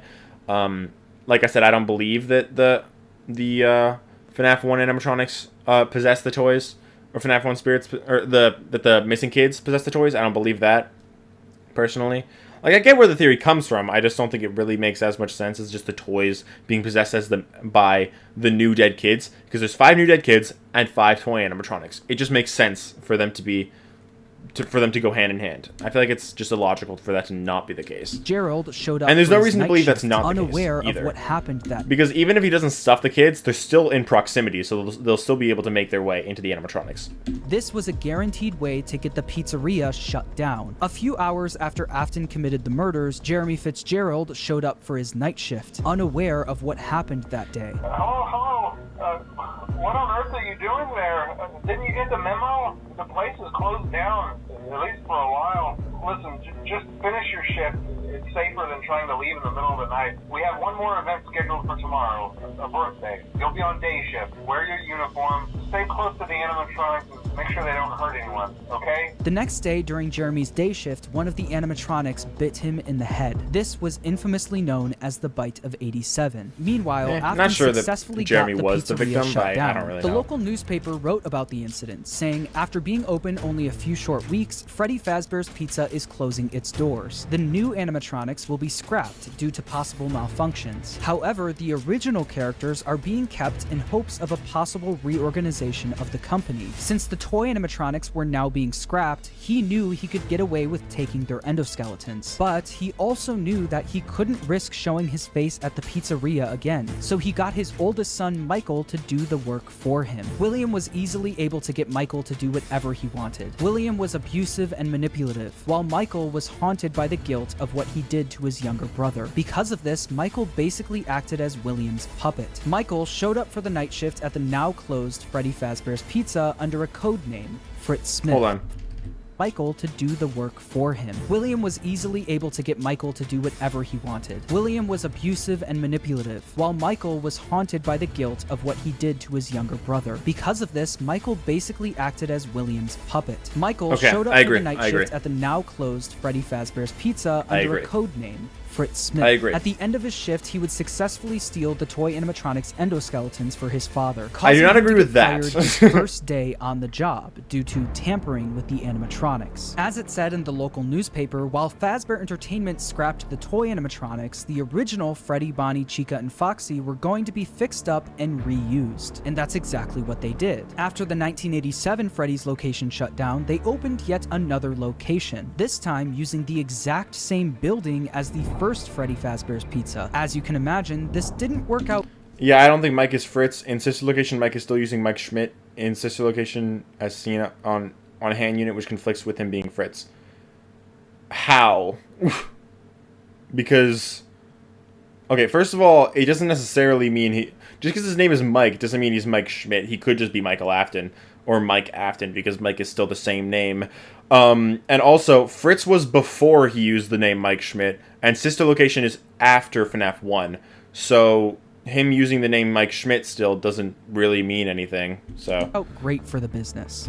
They opened yet another location, this time using the exact same building as the first Freddy Fazbear's Pizza. I don't think As it was you can 1993 imagine, this didn't work out anymore, great for the business. People already had a bad impression of Fazbear Entertainment, so using the same building that the original murders took place in didn't help business. Customers barely but they were showed up like to the poor, new pizzeria, leading it to shut down by the end of like, oh, there's a thing on the wall that Although says, this "We was know bad what news happened." for Fazbear Entertainment, this was great news for William Afton. Afton was able to acquire the endos of the toy animatronics, but that wasn't enough. He needed all of the haunted endoskeletons, especially the ones in the original I don't think he used the animatronics. toys at all, Once the honestly. pizzeria shut down, Afton came up with the plan to steal the endos from the animatronics. Each pizzeria was designed with something called a safe room. As always, if there is ever an emergency, please go to the designated safe room. Every location is built with one extra room that is not included in the digital map layouts programmed into the animatronics or security system.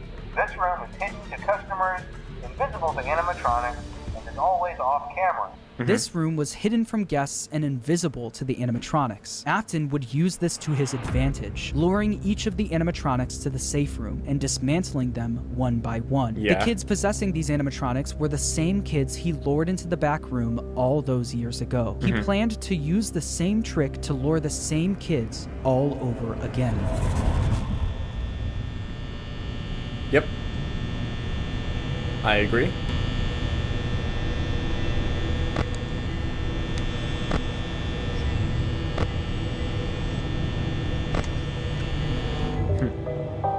Hello.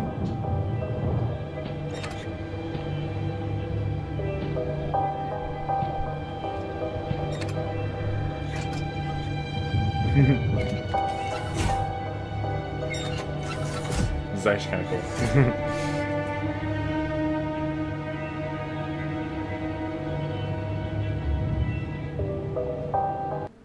I'm giving you a chance to get back in on the... I was invested.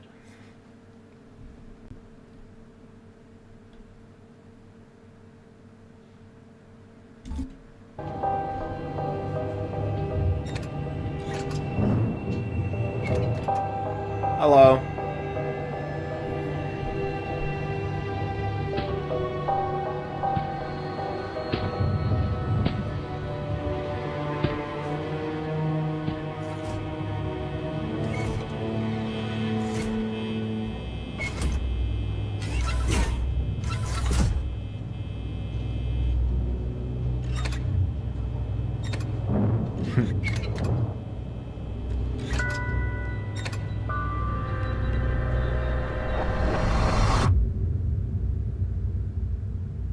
Once he finished That was pretty dismantling each animatronic and stealing their endoskeleton, Where's he your brought ad them blocker? down to Why his would I- why do I underground need an bunker, ad where he blocker? would melt them I don't all care. down into one liquid substance called Remnant. Not only did Afton rob these kids of their lives, he would use their souls long after they're gone for his own personal gain.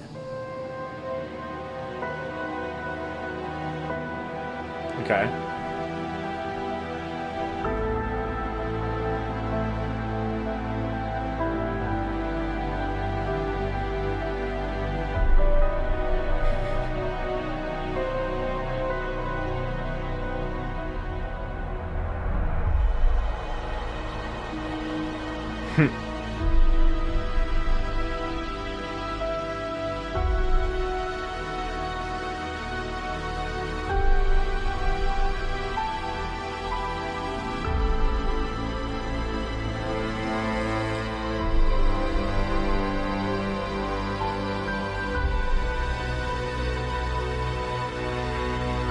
So melting them together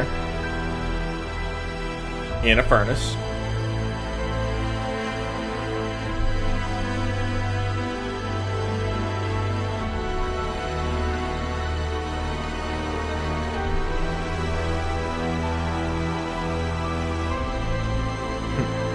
This is pretty cool.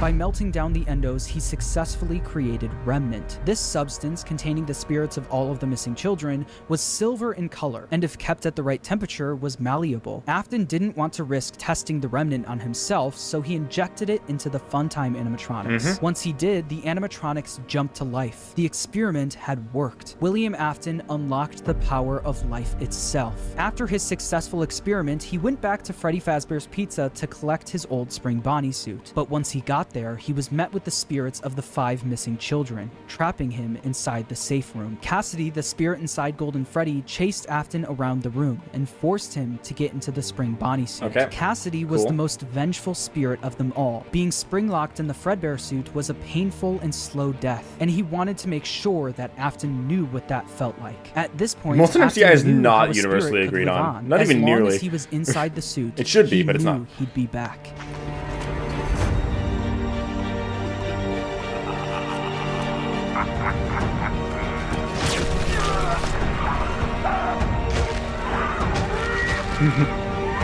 Okay. How much is left? About 20 minutes. Alright.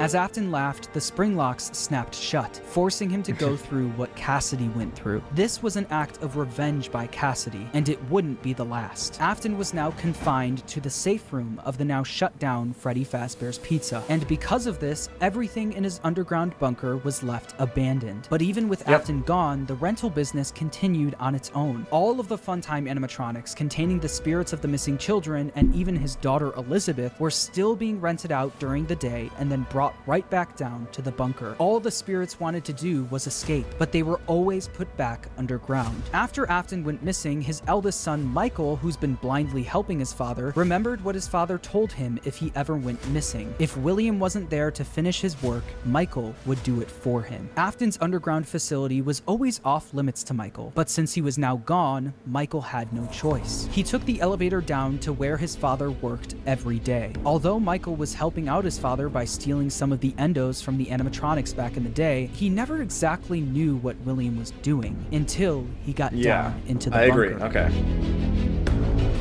Cool. Is he gonna go into like the Pizzaplex era too? Okay, it looks like no.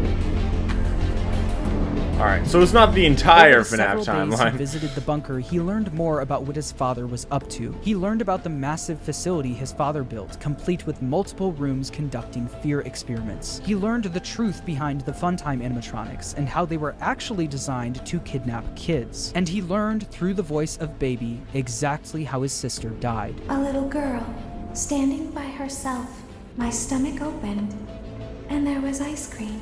I couldn't move, at least not until she stepped closer. But as the week went on, Baby was conducting a plan of her own, a plan to escape the bunker using Michael's body. Elizabeth was no longer the person Michael remembered her as. She was entirely devoted to her father and would do anything to make him proud of her. At the end of the week, all of the Funtime animatronics endos were scooped out, with all of them combining into one animatronic called Ennard. This creature, containing the spirits of the missing kids and Elizabeth, knew they wouldn't be able to escape the bunker looking like an animatronic. They needed a human body to walk around in. Yep.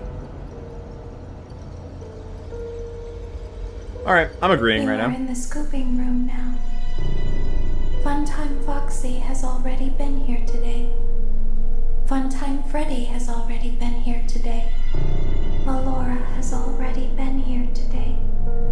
Circus Baby has already been here today. I've been out before, but they always put me back. They always put us back inside. There's nowhere for us to hide here. There is nowhere to go when we look like this. But if we looked like you, then we could hide. If we looked like you, then we would have somewhere to go. The scooper only hurts for a moment.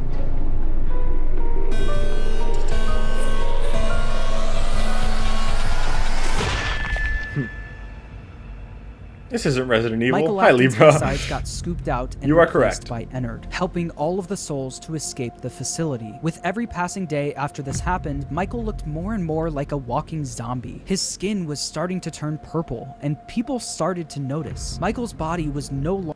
February 27th is...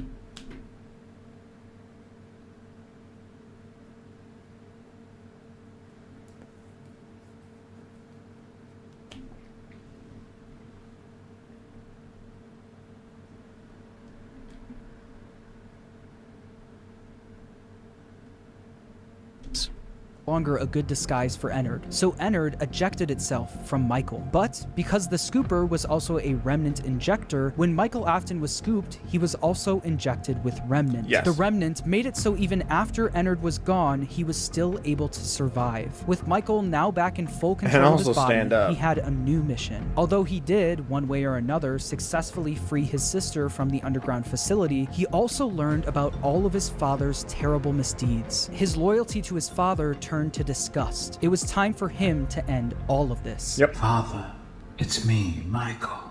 I did it. I found it. It was right where you said it would be. They were all there. They didn't recognize me at first, but then they thought I was you. And I found her. I put her back together, just like you asked me to. She's free now. But something is wrong with me. I should be dead, but I'm not. I've been living in shadows. There is only one thing left for me to do now. I'm going to come find you. I'm going to come find you.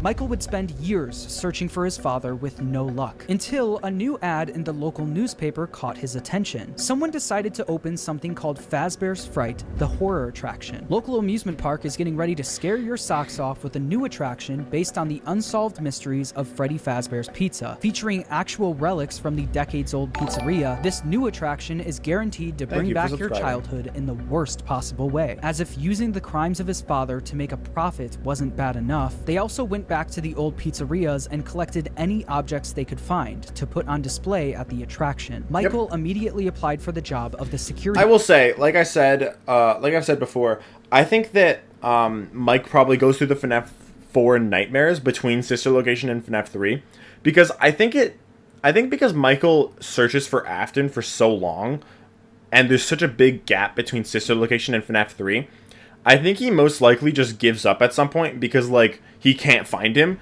and so he tries to move on, and then the bite victim, like, inflicts the nightmares on him to remind him what his goal is and, like, reorient him, like, to get back on track, like, when FNaF 3 happens.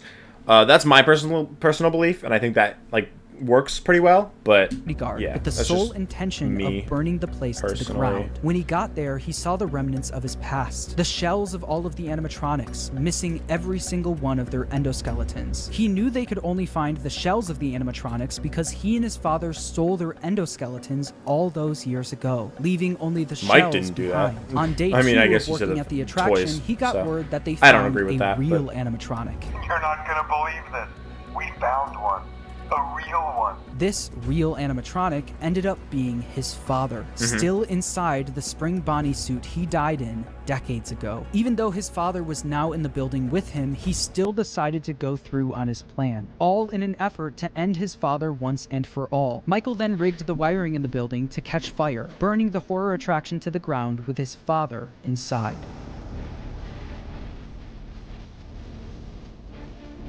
Okay.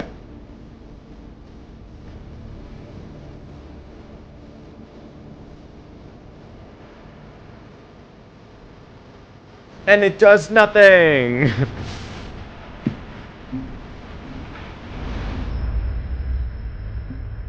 The local newspaper would write about the fire, saying a new local attraction based on an ancient pizzeria chain burned down overnight. Authorities have not ruled out foul play, but at the moment it seems to have been caused by faulty wiring. Although the fire destroyed most of everything in the building, William, miraculously, was able to survive. William was now free, roaming the outside world along with the souls of the missing children, Elizabeth, and Charlie inside the puppet. Since Michael wasn't able to end everything, someone else needed to step in. That someone was Henry Emily. Afton's old business partner and father of Charlie heard about the fire at Fazbear's Fright, along with the rumors of the various animatronic creatures now roaming the streets. Henry was determined to put an end to all of this.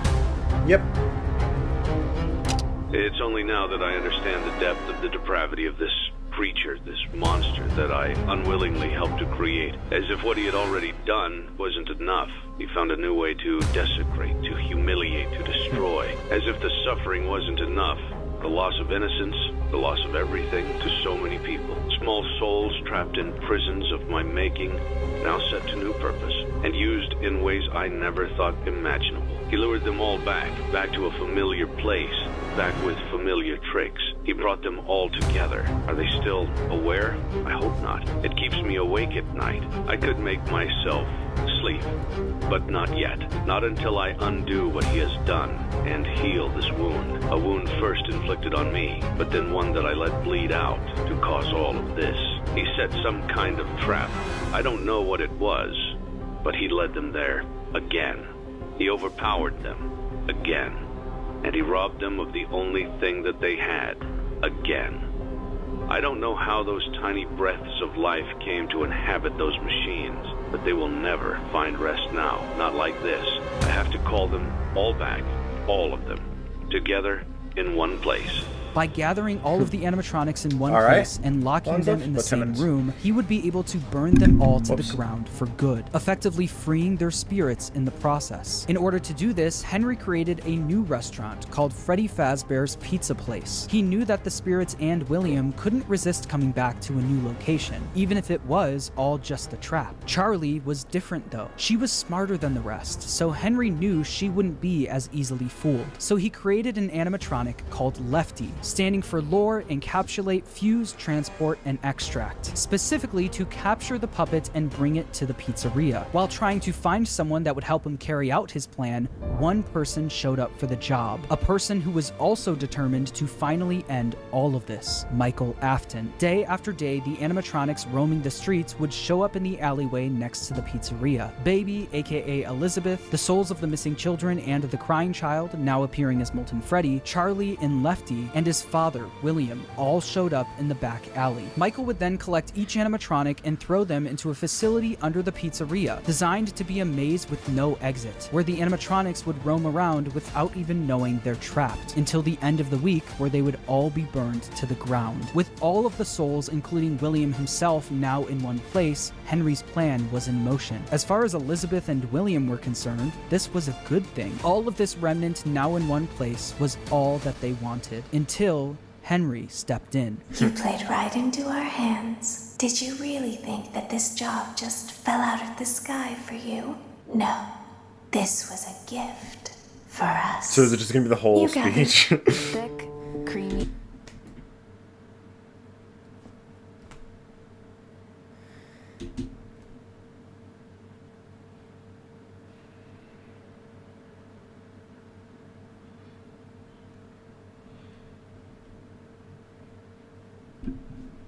Follow them all together in one place, just like he asked you to. All of those little souls in one place, just for us. A gift. Now we can do what we were created to do and be complete. I will make you proud, Daddy. Watch. Listen. And be full. Connection terminated. I'm sorry to interrupt you, Elizabeth, if you still even remember that name, but I'm afraid you've been misinformed. You are not here to receive a gift, nor have you been called here by the individual you assume, although you have indeed been called. You have all been called here, into a labyrinth of sounds and smells, misdirection and misfortune. A labyrinth with no exit, a maze with no prize. Just sit back and relax. You don't even realize that you are trapped. Your lust for blood has driven you in endless circles, chasing the cries of children in some unseen chamber, always seeming so near, yet somehow out of reach. But you will never find them. None of you will. This is where your story ends. And to you, my brave volunteer, who somehow found this job listing not intended for you. Although there was a way out planned for you, I have a feeling that's not what you want. I have a feeling that you are right where you want to be. I am remaining as well. I am nearby. This place will not be remembered, and the memory of everything that started this can finally begin to fade away, as the agony of every tragedy should. And to you monsters trapped in the corridors, be still, and give up your spirits. They don't belong to you. For most of you, I believe there is peace, and perhaps more, waiting for you after the smoke clears. Although for one of you, the darkest pit of hell has opened to swallow you whole. So don't keep the devil waiting, old friend. My daughter, if you can hear me, I knew you would return as well. It's in your nature to protect the innocent. Oh shit. I'm sorry that on that day, the day you were shut out and left to die, no one was there to lift you up into their arms, the way you lifted others into yours. And then, what became of you? I should have known you wouldn't be content to disappear. Not my daughter. I couldn't save you then, so let me save you now. It's time to rest, for you, and for those you have carried in your arms. This ends, for all of us, in communication. Henry putting fire to the animatronics may have freed the spirits from the metal of the robots, but some of them still needed help actually moving on into the afterlife. This help would come from Charlie. She helped guide the spirits into the robots. Now she would help them move on. In the world of Five Nights at Freddy's, the way a spirit can move on is by them being put into a happy memory. The memory Charlie chose actually comes from the crying child and the day he got bit. Piece by piece, Charlie put that terrible, shattered memory back together. But this time, she would change it into a happy memory. Instead of the crying child getting bit on his birthday, Charlie changed it so that all of the missing kids and Charlie would celebrate him, giving him a giant birthday cake. By changing that terrible memory into a happy one and attaching all of the spirits to it, they were able to successfully pass into the afterlife. Yay.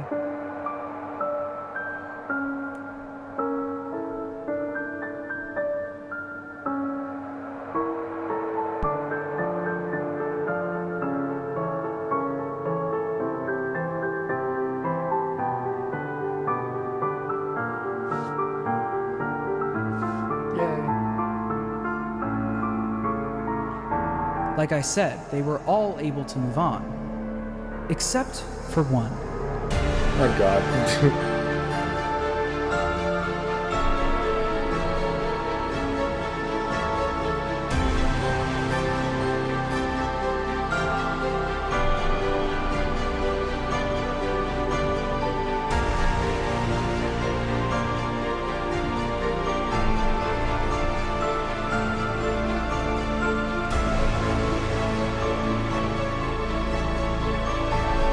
I mean, I agree. That Cassidy didn't move on, but I think for different reasons.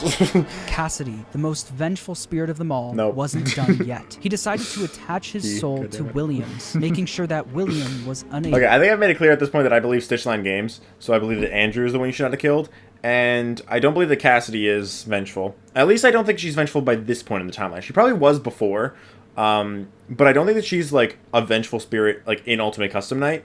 I think that Andrew is, and Cassidy is just basically trying to get Andrew to stop torturing Afton. And she ends up not being able to, because he just doesn't give up. And so Old Maid Consequences approaches her, and he's just like, yo, bro's not giving up. You should just rest your own soul and move on. Let him torture Afton. You just rest, right? And then she does end up leaving Ultimate Custom Night, but I don't think that she actually ended up resting, because I think she's probably still around in Security Breach if she is to be the princess from Princess Quest. If she's not, then sure, she could have moved on. If not, then yeah. Impulse, when did you become Stitchline Games? Like 2 years ago. But yeah, that's my personal opinion on that. To move on. So yeah, I believe Andrew is the one you tried to kill. He was able to trap Afton in an endless loop of death. He made Afton relive every one of his terrible misdeeds. The fear experiments, his underground bunker, and the pizzeria where Cassidy was killed. Afton experienced all of this while being attacked and killed over and over again by all of the animatronics from his past. Every time an animatronic would attack him, Cassidy would be there, reminding him that the suffering will never end. We've only just begun. I will never let you leave. I will never let you rest. He tried to release you. He tried to release us, but I'm not gonna let that happen. I will hold you here. I will keep you here, no matter how many times they burn us. Cassidy knew that Afton didn't deserve the afterlife. He deserved to pay for what he's done for all of eternity.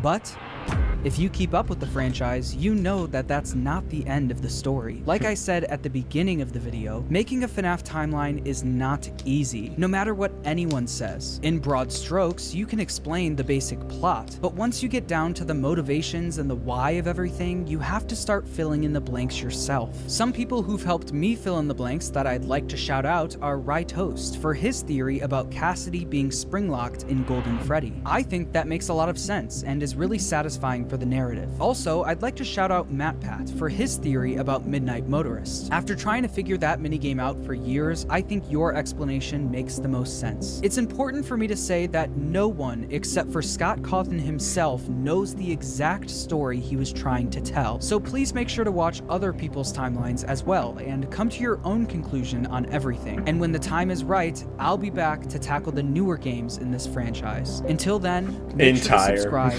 and thanks for watching. What are those glasses? They're 3D glasses.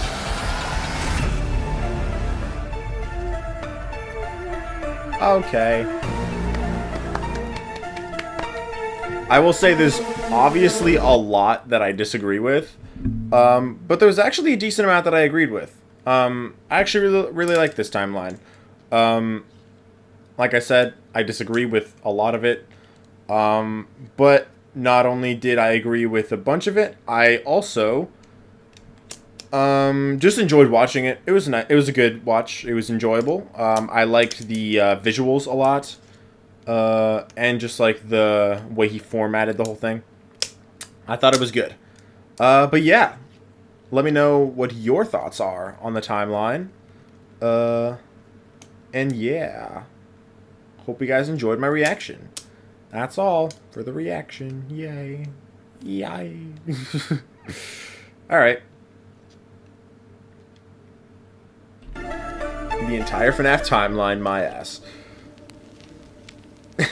I did enjoy it though. What are you doing in my space? I did really enjoy it. So, hey guys. Bye. Well, I'm not leaving, but if you're leaving, bye. Anyway. So when's the stream ending? In like 2.5 hours. I'm gonna play Into the Pit. Not the whole thing, but I'm gonna play it. Play Secret of the Mimic. Oh yes, because I can do that. Okay, go piss, Evan. If you insist.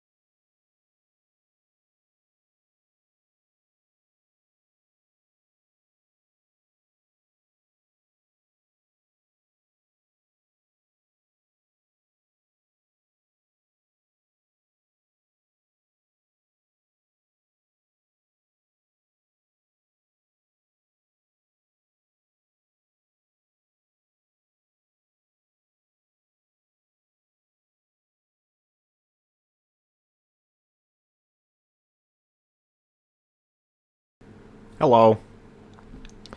I'm back. And you know what I should have done before I left? I should have put on music, because before I play Into the Pit, I'm gonna just chill again, talk to chat. So put that down there. Cool. So, what you guys talking about?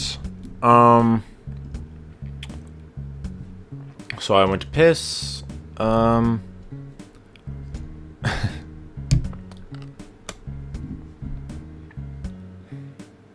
So, what are we talking about?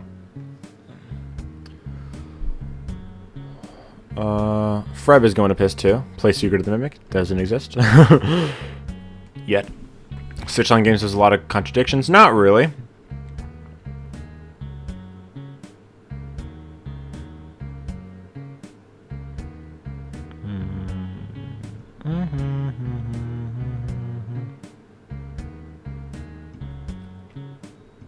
Playing FNaF World? Nice. Didn't even get to Tales Parallels yet. What are we talking about? I wonder if we'll get a Benny in the Ink Machine World? What, like FNaF World? The MCI in Phasma Frights is different than the one in the games. Not really. It's Into the Pit. It's like an alternate reality. It's not literal time travel, so not really. Funtime Freddy's President Count the Ways. It's not the same one. There can just be multiple, or it can just be Eleanor manifesting an agony creature, because Eleanor is behind the story. William has 2 arms in the Man Room 1280. Could just be Remnant regenerating it, or it could just be like the stump of his arm, like that goes like up to here. That could just have been considered his arm. And the timelines don't match up. They very well can. It just takes a lot of thinking that I am going to make multiple videos on. Fazgoo's canon? Yes, it is. He told me everything in the flesh aren't canon, or in Stitchline. He told me everything is, because it's connected with Into the Pit, and therefore Jump for Tickets probably is too. Or not Jump for Tickets, the Puppet Carver probably is too. In the flesh could be. It could be like part of the, it could be kind of like in the same realm as Prankster, in that like it's one of the development teams before the Help Wanted development team. Golden Andrew? Nah. In the flesh, he told me everything, and the Puppet Carver are canon. I agree. Frights being canon, Tails being canon. How about both? Okay. So, we are gonna play Into the Pit. Why the fuck did my heart just like start pumping really hard? Jesus. Am I dying? What's wrong with me?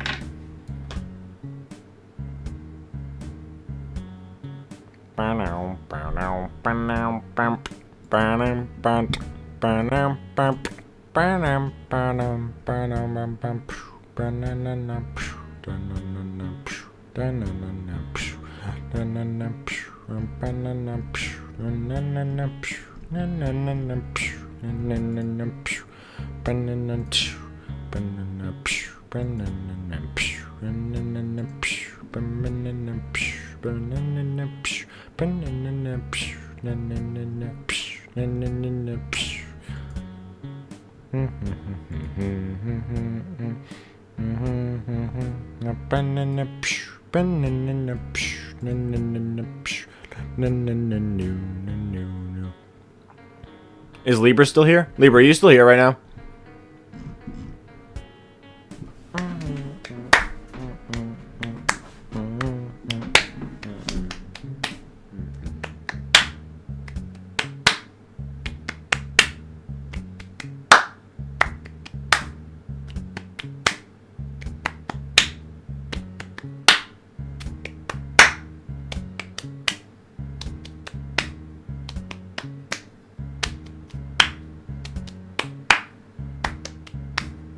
Okay. I'm gonna stop doing that. Put that there. I can open up Into the Pit now. I'm gonna go on over to live. I am going to switch over to game capture. Open up Into the Pit.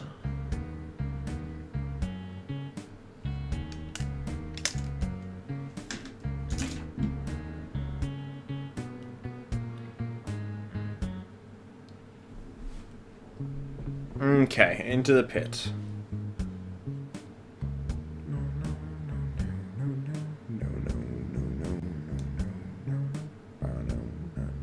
This game will not be safe for people with epilepsy or photosensitivity. If you experience dizziness, altered vision, eye or muscle twitches, loss of awareness, disorientation, any involved. Okay, never mind.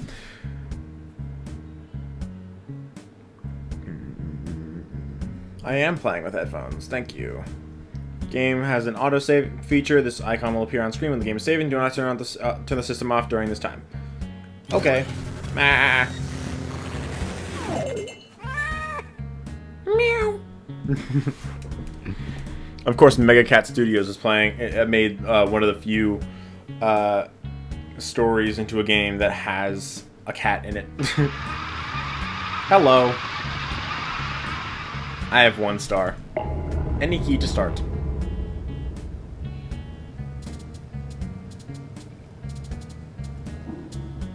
Huh.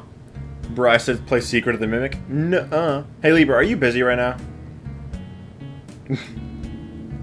Would you like to join me on stream for the next like 2 hours? If you're busy, it's fine, but just wondering if you're available.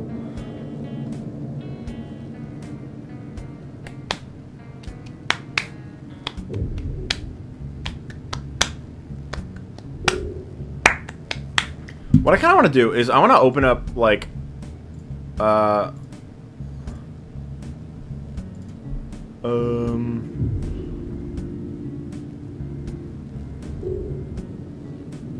I can close out of that. First blah, now Libra. Yes, yes, yes, you are correct. Okay, I want to look up into FNaF into the pit. Whoops, no. FNaF into the pit. Easter eggs. I want to find how to get the Easter eggs too. Guide, secrets, spoilers, and mysteries. Nope, that's somebody asking for them.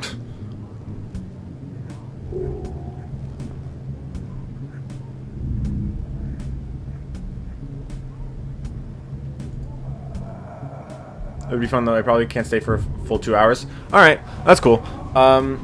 I'll start a Discord call with you right now then, and I'm gonna cut off my music.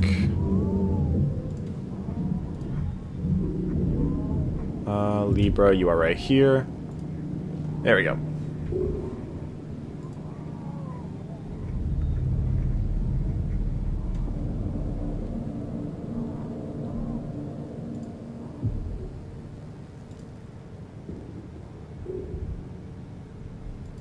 Hello? What's up? What's up? Yo, I'm on an Impulse 7 stream. This is cool. Hello.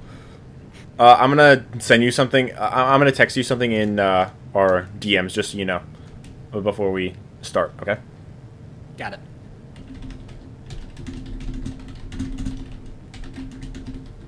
Hello, chat.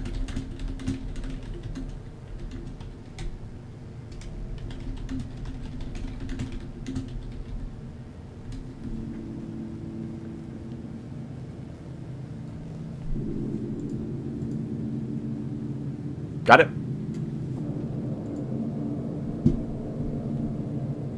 Oh, okay, got it. Yep, okay, cool. What is chat saying now? Let's see. Why do you suddenly believe in Stitchline? I've believed in Stitchline for like the past year. Okay, so like 2 years ago when the Mimic leaks came out, I started believing Stitchline games, but I believe that the Stitchline was after the Pizzaplex era, and then after that I realized that there was like a few things that like kind of didn't add up if that was the case. So I ended up switching over to Splitline games, and then like maybe I think it was around the time that Psychic did like some of those theory discussion streams. I think around then is when I started like transitioning over to Stitchline again. And then, like, recently I've been working on videos in the background about it and how I think it makes sense now. So yeah, that's why so now I believe it just because, like, I think it makes sense, and I think that some of, like, the evidence that I used to say made it not make sense. Like, I think it works a lot better than I gave it credit for, and, like, I think my evidence for it wasn't the best. My evidence against it, I mean. Right on.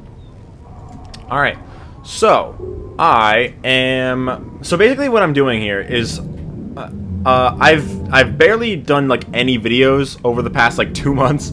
So... Yeah, I noticed. So I haven't, like, I think my last... Okay, what was my last theory video that I released? I think it was my Shatter Victim one. Hold on, let me check. Videos... Load faster, please. It was... Was it? I think it... Yeah. What? There was a week before video, too. I don't think that was a theory. Yeah, I mean, it was just, like, talking about all the stuff that I found in it. So, yeah, that was my last theory video, and it was over 2 months ago. I think almost 3 now. Hold on, when did this come out? Yeah, almost 3 months ago. So, I really gotta get back on track with videos. And so I decided to just... I was gonna do a stream today playing Resident Evil 3 Remake on the hardest difficulty, but I didn't think that I would have time to play through the whole thing.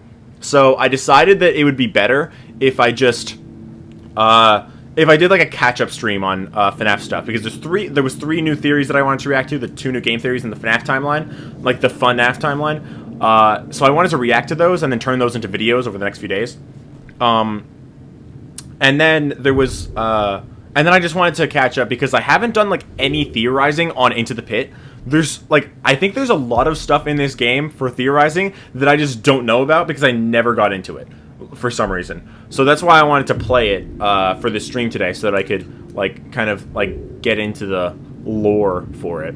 Have you ever finished the game by chance? I finished it once. As you can, oh yeah, I gotta share my screen. But I only have 1 star. I only beat it once. Basically, on the night of August 7th and the morning of August 8th, I was working on my FNaF timeline, my Choose Your Own Adventure one, which didn't even end up doing that well, but I was like up all night working on that. So I was completely dead when I played Into the Pit. I played through the game once, and I planned on doing so much more than that, and then I just didn't because I was so dead. I was a zombie. Yeah, I was like Michael. I was like one of the enemies that I was probably going to fight in Resident Evil 3 if I had played that today instead. Yeah. But yeah, I thought someone was fishy when we were streaming and it wasn't Resident Evil. Yeah, but yeah, because I was so dead, I didn't have time to go back through the game and do like investigations into the lore. So because I didn't do it the day that it came out, for some reason I just never ended up doing it after that. So what I wanted to do now was play through the full game. I'm not going to play through the full game in just this stream because I don't have enough time for that, but I just wanted to... I'm probably going to do another stream continuing playing through the game, and just like I'm basically just trying to find all the secrets and do everything that I can, if that makes sense. So, yeah, that's what we're doing. So, I think, if I continue, where does it bring me? Okay, so I'm on night 5, creepy, the new game. Let's do this. Let's just... keep it like that. Okay, so there's creepy, frightening, terrifying, and nightmare. Do you know how these work? Like, I know nightmare unlocks a secret ending. Do all of them have their own individual... Do all of them unlock their own individual endings? Do you know? I didn't even know Nightmare did that. Somebody told me in chat earlier. The only thing I do know is Nightmare, if you die, you don't get to continue. You're just done. Yeah, you die, you lose the entire game. Like Minecraft Hardcore mode. Yeah. You won't come back. So, like, I guess saying you won't come back is literal. Like, if you die, you're not going back to where you were. You gotta restart. Pretty much. And then, other than that, I think it's just difficulty level. Each one is a little more harder than the other. Yeah, I think I'll do Terrifying, just because I don't want to, like, have to restart the entire thing. Eventually, I think I'll do just... I think, like I said, I want to do... I want to play through the full game. I want to get, like... I want to try to get all the endings, if I can, over time. I don't know how long that'll take me, but over time I want to. So... I did not know Nightmare gave you an ending. Apparently. That's what somebody said in chat. And maybe they were wrong, but that's what I heard. But yeah, maybe I'll just do all of the different difficulties at some point.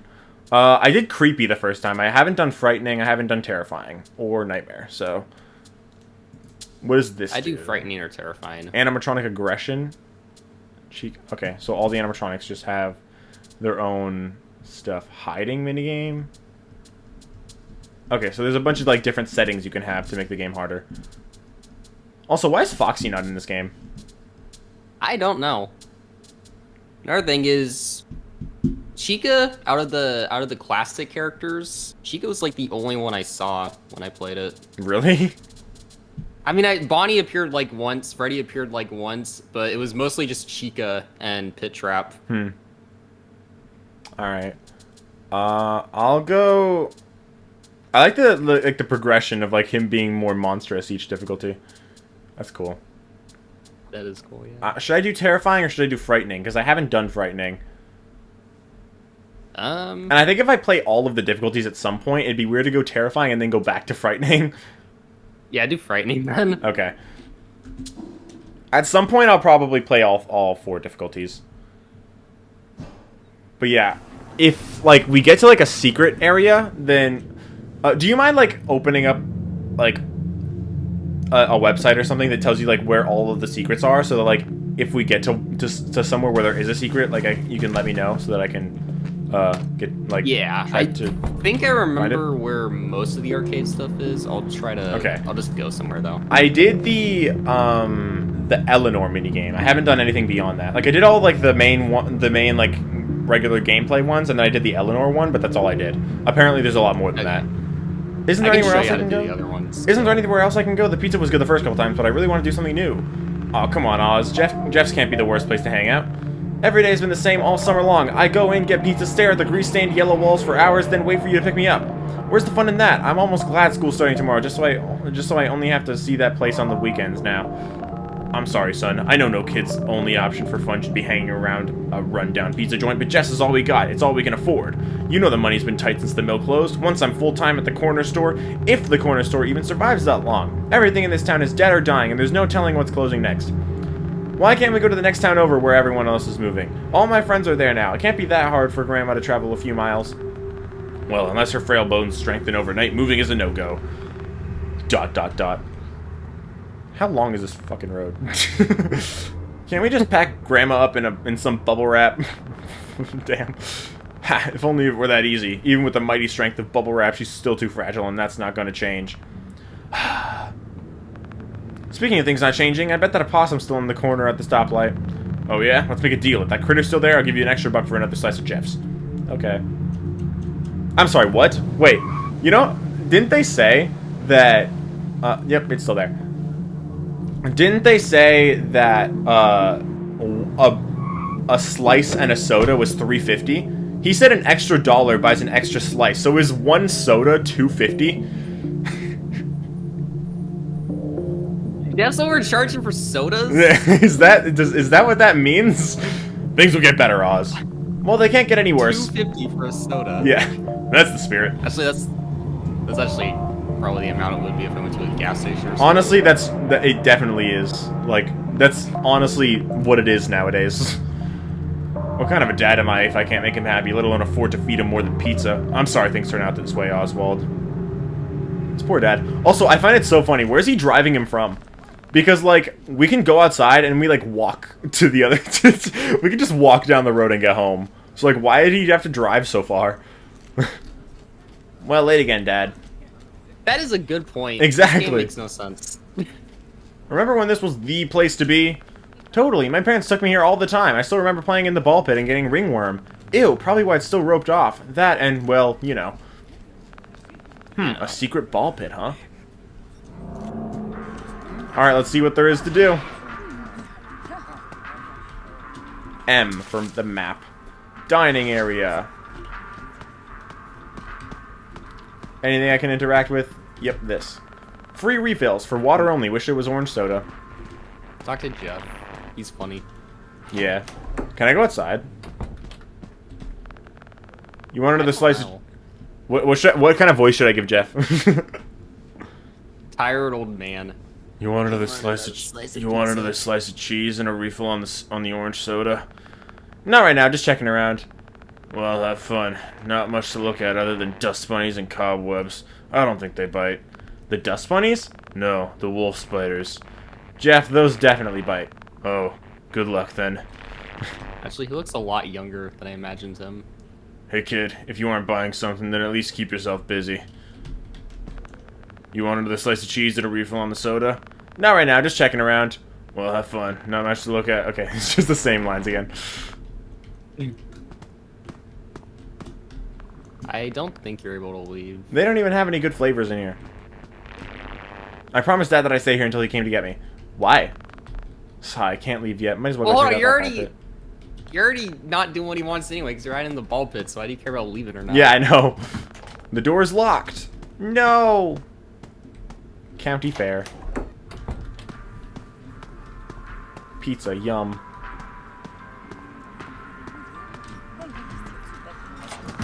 This door is locked!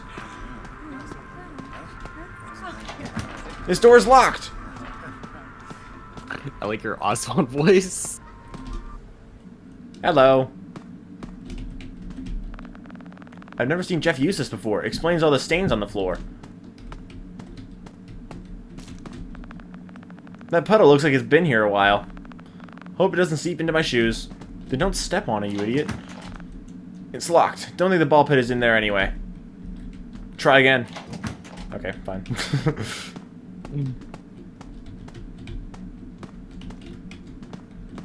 Do you know any of the endings? I don't know what the stage is for. There's never any bands here. I think I got the one where Oswald, I got the one where you leave, and I got the one, I think, where Oswald is, like, kidnapped by the yellow rabbit. I think that's what I got. Hey, it does exist. It looks kind of gross. Whoa, Fred boy, what the frick? Oswald's father is such a what? That was loud. I spoke very loudly there. It looks kind of gross, but I wonder what Dad would do if I hid and went missing for a while. Maybe teach him a lesson not to leave me at such a creepy place all day. What a dick. It looks like something got painted over here. I wonder what it is. I wonder. Hello, Spider. Draw the FNaF 1 characters. Here's hoping I don't get pink eye. I'm assuming no secrets yet, right? No. At this part of the game, there's nothing that I don't think you can really find. Okay. What the? I love how all the kids are just the same. That's what's going to the movies later. Wicked, what are you seeing? I don't know, something about busting ghosts. Can't remember the title. Oh, I saw that one last week. Don't get slimed. What? Don't get what? Hey, no big kids allowed in the ball pit. Oh wow, we're a big kid. These characters look like the ones I draw. I can't speak. Hey, this place is the best. I want to stay here forever. I don't think you do, buddy. Hey guys, Bonnie's the best. Do you think he takes requests? A brown bear, a blue rabbit, and some kind of bird girl. Creepy, but everyone seems to like them. Oh, they play an announcement sometimes here where they talk about, like, don't put anyone's head into their mouth again. Really? Yeah. Like audibly, or like if you just check here? Yeah, audibly. Oh. I don't know if they play it, like, right when you get out of the ball pit or when you enter this room, but I remember I've heard it a few times while playing. Do you have to be close to them, or can you just hear it? I think you have to be close to the stage to hear it well. I heard there's a new game in the arcade. We should check it out. I bet it's rad. I bet I can land the highest score before anyone else can. You're a kid. I love your 10 out of 10 voice acting. My nerd voices. 25 cents for candy? I can eat candy for the rest of my life. Mom wouldn't like that, though. This door is locked. I need more tokens. I think I lost mine in the ball pit. Hey, there's Mike and Chip. Hey, guys. Yo, dude, rad clothes. I haven't seen a getup like that before. Thank you. I like your Future of the Flashback shirt. Future of the Flashback shirt. That's my favorite old movie. Old? What are you talking about? That movie came out like 3 weeks ago. Chill out, he's just messing around. I'm Mike, and that's Chip. You got a name, kid? I'm Oswald. Oswald, like the wizard. The Wizard? Of Oz, of course. Oh, yeah, I saw that one once. My parents call me Oz. Guess that's where they got the name from. How come we've never seen you around, Oz? That's a good question. Ha, you're a funny guy. It's okay to be the new kid in town, Oz. The new mill is bringing a lot of newbies like you into town. New? Brand new steel mill. My dad works there. Mike's dad does too. Heck, I bet that's where your dad got a job. What? But, Chip, dude, you're stressing the newbie out. Let him have some fun while he settles in. You want to play pizza roller with us, Oz? That sounds fun, but I don't think I'm supposed to be here. Well, where else would you be? Hello. Come on, man. I want to talk Back about. to the Future didn't come out. Inconsistency. Come on, man. I want to talk about more movies with you. It's settled then. Follow us to the arcade. You know, this is like, he did say that school like just started. So if this takes place in August, which it doesn't, I would say if it takes place in August, but it takes place in June. I do wonder, like, if that's like meant to just be a reference to the fact that it's like quote unquote time travel, or if it's just like an actual mistake. I don't know what's going on, but it couldn't hurt to hang around for a while. Beats hiding in that gross ball pit, and who knows when Dad will show up anyway. Can I go in here? I think all of this is taking place in the ball pit, personally. Pizza. You mean like the entire game? Yeah, the entire game. Like even when he's in the present? Yeah. You know about loop theory? Yep. You know what's funny? I created my own loop theory before I even found out that other people were creating loop theories. Oh, really? Yeah. Like when I read Return to the Pit, I did. And I'm going to do a video on it at some point, too. Probably not for a little while, though, because I have a few other videos to get done before that. Anyway, rules for safety. Don't run. Don't yell. There's no way kids actually followed these rules here. What are the rules? It's they follow rule 4. Don't run, don't yell, don't scream, don't poop on floor, don't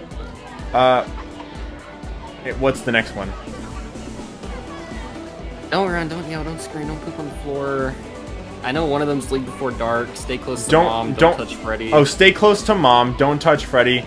Don't hit leave before dark. That's what it is. Yeah. Yeah, that's it. I just looked it up. Pizza aficionado. Oh man, this is some good za. What is that? That sounds like weed. This is some good zaza. Pizza snob. Is that kid eating macaroni and ketchup pizza? Yuck.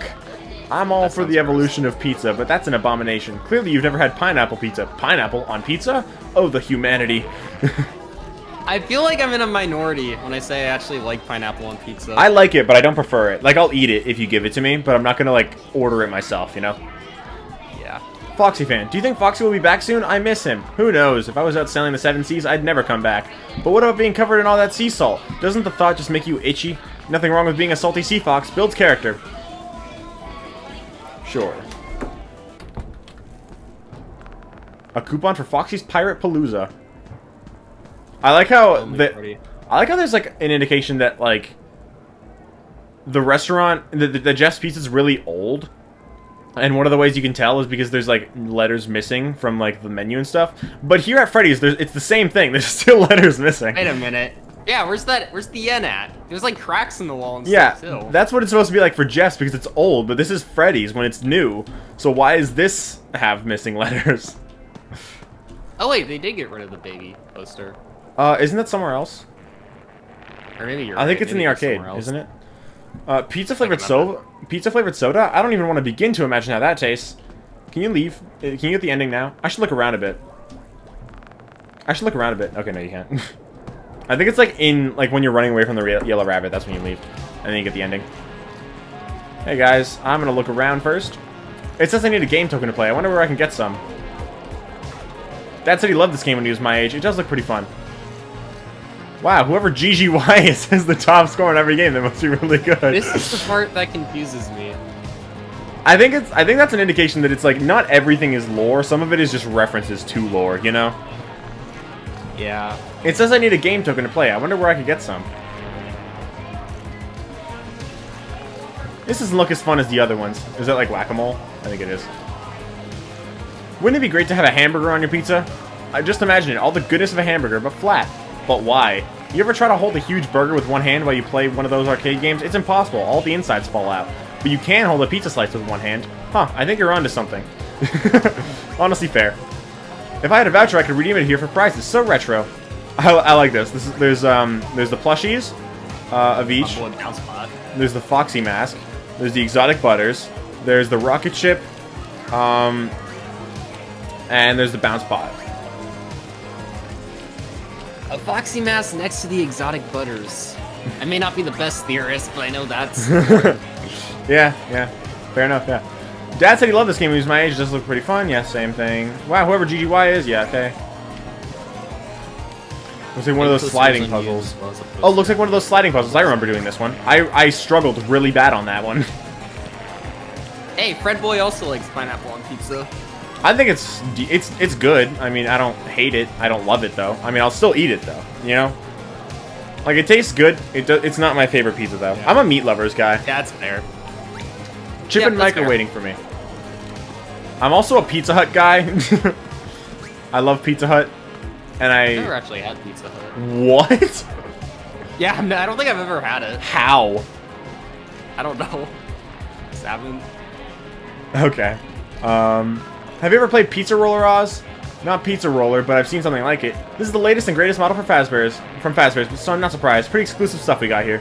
What's Fazbear's? Ha! A kid who doesn't know about Fazbear's? You're a racket, dude. You're literally in it. Here, grab a ball and we'll show you how to play. You go up against me first. I'll go easy on you, maybe. Welcome to Freddy Fazbear's Pizza when you walked in. Yeah, I know. Okay. So the goal is to score as many points as possible by rolling the balls into the bullseye rings. There's a ramp on the end that's going to send your ball flying, so you really got to control your speed. Check this out. Show off. Give it a try, Oz. Oops, my bad. Oh. I did not. I didn't even get 10. I did not realize what that was. Bummer. My turn. Wow, you're pretty good at this, Mike. Mike's the best pizza roller player in town. He's almost too good, if you ask me. It's not like I try to be. I've just been stuck here all summer while my parents work. But I'll get rusty once we all go back to school. Yay! I really like this music. Here I go. Damn it. School? Do you go to Westbrook too? Well, duh. Westbrook is the only school around here. Yay! Alright, let's go. And here we're gonna have a new teacher this year. I think her name is Miss Meacham. Last ball, Oz. Make it a good roll.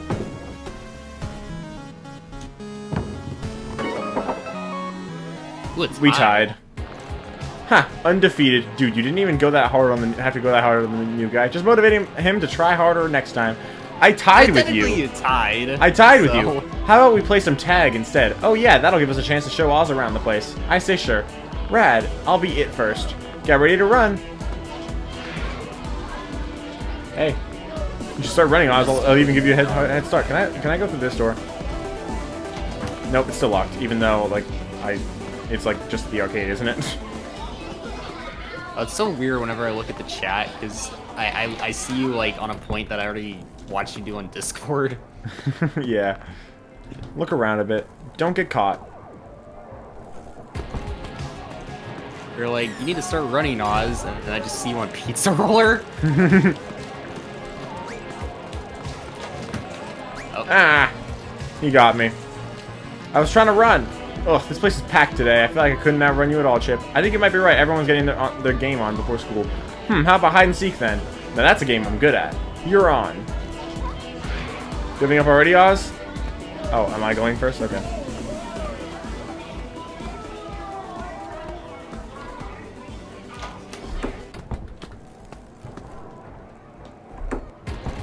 Wait, can I leave now? Look around a bit. No, I wanted to see if like I could hide outside and then just disappear.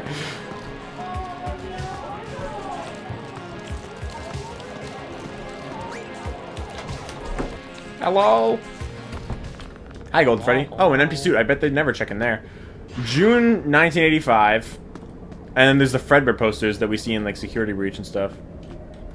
I can go out that door. Something is blocking it. Okay, I think that's the kitchen, right? Isn't it? Can I go out here? This door is locked. June 1985? This really is just like that movie. I hear footsteps. Better hide.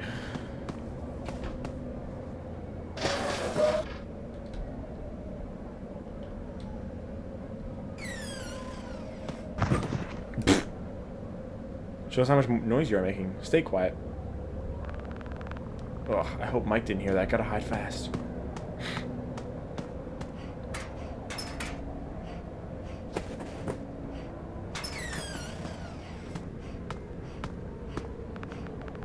Ha, nice try, but I can hear you, Chip. Whatever. Did you find Oz yet? Not yet. He's quiet, unlike you. Well, maybe I'll find him first. And they just don't think about the suit. Hey, they'll never find me. I like how we're just able to come in here, even though the Springlock suits are just like decommissioned. Golden Freddy's just still around in here. No one ever people just find checks the here. suits. Yep. Kids don't check the suits. Cops don't check the suits.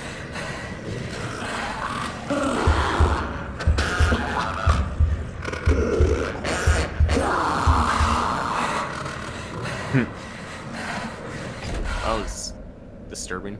Yep. His breathing is like really disturbing. What on earth was that thing? Glad it didn't see me. Probably not supposed to be back here. What's going on?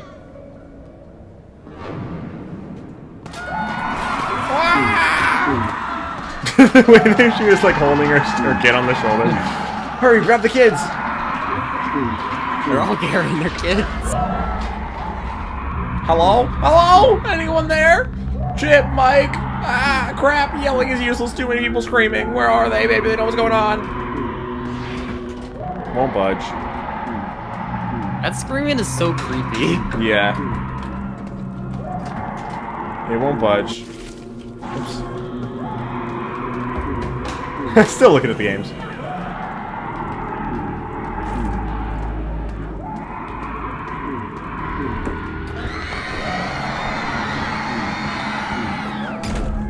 What if I leave too? Should I just leave? And you got an ending. Freddy's Pizza. Why does it say Freddy's Pizza and not Freddy Fazbear's Pizza? Where do I go? What do I do? Continuity error. Yep. Not in the game. Into the pit. I won! I beat the game! Alright, let's end the stream now. Well, Hell yeah. Thank you all for watching.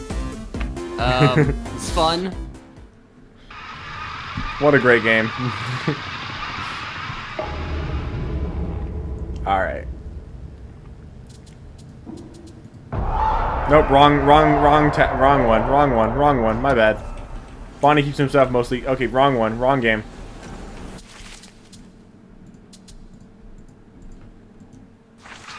Okay. I clicked on the wrong, save. Continue, frightening. Still in the prologue.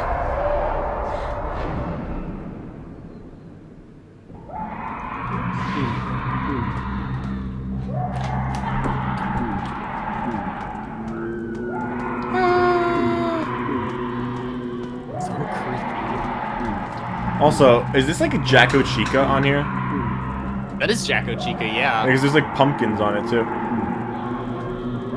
What else is on here? What is this one? Helpy. Helpless? No. Hercules. What? What is that? That's not Hercules. Helpules. I can't tell what that says. Helpules. That's actually what it says. Really? Yeah. Helpules. I guess that's Helpy on there then? I'll leave the surprise for when you play it. Okay. I think I might have played it already, but I don't remember. Because I've played a lot of... I've played a bunch of the arcade machines, but I didn't play, like...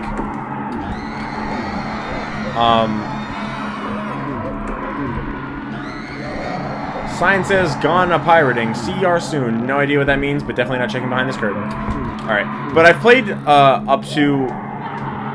the... Eleanor minigame. I haven't played anything beyond that. Got it. Hello?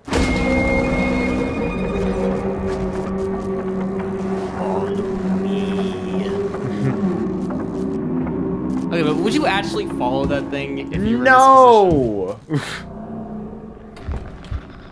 Is it asking me to follow? Maybe it has Chip and Mike. Hey, it's a Celebrate poster. Okay, I'm gonna leave again. Damn it! No, I don't. I don't need to follow that thing. No, you don't. Why do you want to follow it? Also, I can't run. I can only walk. Is Oswald, like, stupid or something? I need to follow that thing. Paper Pals. Wait, what? What did I just do? Wait, what? I tapped a Paper Pal, and it just, like, another one just spawned. Oh, wait, what? Hold on. What? Hold on. Hold up. I need to go back. I need to go back to my save. Hopefully it didn't auto-save, because I need to see what that was. Also, I want to see if I can go anywhere else. I just looked back. It looks like you placed one. Is this, after? Okay, yeah, it is. But look. I just put another one there. Yeah. With the Oswald paper pal? I don't know. That's weird. Why are there 4 now, then? Huh. Well, there's the Celebrate poster. There's Toy Bonnie there. No way someone ate 2 pieces while running out of here. Creepy. You ever hear the theory that the Mimic was made to explain a paper pal? I did, yeah. That was the game theory, right? Yeah. Yeah. Freddy's Michael Jordan, of course. I need to follow that thing. No, you don't, Oswald! Yeah, is he dumb? Hello?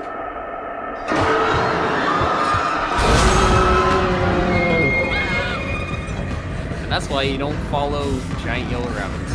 Yeah, you idiot.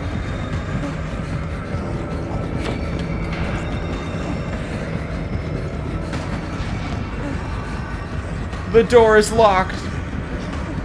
Ooh, okay, cool thing. I know you're running, so you can't really look at it, but you saw the animatronics, right? Yeah. That's a Silver Eyes reference. Them going crazy on the stage. Oh, yeah, it is. Hey, guys. There he is. Oswald, what were you thinking hiding in that nasty old thing? Didn't you hear me calling you? Ah! Dad, no!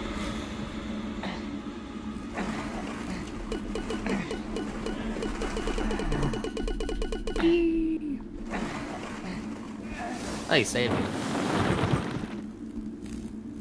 I did? And he's right there, isn't he? Sure. Dad, are you okay?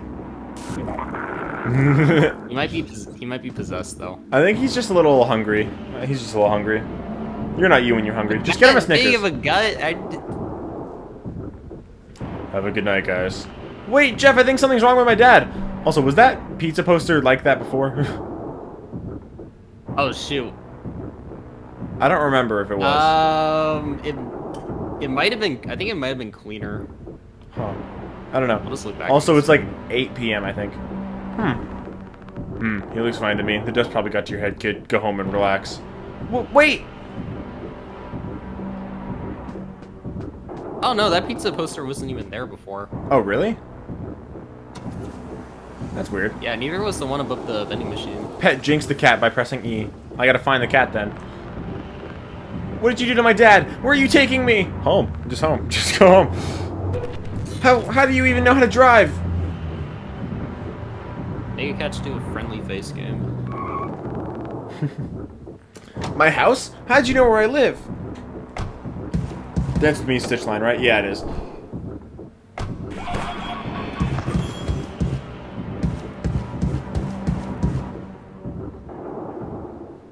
Don't try to run away from him or he will hit you with this car. As he does in Return to the Pit like 3 times. He turns you into another dead kid. Yeah, that was such stupid writing. I'll just be going to my room for the night now, okay? What's happening? What should I do? Oh, I'll call Mom. Maybe she'll know what to do. Dad There are always... other numbers you can call. Yeah, I know there's some. Dad always leaves his cell phone at home. I bet it's in his room. Okay, so let's look around here for a little bit. So we can hide under the bed. There's a Godzilla poster. There's the robot and the caterpillar from FNaF 4 for some reason.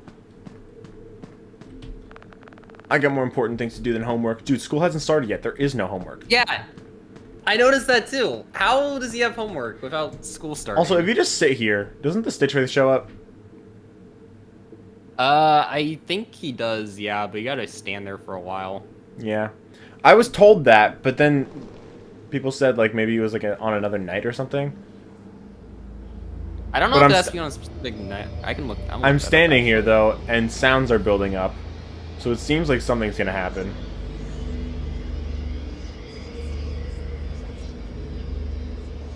Let's see. Do I need to, like, press an action button or something, or do I just need to stand here? Just stand there. Did you get this Easter egg, or? I've never got it. No? Hold on, I'm looking up to see if you have to do it on a specific night, or if it just whenever. You can also see, like, Oh, no, Cyrus Squawks got it on this night, so... Oh, okay. You can also see on the right, you can see his drawings of Freddy, Chica, and Bonnie. None of Foxy, though. Yeah. Looks like the yellow rabbit's there, too. Yeah, he is.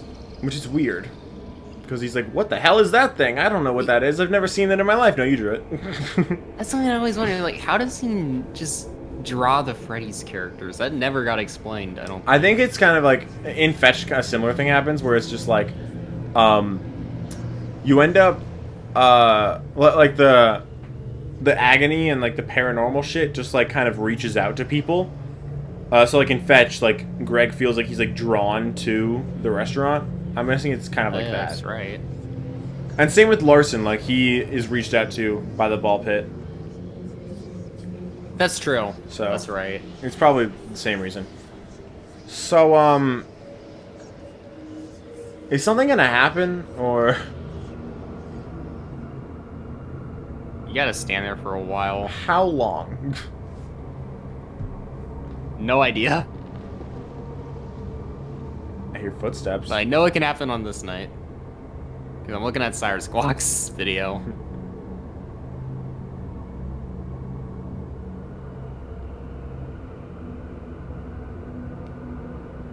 Stands idle in the bedroom for 10 minutes? Do you want to do that? Well, we got nothing better to do, I guess. So in the meantime, what do you want to talk about? I have no idea. I have a little mini thing of Nutella. Cool, I guess. Yeah, I was given this by one of my friend's sisters. So, do you want to call all the different... Have you called all the different numbers in this game? I've called a few. Some people like told me which ones to call. But I don't think all of them. I kind of just want to lick all this Nutella. Do it.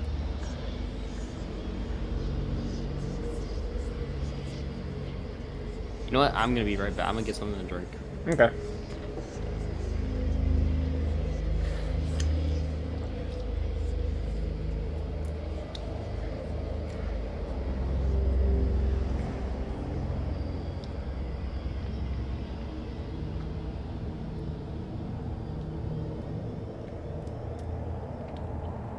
Good ass Nutella. Fucking love Nutella.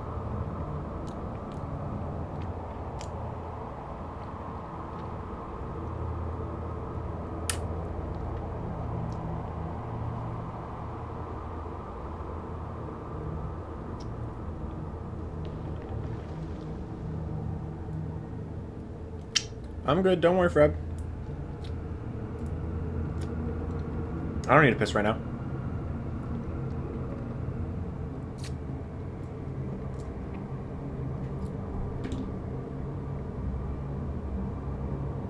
Hey, still not here? Nope. It's not been 10 minutes. Dang. I was hoping like I'd get like a Gatorade and they just magically show up. What kind of Gatorade? Red. Fruit punch. You should look at stream and see what I'm doing right now to this Nutella.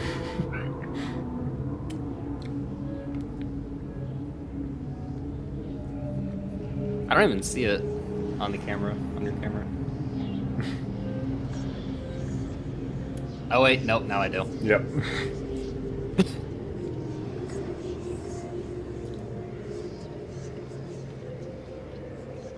Someone in chat said discuss FNaF 2 movie. Mm-hmm. Are you in the movie? No. Yes, you Why would are. I be in the movie? I think there's gonna be a scene where you're just in it. I'm just there for some reason. That would be fun. I think you're gonna be the one who saves the day. You're gonna be the opening death. I'm just like sitting there next to my friends, and I'm like, "Hey guys, let's go see the movie." We go in. I'm sitting there next to my friends. All of a sudden, I just pop up on screen, and they're just like, "What the fuck?" That'd be so funny. Maybe one day. The youngest protagonist is Susie, or if you count Samantha, her sister, then... Is Susie the youngest Frights protagonist? I don't know. How old was she? Like 7, I think, right? I don't think she was 6. Yeah. I think she was 7. I think she was 6 when she died, and 7 when, like, during the story. Because it was a year later. Favorite moment in the FNAF 2 film is when Evan shows up and says, "I have an impulse."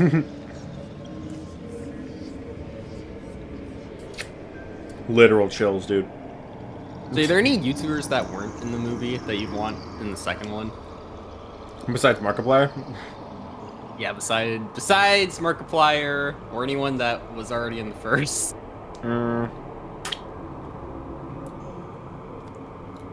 I don't know. Jacksepticeye? I don't know. He's not really that associated with FNAF. Like, he's played it and that's it. He didn't even like the first movie. Yeah, I actually watched his whole video on that, or his whole podcast, or whatever it was. After all the... DanTDM. DanTDM? That would be fun, yeah. I love DanTDM. Same. What were you gonna say? What was I gonna say? You're like after something. Oh. Now that the movie's been out for like over a year, have your opinions changed on it at all? I mean, I don't know. I actually really like how it turned out, personally. Mm-hmm. I still like it too. Not as much. I do think. As I do think some things could have been done differently, Mhm. but for the most part, I think it was pretty decent. Yeah. I agree. I really did like the movie, but I think after like the hype has died down now, I think I just enjoy the movie less. Like, it's not as like fun to watch. Like, it's fun to watch. It's not as fun to watch as it was originally. So, when I first watched it, I was like, best movie ever, favorite movie of all time. And then like a few weeks later, I was like, nah, it's not that good. Like, it was still good, but like it went down quite a bit. Yeah, something for me is I kind of ruin it for myself because I've watched it way too many times now. I've watched it only 3 times, and I think the last time I watched it was over like, actually, like 14 months ago, maybe 14, 15, maybe 16. So you watched it an actually reasonable amount of times. I did not do that. I watched it 3 times, but all 3 were like within like the first week of it coming out, I think. Like, there was one point where I was literally watching it like twice a freaking day. Okay, he has to be showing up soon. There's no way he doesn't. Yeah, where is he? What else are people saying? Where are you at, Jake? Megacat really said, "You stand there and wait for that cool shit." Dad usually leaves his phone in his room. Okay. Oh yeah, FNAF would be a good... Do I press E, or will that ruin things? I have no clue. I'll press it, I guess. That would be some BS if it did. If he doesn't show up in the next like 3 minutes, I'm giving up.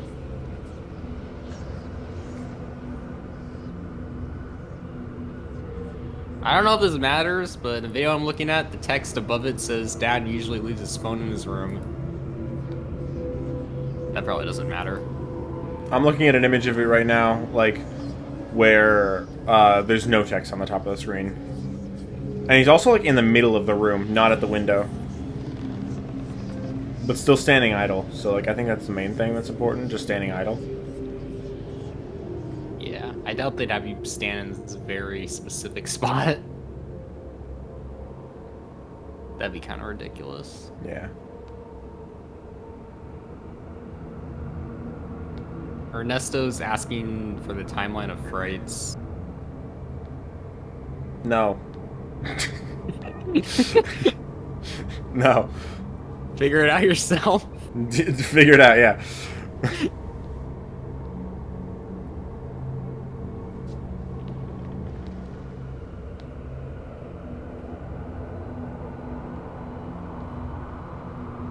Jake, where are you?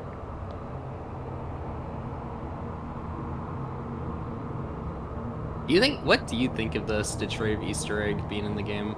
I think it definitely means that the Stitch Wraith exists by the time of Into the Pit, but at the same time, at what point? Because if Into the Pit is in a loop, then how long is the loop going for? And did the Stitch Wraith exist when the loop started, or only like a certain amount of time through it? Yeah, see, the weird part is, I could be remembering wrong, but wasn't Jeff's closed during one of the stingers? Oh, yeah, it was. Also, it's been more than 10 minutes now. Bruh. There's nothing here. I'm moving. Imagine he just appears. It's gonna be like that meme with the guy in the diamonds. Fan. Won't need this fan now that summer's over. I know you're there! He's not. The guy in the diamonds! No! We're outside now. This looks like it makes a lot of noise.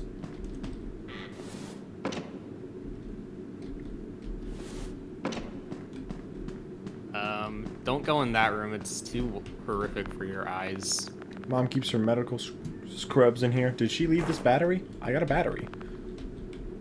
What's in this room? It's too inappropriate. Master bedroom. Oh god.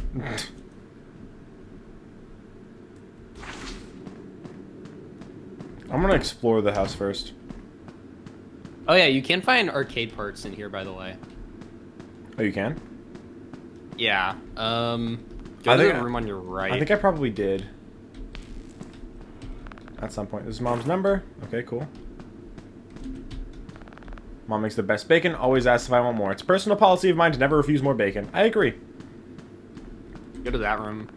Oh, battery. Hope it still has juice. Nice. First I want to just make sure I didn't miss anything. I think I can run right now because I think he's asleep and he doesn't wake up until you get the phone, I think. Yeah, I don't think he's gonna chase you for a while. Looks like he makes a lot of noise. In here, I'm pretty sure. A battery. Dusty old boxes have been down here for as long as I remember. Thought of that rabbit holding a screwdriver, or a hammer, or a knife. Too scary to think about. Rope. Weight resistance mechanism. Hide in the chest. And I believe there's one in the attic as well. Probably. Also, do you have rats in your house?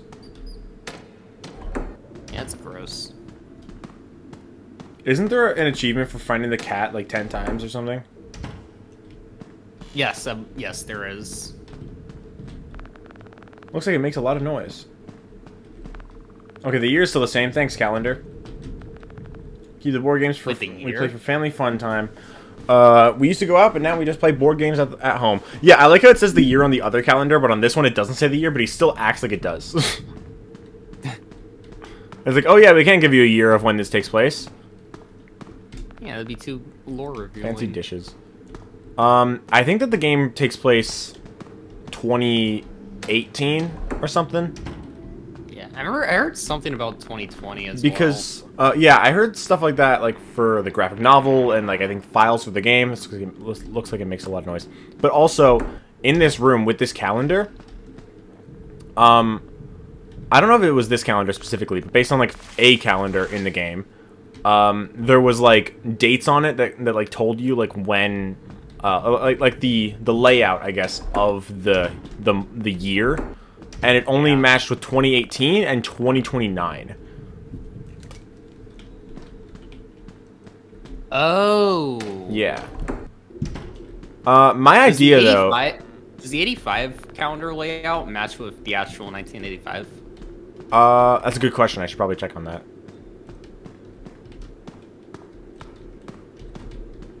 Are you able to leave? I don't want Mom coming home to that thing alone. Picture of Grandma on the shelf. She still lives nearby. So no, you cannot leave. Go in the attic. I'm pretty sure. So many numbers. This must be a phone book. Oh, interesting. There's a phone book. Can I see what's in the phone book? Literally, go back. Yeah, I know. I'm just checking, make sure there's nothing there. Wait, that's a good question. If that thing stood here, would it be a rabbit in the reflection or my dad? Be Eleanor. What the frick?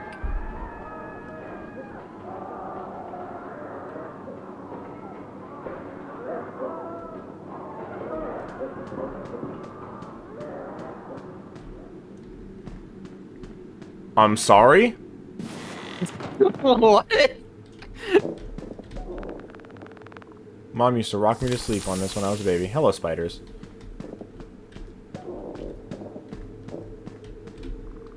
Looks like there's a battery that got left inside. Might as well take it with me. I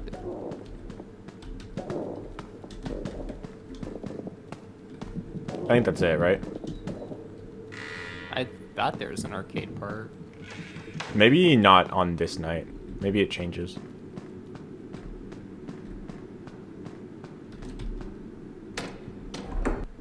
Never mind, I guess. My apologies. Okay, so what the fuck is that? Hello.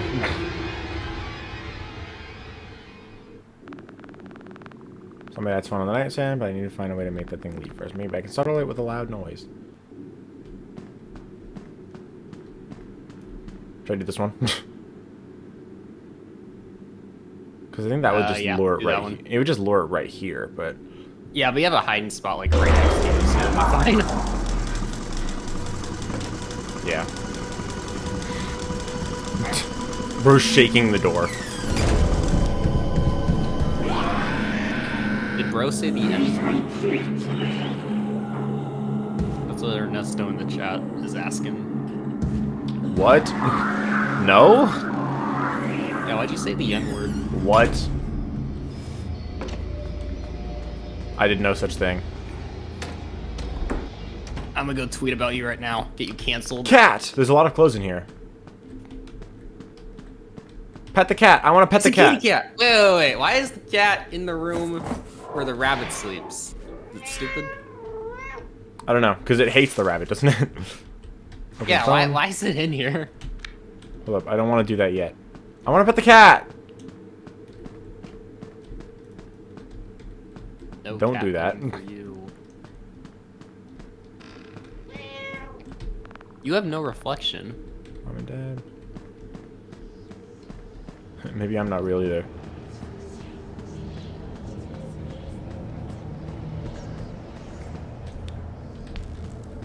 It's more proof you're a ghost. Dad's underwear. I'm joking.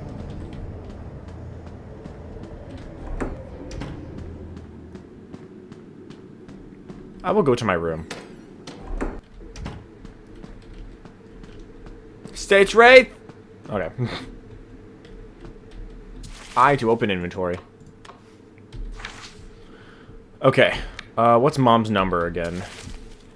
555-5683. 555-5683.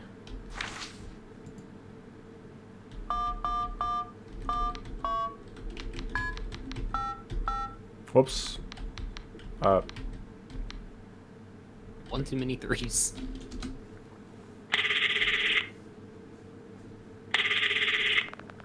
Hello?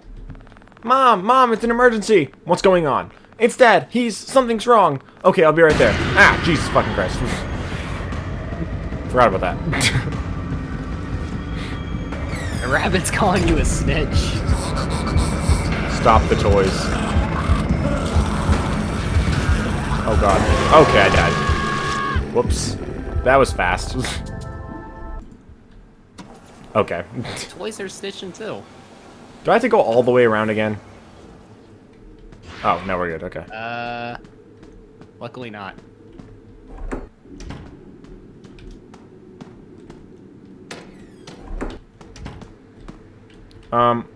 Let's go. Do we want to try the other numbers first? Sure. Do 7774648.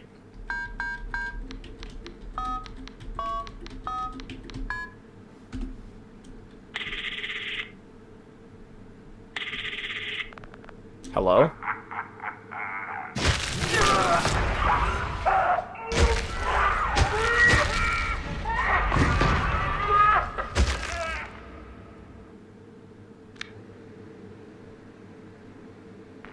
Yeah.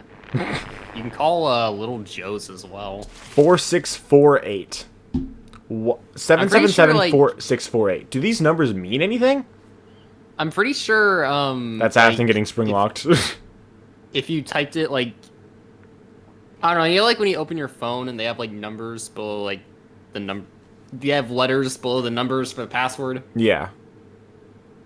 I'm pretty sure like the letters under those numbers spell Springtrap or something. Do they? I don't know if I'm explaining that well. So like,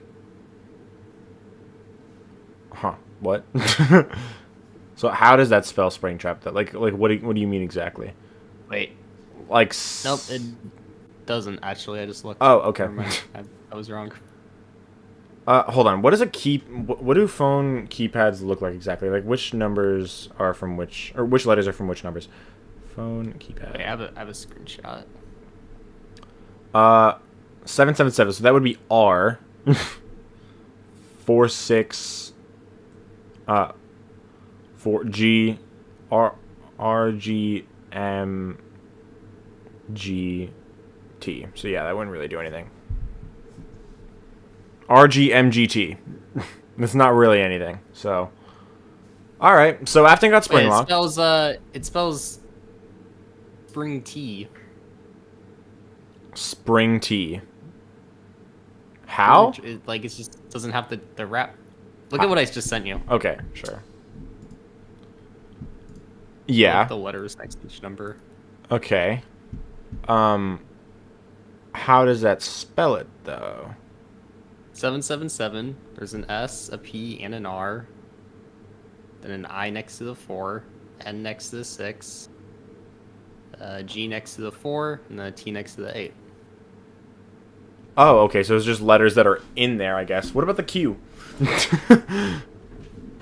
Are we just ignoring the Q? Irrelevant. Okay. Irrelevant. Okay. Sure. What else would there be? What other numbers are there? Pretty sure there's one for Mangle as well. Mangle? I think I actually have open like a page that tells you what all the numbers are. Oh, yep, one of them is Mangle. 777-486. Okay, so we have 6, 2, 6, 4, 5, 3. Is that it? Seems too short to be a phone number, but okay.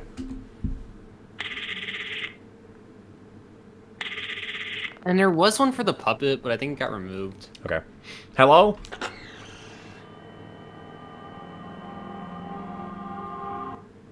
Oh, okay. That was it. That was kind of boring. You can call your teacher if you want. Yeah. Let's see, there's 911, your teacher. Hold on. You can call Jeff's quite a few times. I'm just going to do all the ones that are on here.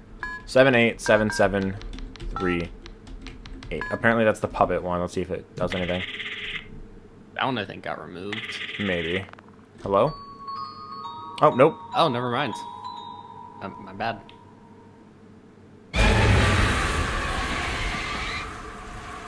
Hello?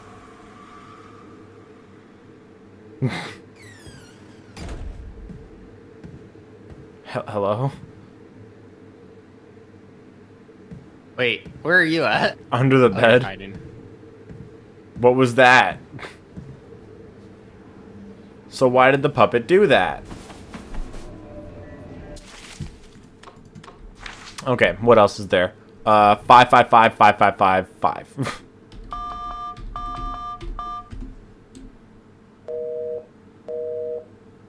Nope, nothing. Was that the right amount of fives? 1, 2, 3, 4, 5, 6, 7. Should be. 180 Try this again. Nope. Okay. I'm just going in order right now. 555 2277. Mechanic. Little Joe's Mechanics. How can I help you? Do you know anything about animatronics? You got the wrong number, kid. Oh, okay. All right. Ah, whoops. Hit my mic.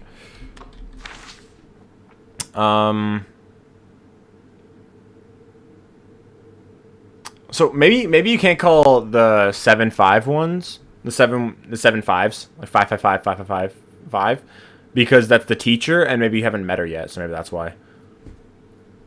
Yeah, just look at it. It looks like it is 7 5s. Is that how many you did? Yeah. Mechanic, we just did. Plumber, 555 5325.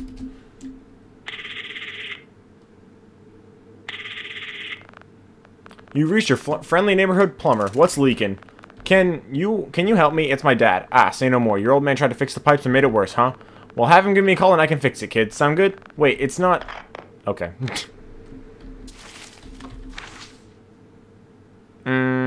Jeff's Pizza. 555. You can call that one multiple times. 333. What, and get different ones? Yeah. For Jeff's Pizza? Calling it enough you can times or by night 5 will have phone guy answer instead of Jeff. He makes a funny Afton joke. Oh. Huh. Like multiple times in the same night or just throughout the course of the night? I think you just do it all in a row. It says enough times or by night 5. So maybe you just keep doing it. Yeah. Jeff's Pizza. Home of Jeff's Pizza. This is Jeff. Hey, Jeff. It's Oswald. Weird question, but has anything weird happened since I left? Toilet backed up. Oh, you need the plumber. So, no? No. Bye, Oswald.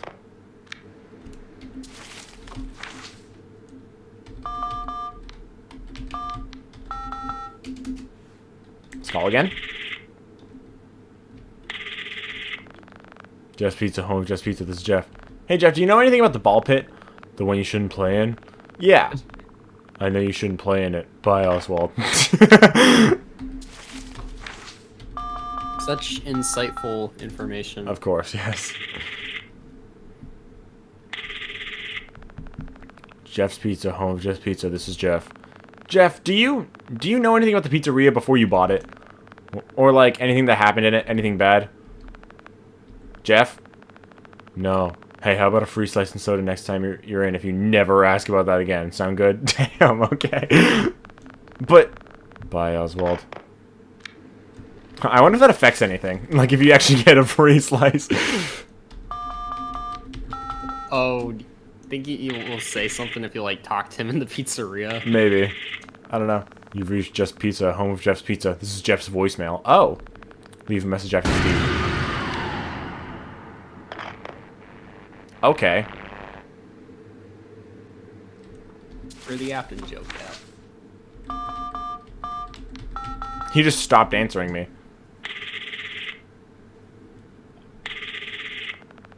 You've reached Jeff's Pizza, home of Jeff's Pizza. This is Jeff's voicemail. Leave a message after the beep.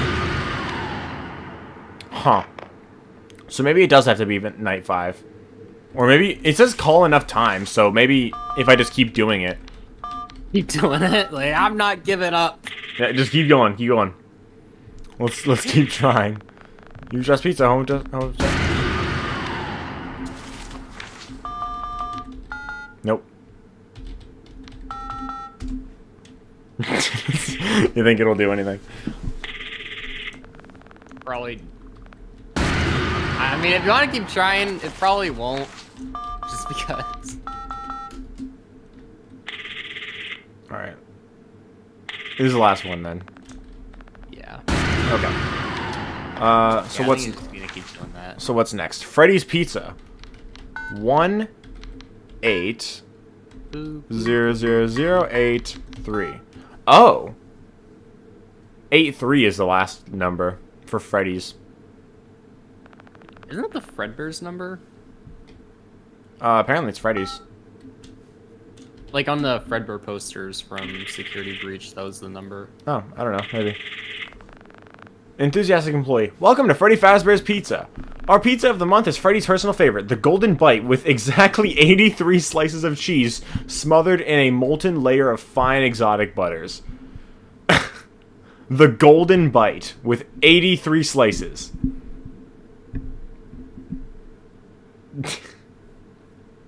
Okay.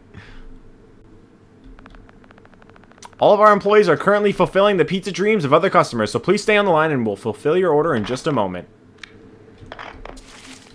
What happens if I call again? Anything? Try it. Ernesto says, which Into the Pit is the canned one? All of them. All of them. Even the graphic novel. Yeah, that one too. Okay, that's it. Okay, let's do 911. And now you're about to find out why Hurricane sucks. Dial 911 on the phone. We gonna call. I got an achievement. I guess I didn't do that the first time. Unfortunately, 911 services has been suspended in your area for budgetary reasons. They just don't care about our lives. This is why Hurricane sucks. If this is an emergency, please call your local police station. I think I was trying to.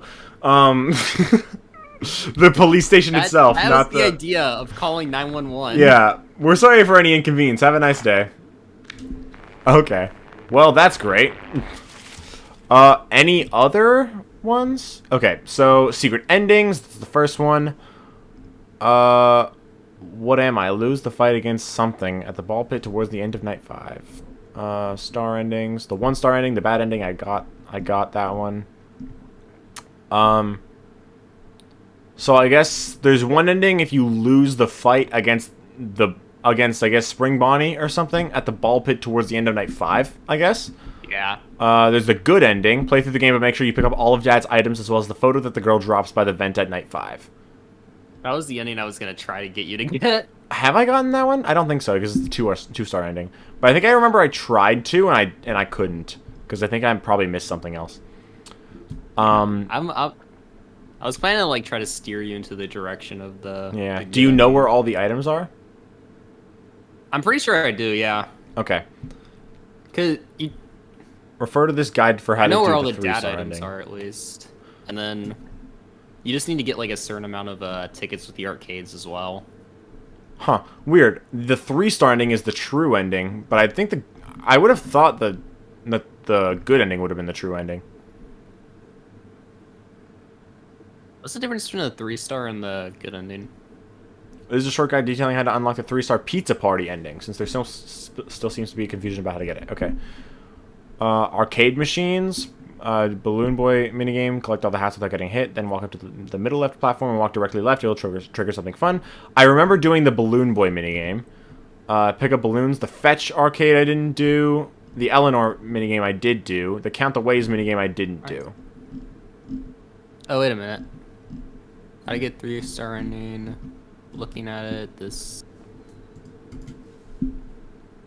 Oh! What is it? Is it something I need to start doing now? You did one of them, placing the paper pal. Oh, okay. And you called the secret phone number. Which one? The Springtrap one. Oh, okay. You're acting the gift box unless I have the suit in the storage room on any night.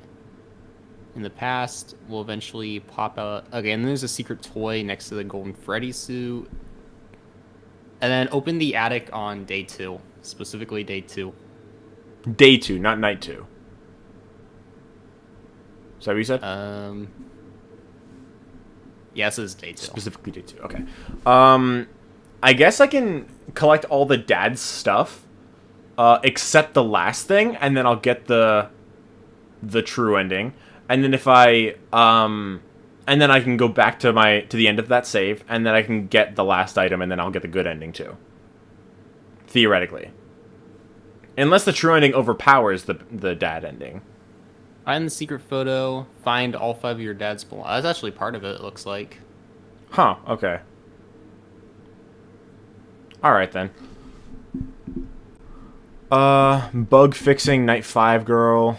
Okay. There's that. Still looking for hidden object number 4. The name tag is in the Golden Freddy room, bottom right corner.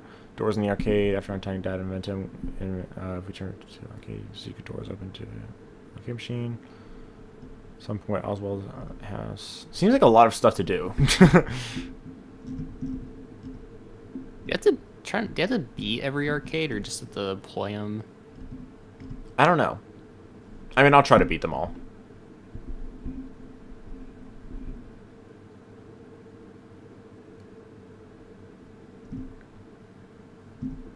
Okay. Well, we can keep going now then. Oh, you only need to beat a couple of them. Oh, okay. Anyway, let's call Mom. Yeah, let's progress. What was it? 5683? 555 5683. Yeah, okay. Yeah, that's right. Hello? Already read this. Alright, we gotta either not die here, or we gotta make sure we call the Springtrap number again. If we do die. Boys.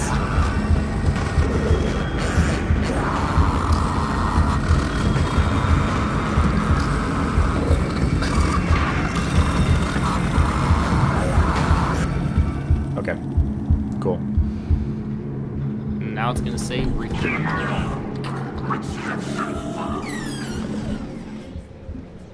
What did he say? What does he say? He actually says a lot of Afton lines from previous games. Oh, really? That must be Mom. Like he says I always come back. He says a lot of AR lines. Oh, he has the telephone too.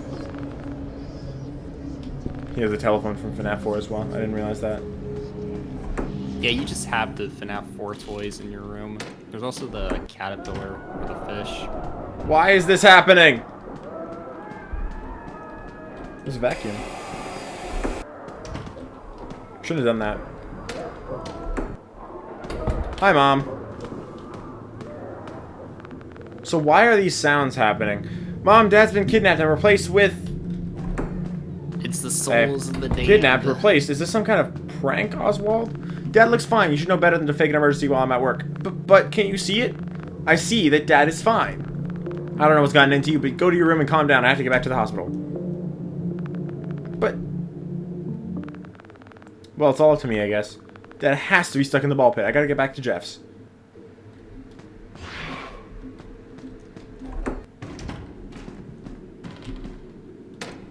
That's disturbing. He's on his way. I'm on my way.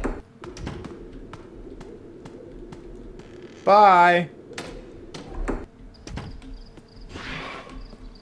Okay, so there's quite a few arcade parts you can get in Jeff's. That's my house. Can we go to school? Actually, what does happen if you go during the night? School. I've never tried that. Oh my god, it's a kid. It's a kids at play sign.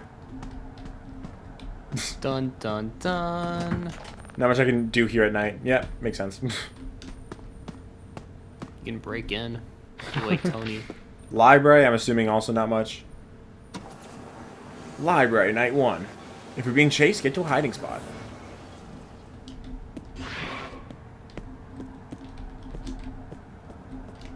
I can do absolutely nothing. Can't even interact with the door. There's stuff at the mill you can get. Yeah. It's better to have a flashlight here because you can't really see much without it. Yeah. One of them is an arcade part. Puzzle Matrix? Yeah, that's it. The mill closed down 3 years ago. Almost everything else in this town has been closed since. Oh, another one. Yuck, pretty certain this trash has been sitting here since the mill closed. Wait, was that everything? For now, yeah. Does more stuff spawn later? On one of the later nights, you have to get like stuff for Bonnie's guitar. Right, I yeah. don't think you can get that right now. Yeah, okay. Jeff's Pizza. Lemonade, banana flavor soda, a very yellow drink. Okay, today's special is a slice of pizza and a drink for $3.50. Slice of pizza for $1, so the rest of the drink, so the drink is $3.50. What the hell? Same as every other day. Why is the drink more expensive than the food? I don't know, man. You're here late, kid. Do your parents know you're here? Yeah, Dad burnt dinner, so emergency pizza. What was he making? Ramen noodles. As in the microwave kind? Yeah. Yeah, been there. You forget to add water once and the smell haunts you forever. Was that all? Shouldn't you be, that's it. No, shouldn't you be at home doing homework or something, kid? Okay. Can I go this way? Can I go do arcades? Yes. You can actually fix some of them because you got 2 of the parts. I believe one of them is the Helpules game. Don't have the right item for this cabinet. Don't have the right item for this cabinet. Not for this one. The weight resistance. That one. Yes. A bunch of code. Good to go. Took out the token system for unlimited play. Looks like there's still tickets in there too. Glad I've watched Dad repair so many random things over the years. Yeah, that's good. That's convenient. Yep. Afton with Helpules. Afton with Helpules. Hell yeah. Yeah.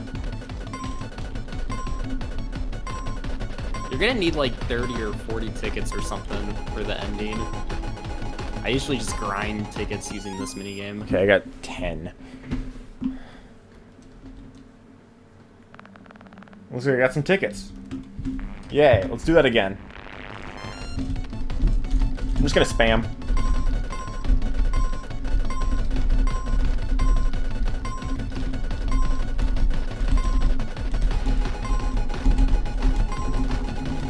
Damn it, I almost got a 13th.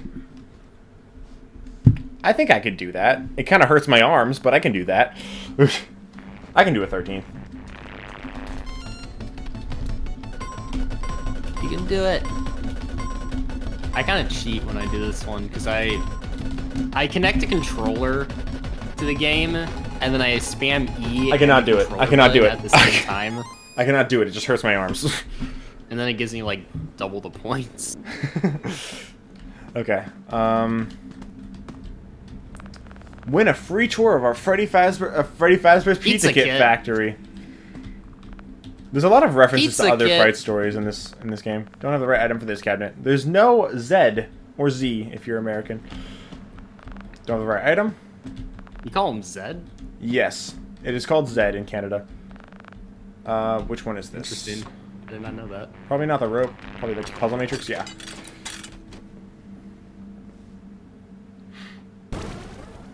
Okay. Solve the puzzle. Oh yeah, this one. Shit. Oh my gosh, I took forever when I played this. Me too.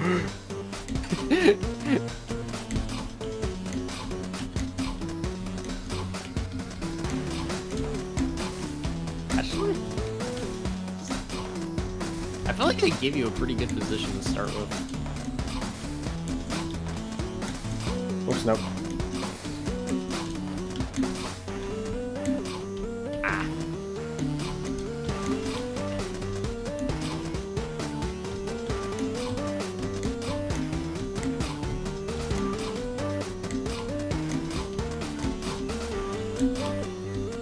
Wait a minute. How do I do this?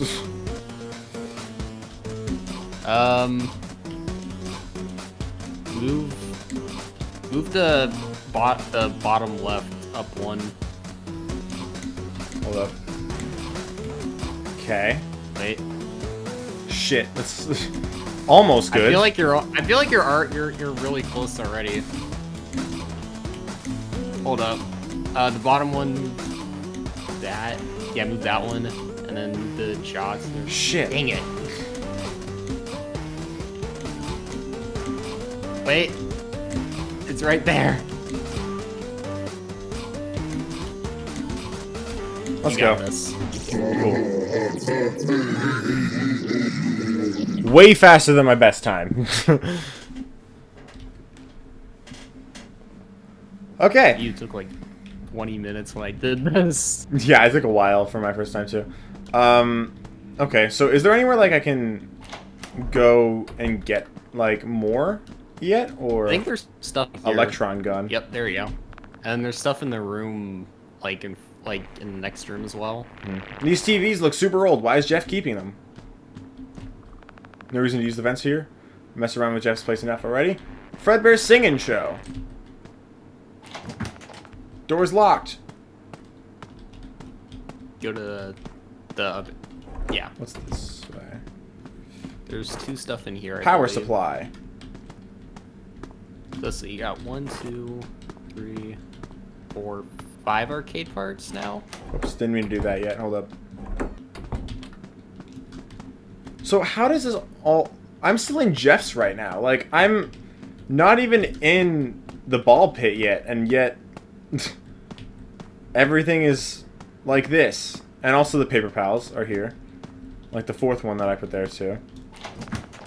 This door is locked. Time travel. I tripped. Hold up. I think there's an achievement for tripping. How do you Got one trip? in the house. Got one in the mill. Got 3 in here. 2 in Freddy's, I believe. 1 in school. That appears on night 3. I'm missing the location of 1.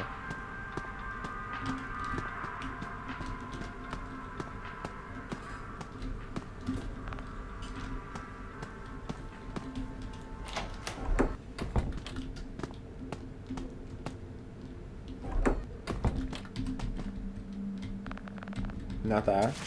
Oops. That one? No. Stop pressing that. This one. There we go. Power supply. 1s and 0s. Deliver the pizza. Oh yeah, Crossy Road. I forgot about this game.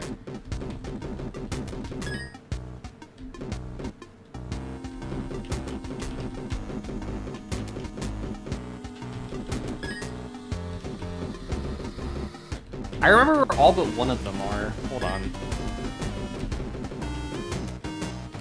Unless there's only 9.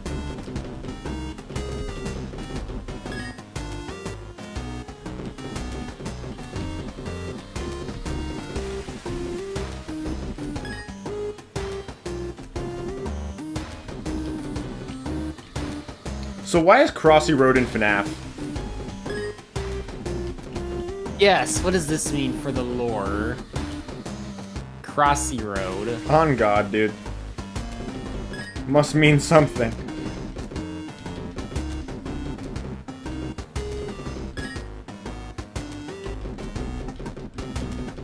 Oh, wait, I think I know where the other one is. I think there's one actually in the arcade itself. Oh.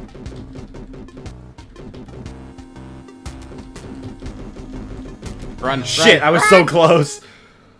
I was so close. Do I have to... Was there more to it? Like, I didn't beat it, I don't think, right? I think some of these just go on forever. I don't know if they have a max high score or not. It looks like the real important ones would be, you know the BB ones? Yeah.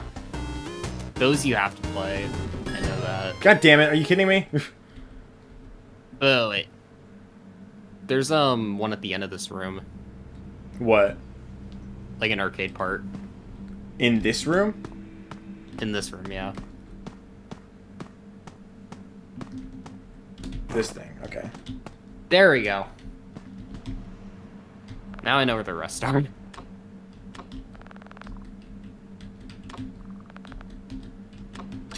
Okay. More 1s and 0s. Collect the hats. Okay, this one's important. Space to jump.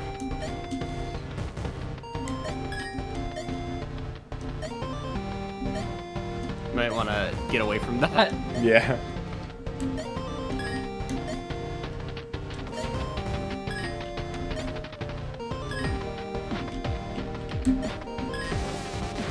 Okay, now get to the platform that was just above you.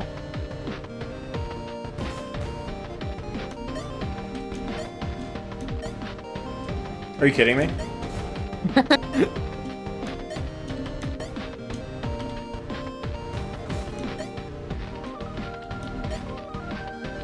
It's just like BB's Air Adventure. Oh, okay. My bad. Like the one in the middle, sorry. Yeah. It's just like BB's Air Adventure, basically. Yeah. You even escaped the same way. Something to note about this game. There's a lot of emphasis on a specific number. What? Oh, 6? Yeah. You know what's also interesting? There's 3 tables here, and there's 16 balloons in this room right now. Just like in Happiest Day. Let's frickin' go. This one has more than 16, but they're all popping. They might as well just not exist. I'm just kidding. Grab it. I failed. But also jump back on the platform. Yeah. I just died. Oh, man. Oh, man. But it's not, there's another minigame I won't spoil as well. That it's like 1, 2, 3, 4, I got 5, it. and then you get 6 and it turns like either red or purple. Really? One that I haven't gotten? One that I don't think you've played. I've only played the Eleanor one and all these ones. I think I played all these so ones? you have not played the one I'm thinking of. Yeah. I like how the music just kind of gets darker when you... in this area. Get that, get that, get that. There we go. Purple There we guy! Now do I leave? That's William Afton. You just go back and there's an exit door. Right, yeah.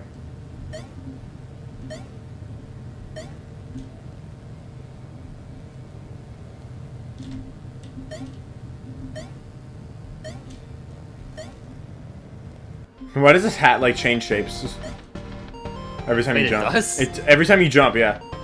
Oh no, it's just over time it just keeps going back and forth. Okay, never mind. Not when you jump. Oh, it's like the propeller. Yeah. I see. 6 out of 5 hats. Nope, I didn't need to do that. I believe the other minigame it said is the Save the Kids.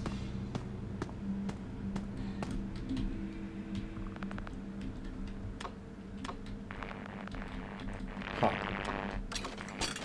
Space age speakers. Which one's this? Fast food and oh shit, not this What one, does this dude. have to do with Jacko Chica? I do not know. Like, why did they choose Jacko Chica for this one?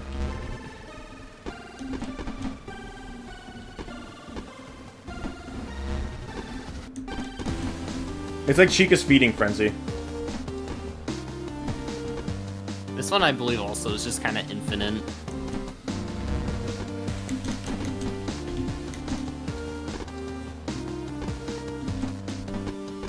It's like Chica's feeding frenzy and like the Foxy Fighters-esque minigame from 6.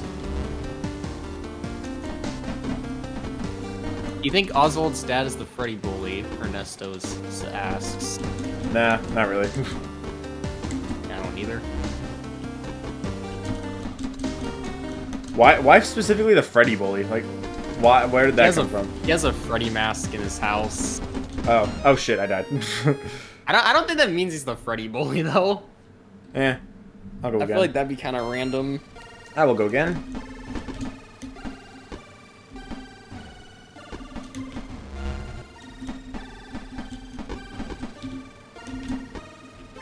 Oh, Cassie's dad and Bonnie bully. What do you think of that theory? Why not? That's my full opinion on it. Why not? Just why not?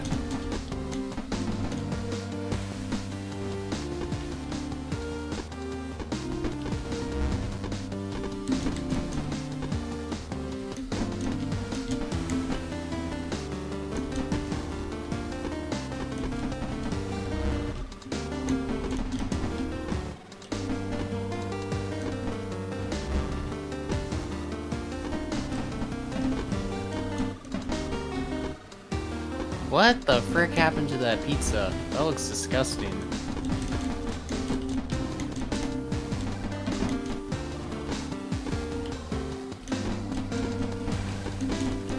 That was the grossest pizza I've ever seen. This is just Galaga FNaF edition. Yeah.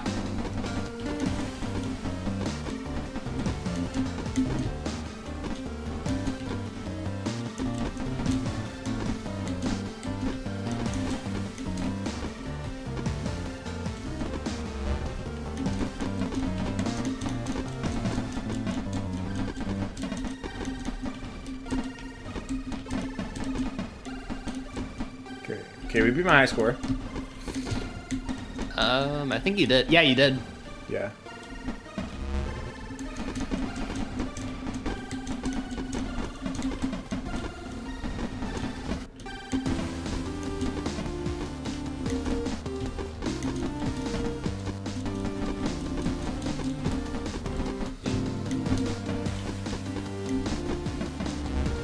You're really good at this.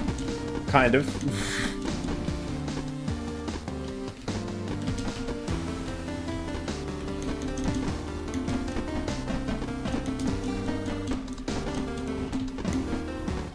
Oh my god, that was horrible timing. Jesus. I got 9 tickets. 1,200, that's really good though. Yeah. I don't remember which one this is either. Let's see.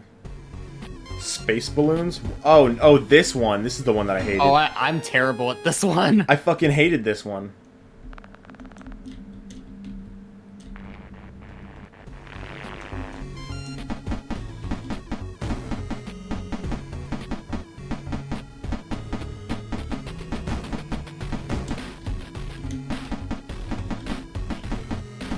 Get away from me, Freddy! Why are you faster than me? Hold up. Alright.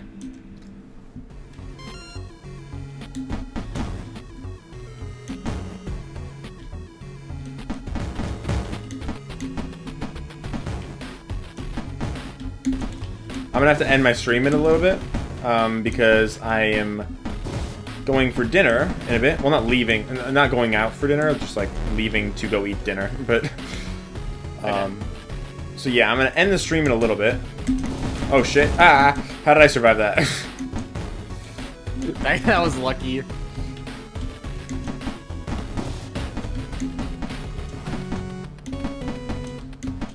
Are you shitting me? Are you hello? Hello? I wanted to record a message for you.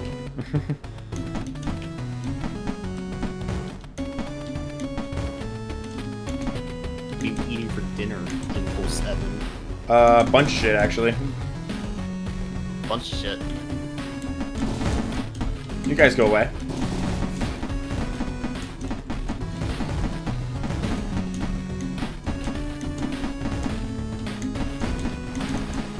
Hello? God.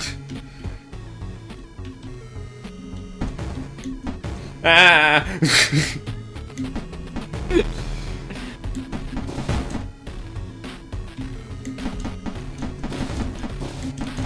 You're better at this than I am. I would have died by now. I almost just did.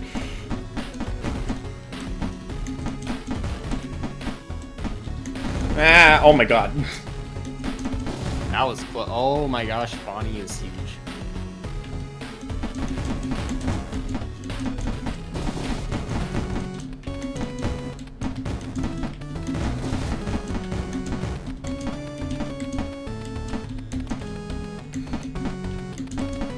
Hello. Hit her, please.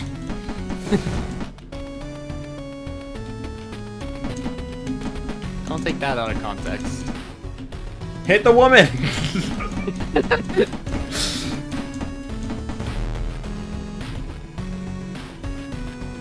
Okay. Oh my freaking gosh. Ah. Ah. Oh shit, that was close. Okay. How did I get 14,000 on this? Jesus. Okay. That was a try hard. How do am I able to save manually? Spin onion a little bit. I want to say this, and you're the band. It said that the MC were found stack up against a wall, just like Into the Pit. I mean, that Into the Pit MCI is how it happened. And you're the band? You mean the scrap story that's probably not canon because it doesn't even align with the actual Stitch line? Yes. See, I used to believe that You're the Band was in the Stitch line, and then I realized it just doesn't add up. Like, with anything. My problem with that was like, why is it like in a book of scrap stories then, if it is? Yeah, I get that. Are there any more items that I have on me that I can use on these? I don't think so. The rat trap, what is the rat trap for? That you need on a later night. Yeah. There's no better sign of a true gamer than a pile of tickets. Alright, I would just like to get to a save point and then end the stream. Yeah, are you able to save your game in the pause menu or something? Nope. I don't remember. Dang. I believe that's all the arcade things you can get in Jeff's. For now, There's 2 in Freddy's. I don't think I did anything when I don't think I did any arcades in Freddy's. Yeah, there's 2 parts in Freddy's on this night. I'm going to bed since it's pretty late in the UK. So hopefully the rest of the stream goes smoothly for you. Well, it's ending now. But thank you.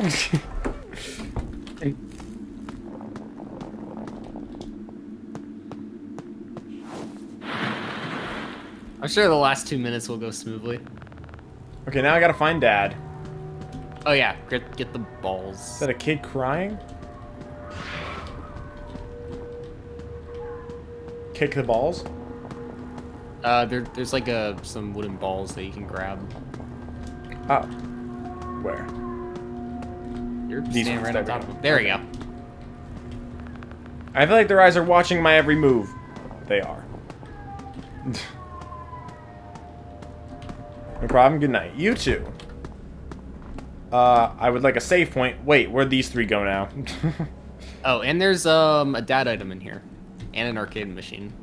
They look creepier, torn apart. A fuse box. Dad once showed me how to use one of these. Well, it belongs to Dad. He must be here somewhere. I believe there's an arcade part. I have to use something on that. Token. It's locked.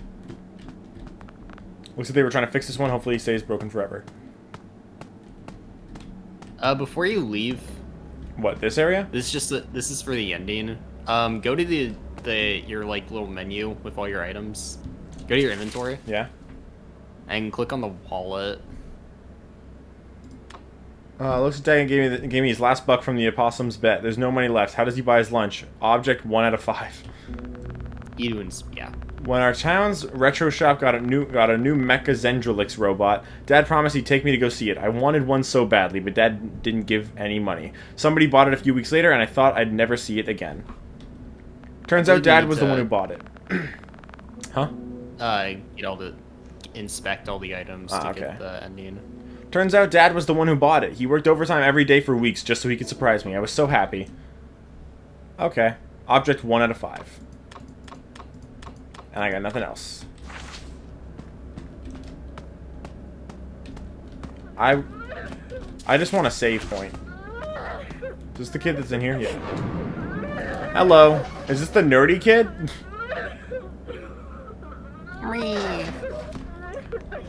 Help, I can't get out. How'd you get in there? Something grabbed me and stuffed me in. It feels like this suit is gonna snap shut. I think I can loosen the bolts with a screwdriver. I'll find one. This door is locked. I tripped. Aha, you tripped.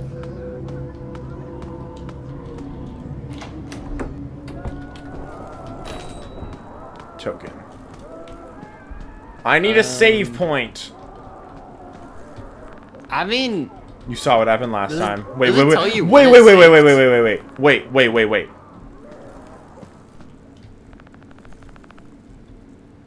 Did you see that? Did you see what it said? It said... mentioned last time, right? Yeah. Loop theory. What do you mean last time, Oswald?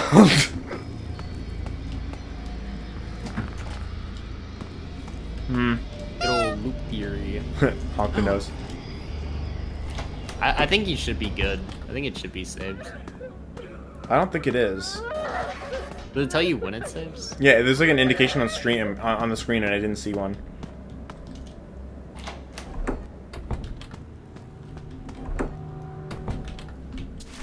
Let me see.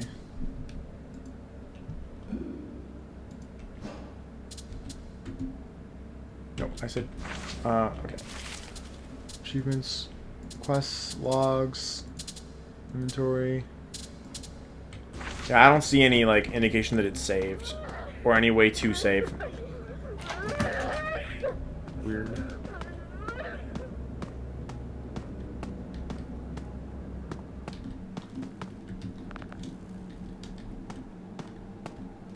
I thought there was an item in here. I could be wrong though. It said I need a screwdriver. Oh, maybe it's in the next room. This is the same. If this is the same pizza place, I wonder if Jeff has the same key.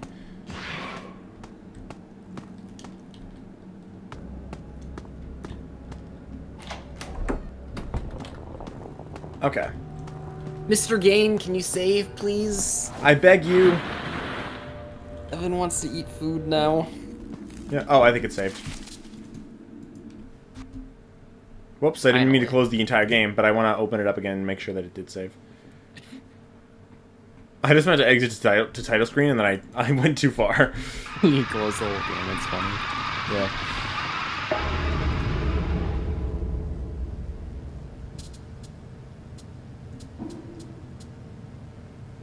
5:26 save. Yep. Okay, that's the time. Awesome. All right. Well, this stream was fun. I enjoyed myself. Next weekend, I'm probably gonna stream RE3 Remake, and then I might do another one of these streams where I continue with Into the Pit. But yeah, hope you guys enjoyed the stream. If you did, leave a like, subscribe. Thank you to Libra for joining me for the last like hour and a half. 2 hours. Thank you for inviting me. This is fun. No problem. Thank you for coming. But yeah. Thank you for joining the stream and have a good Halloween. Halloween? What?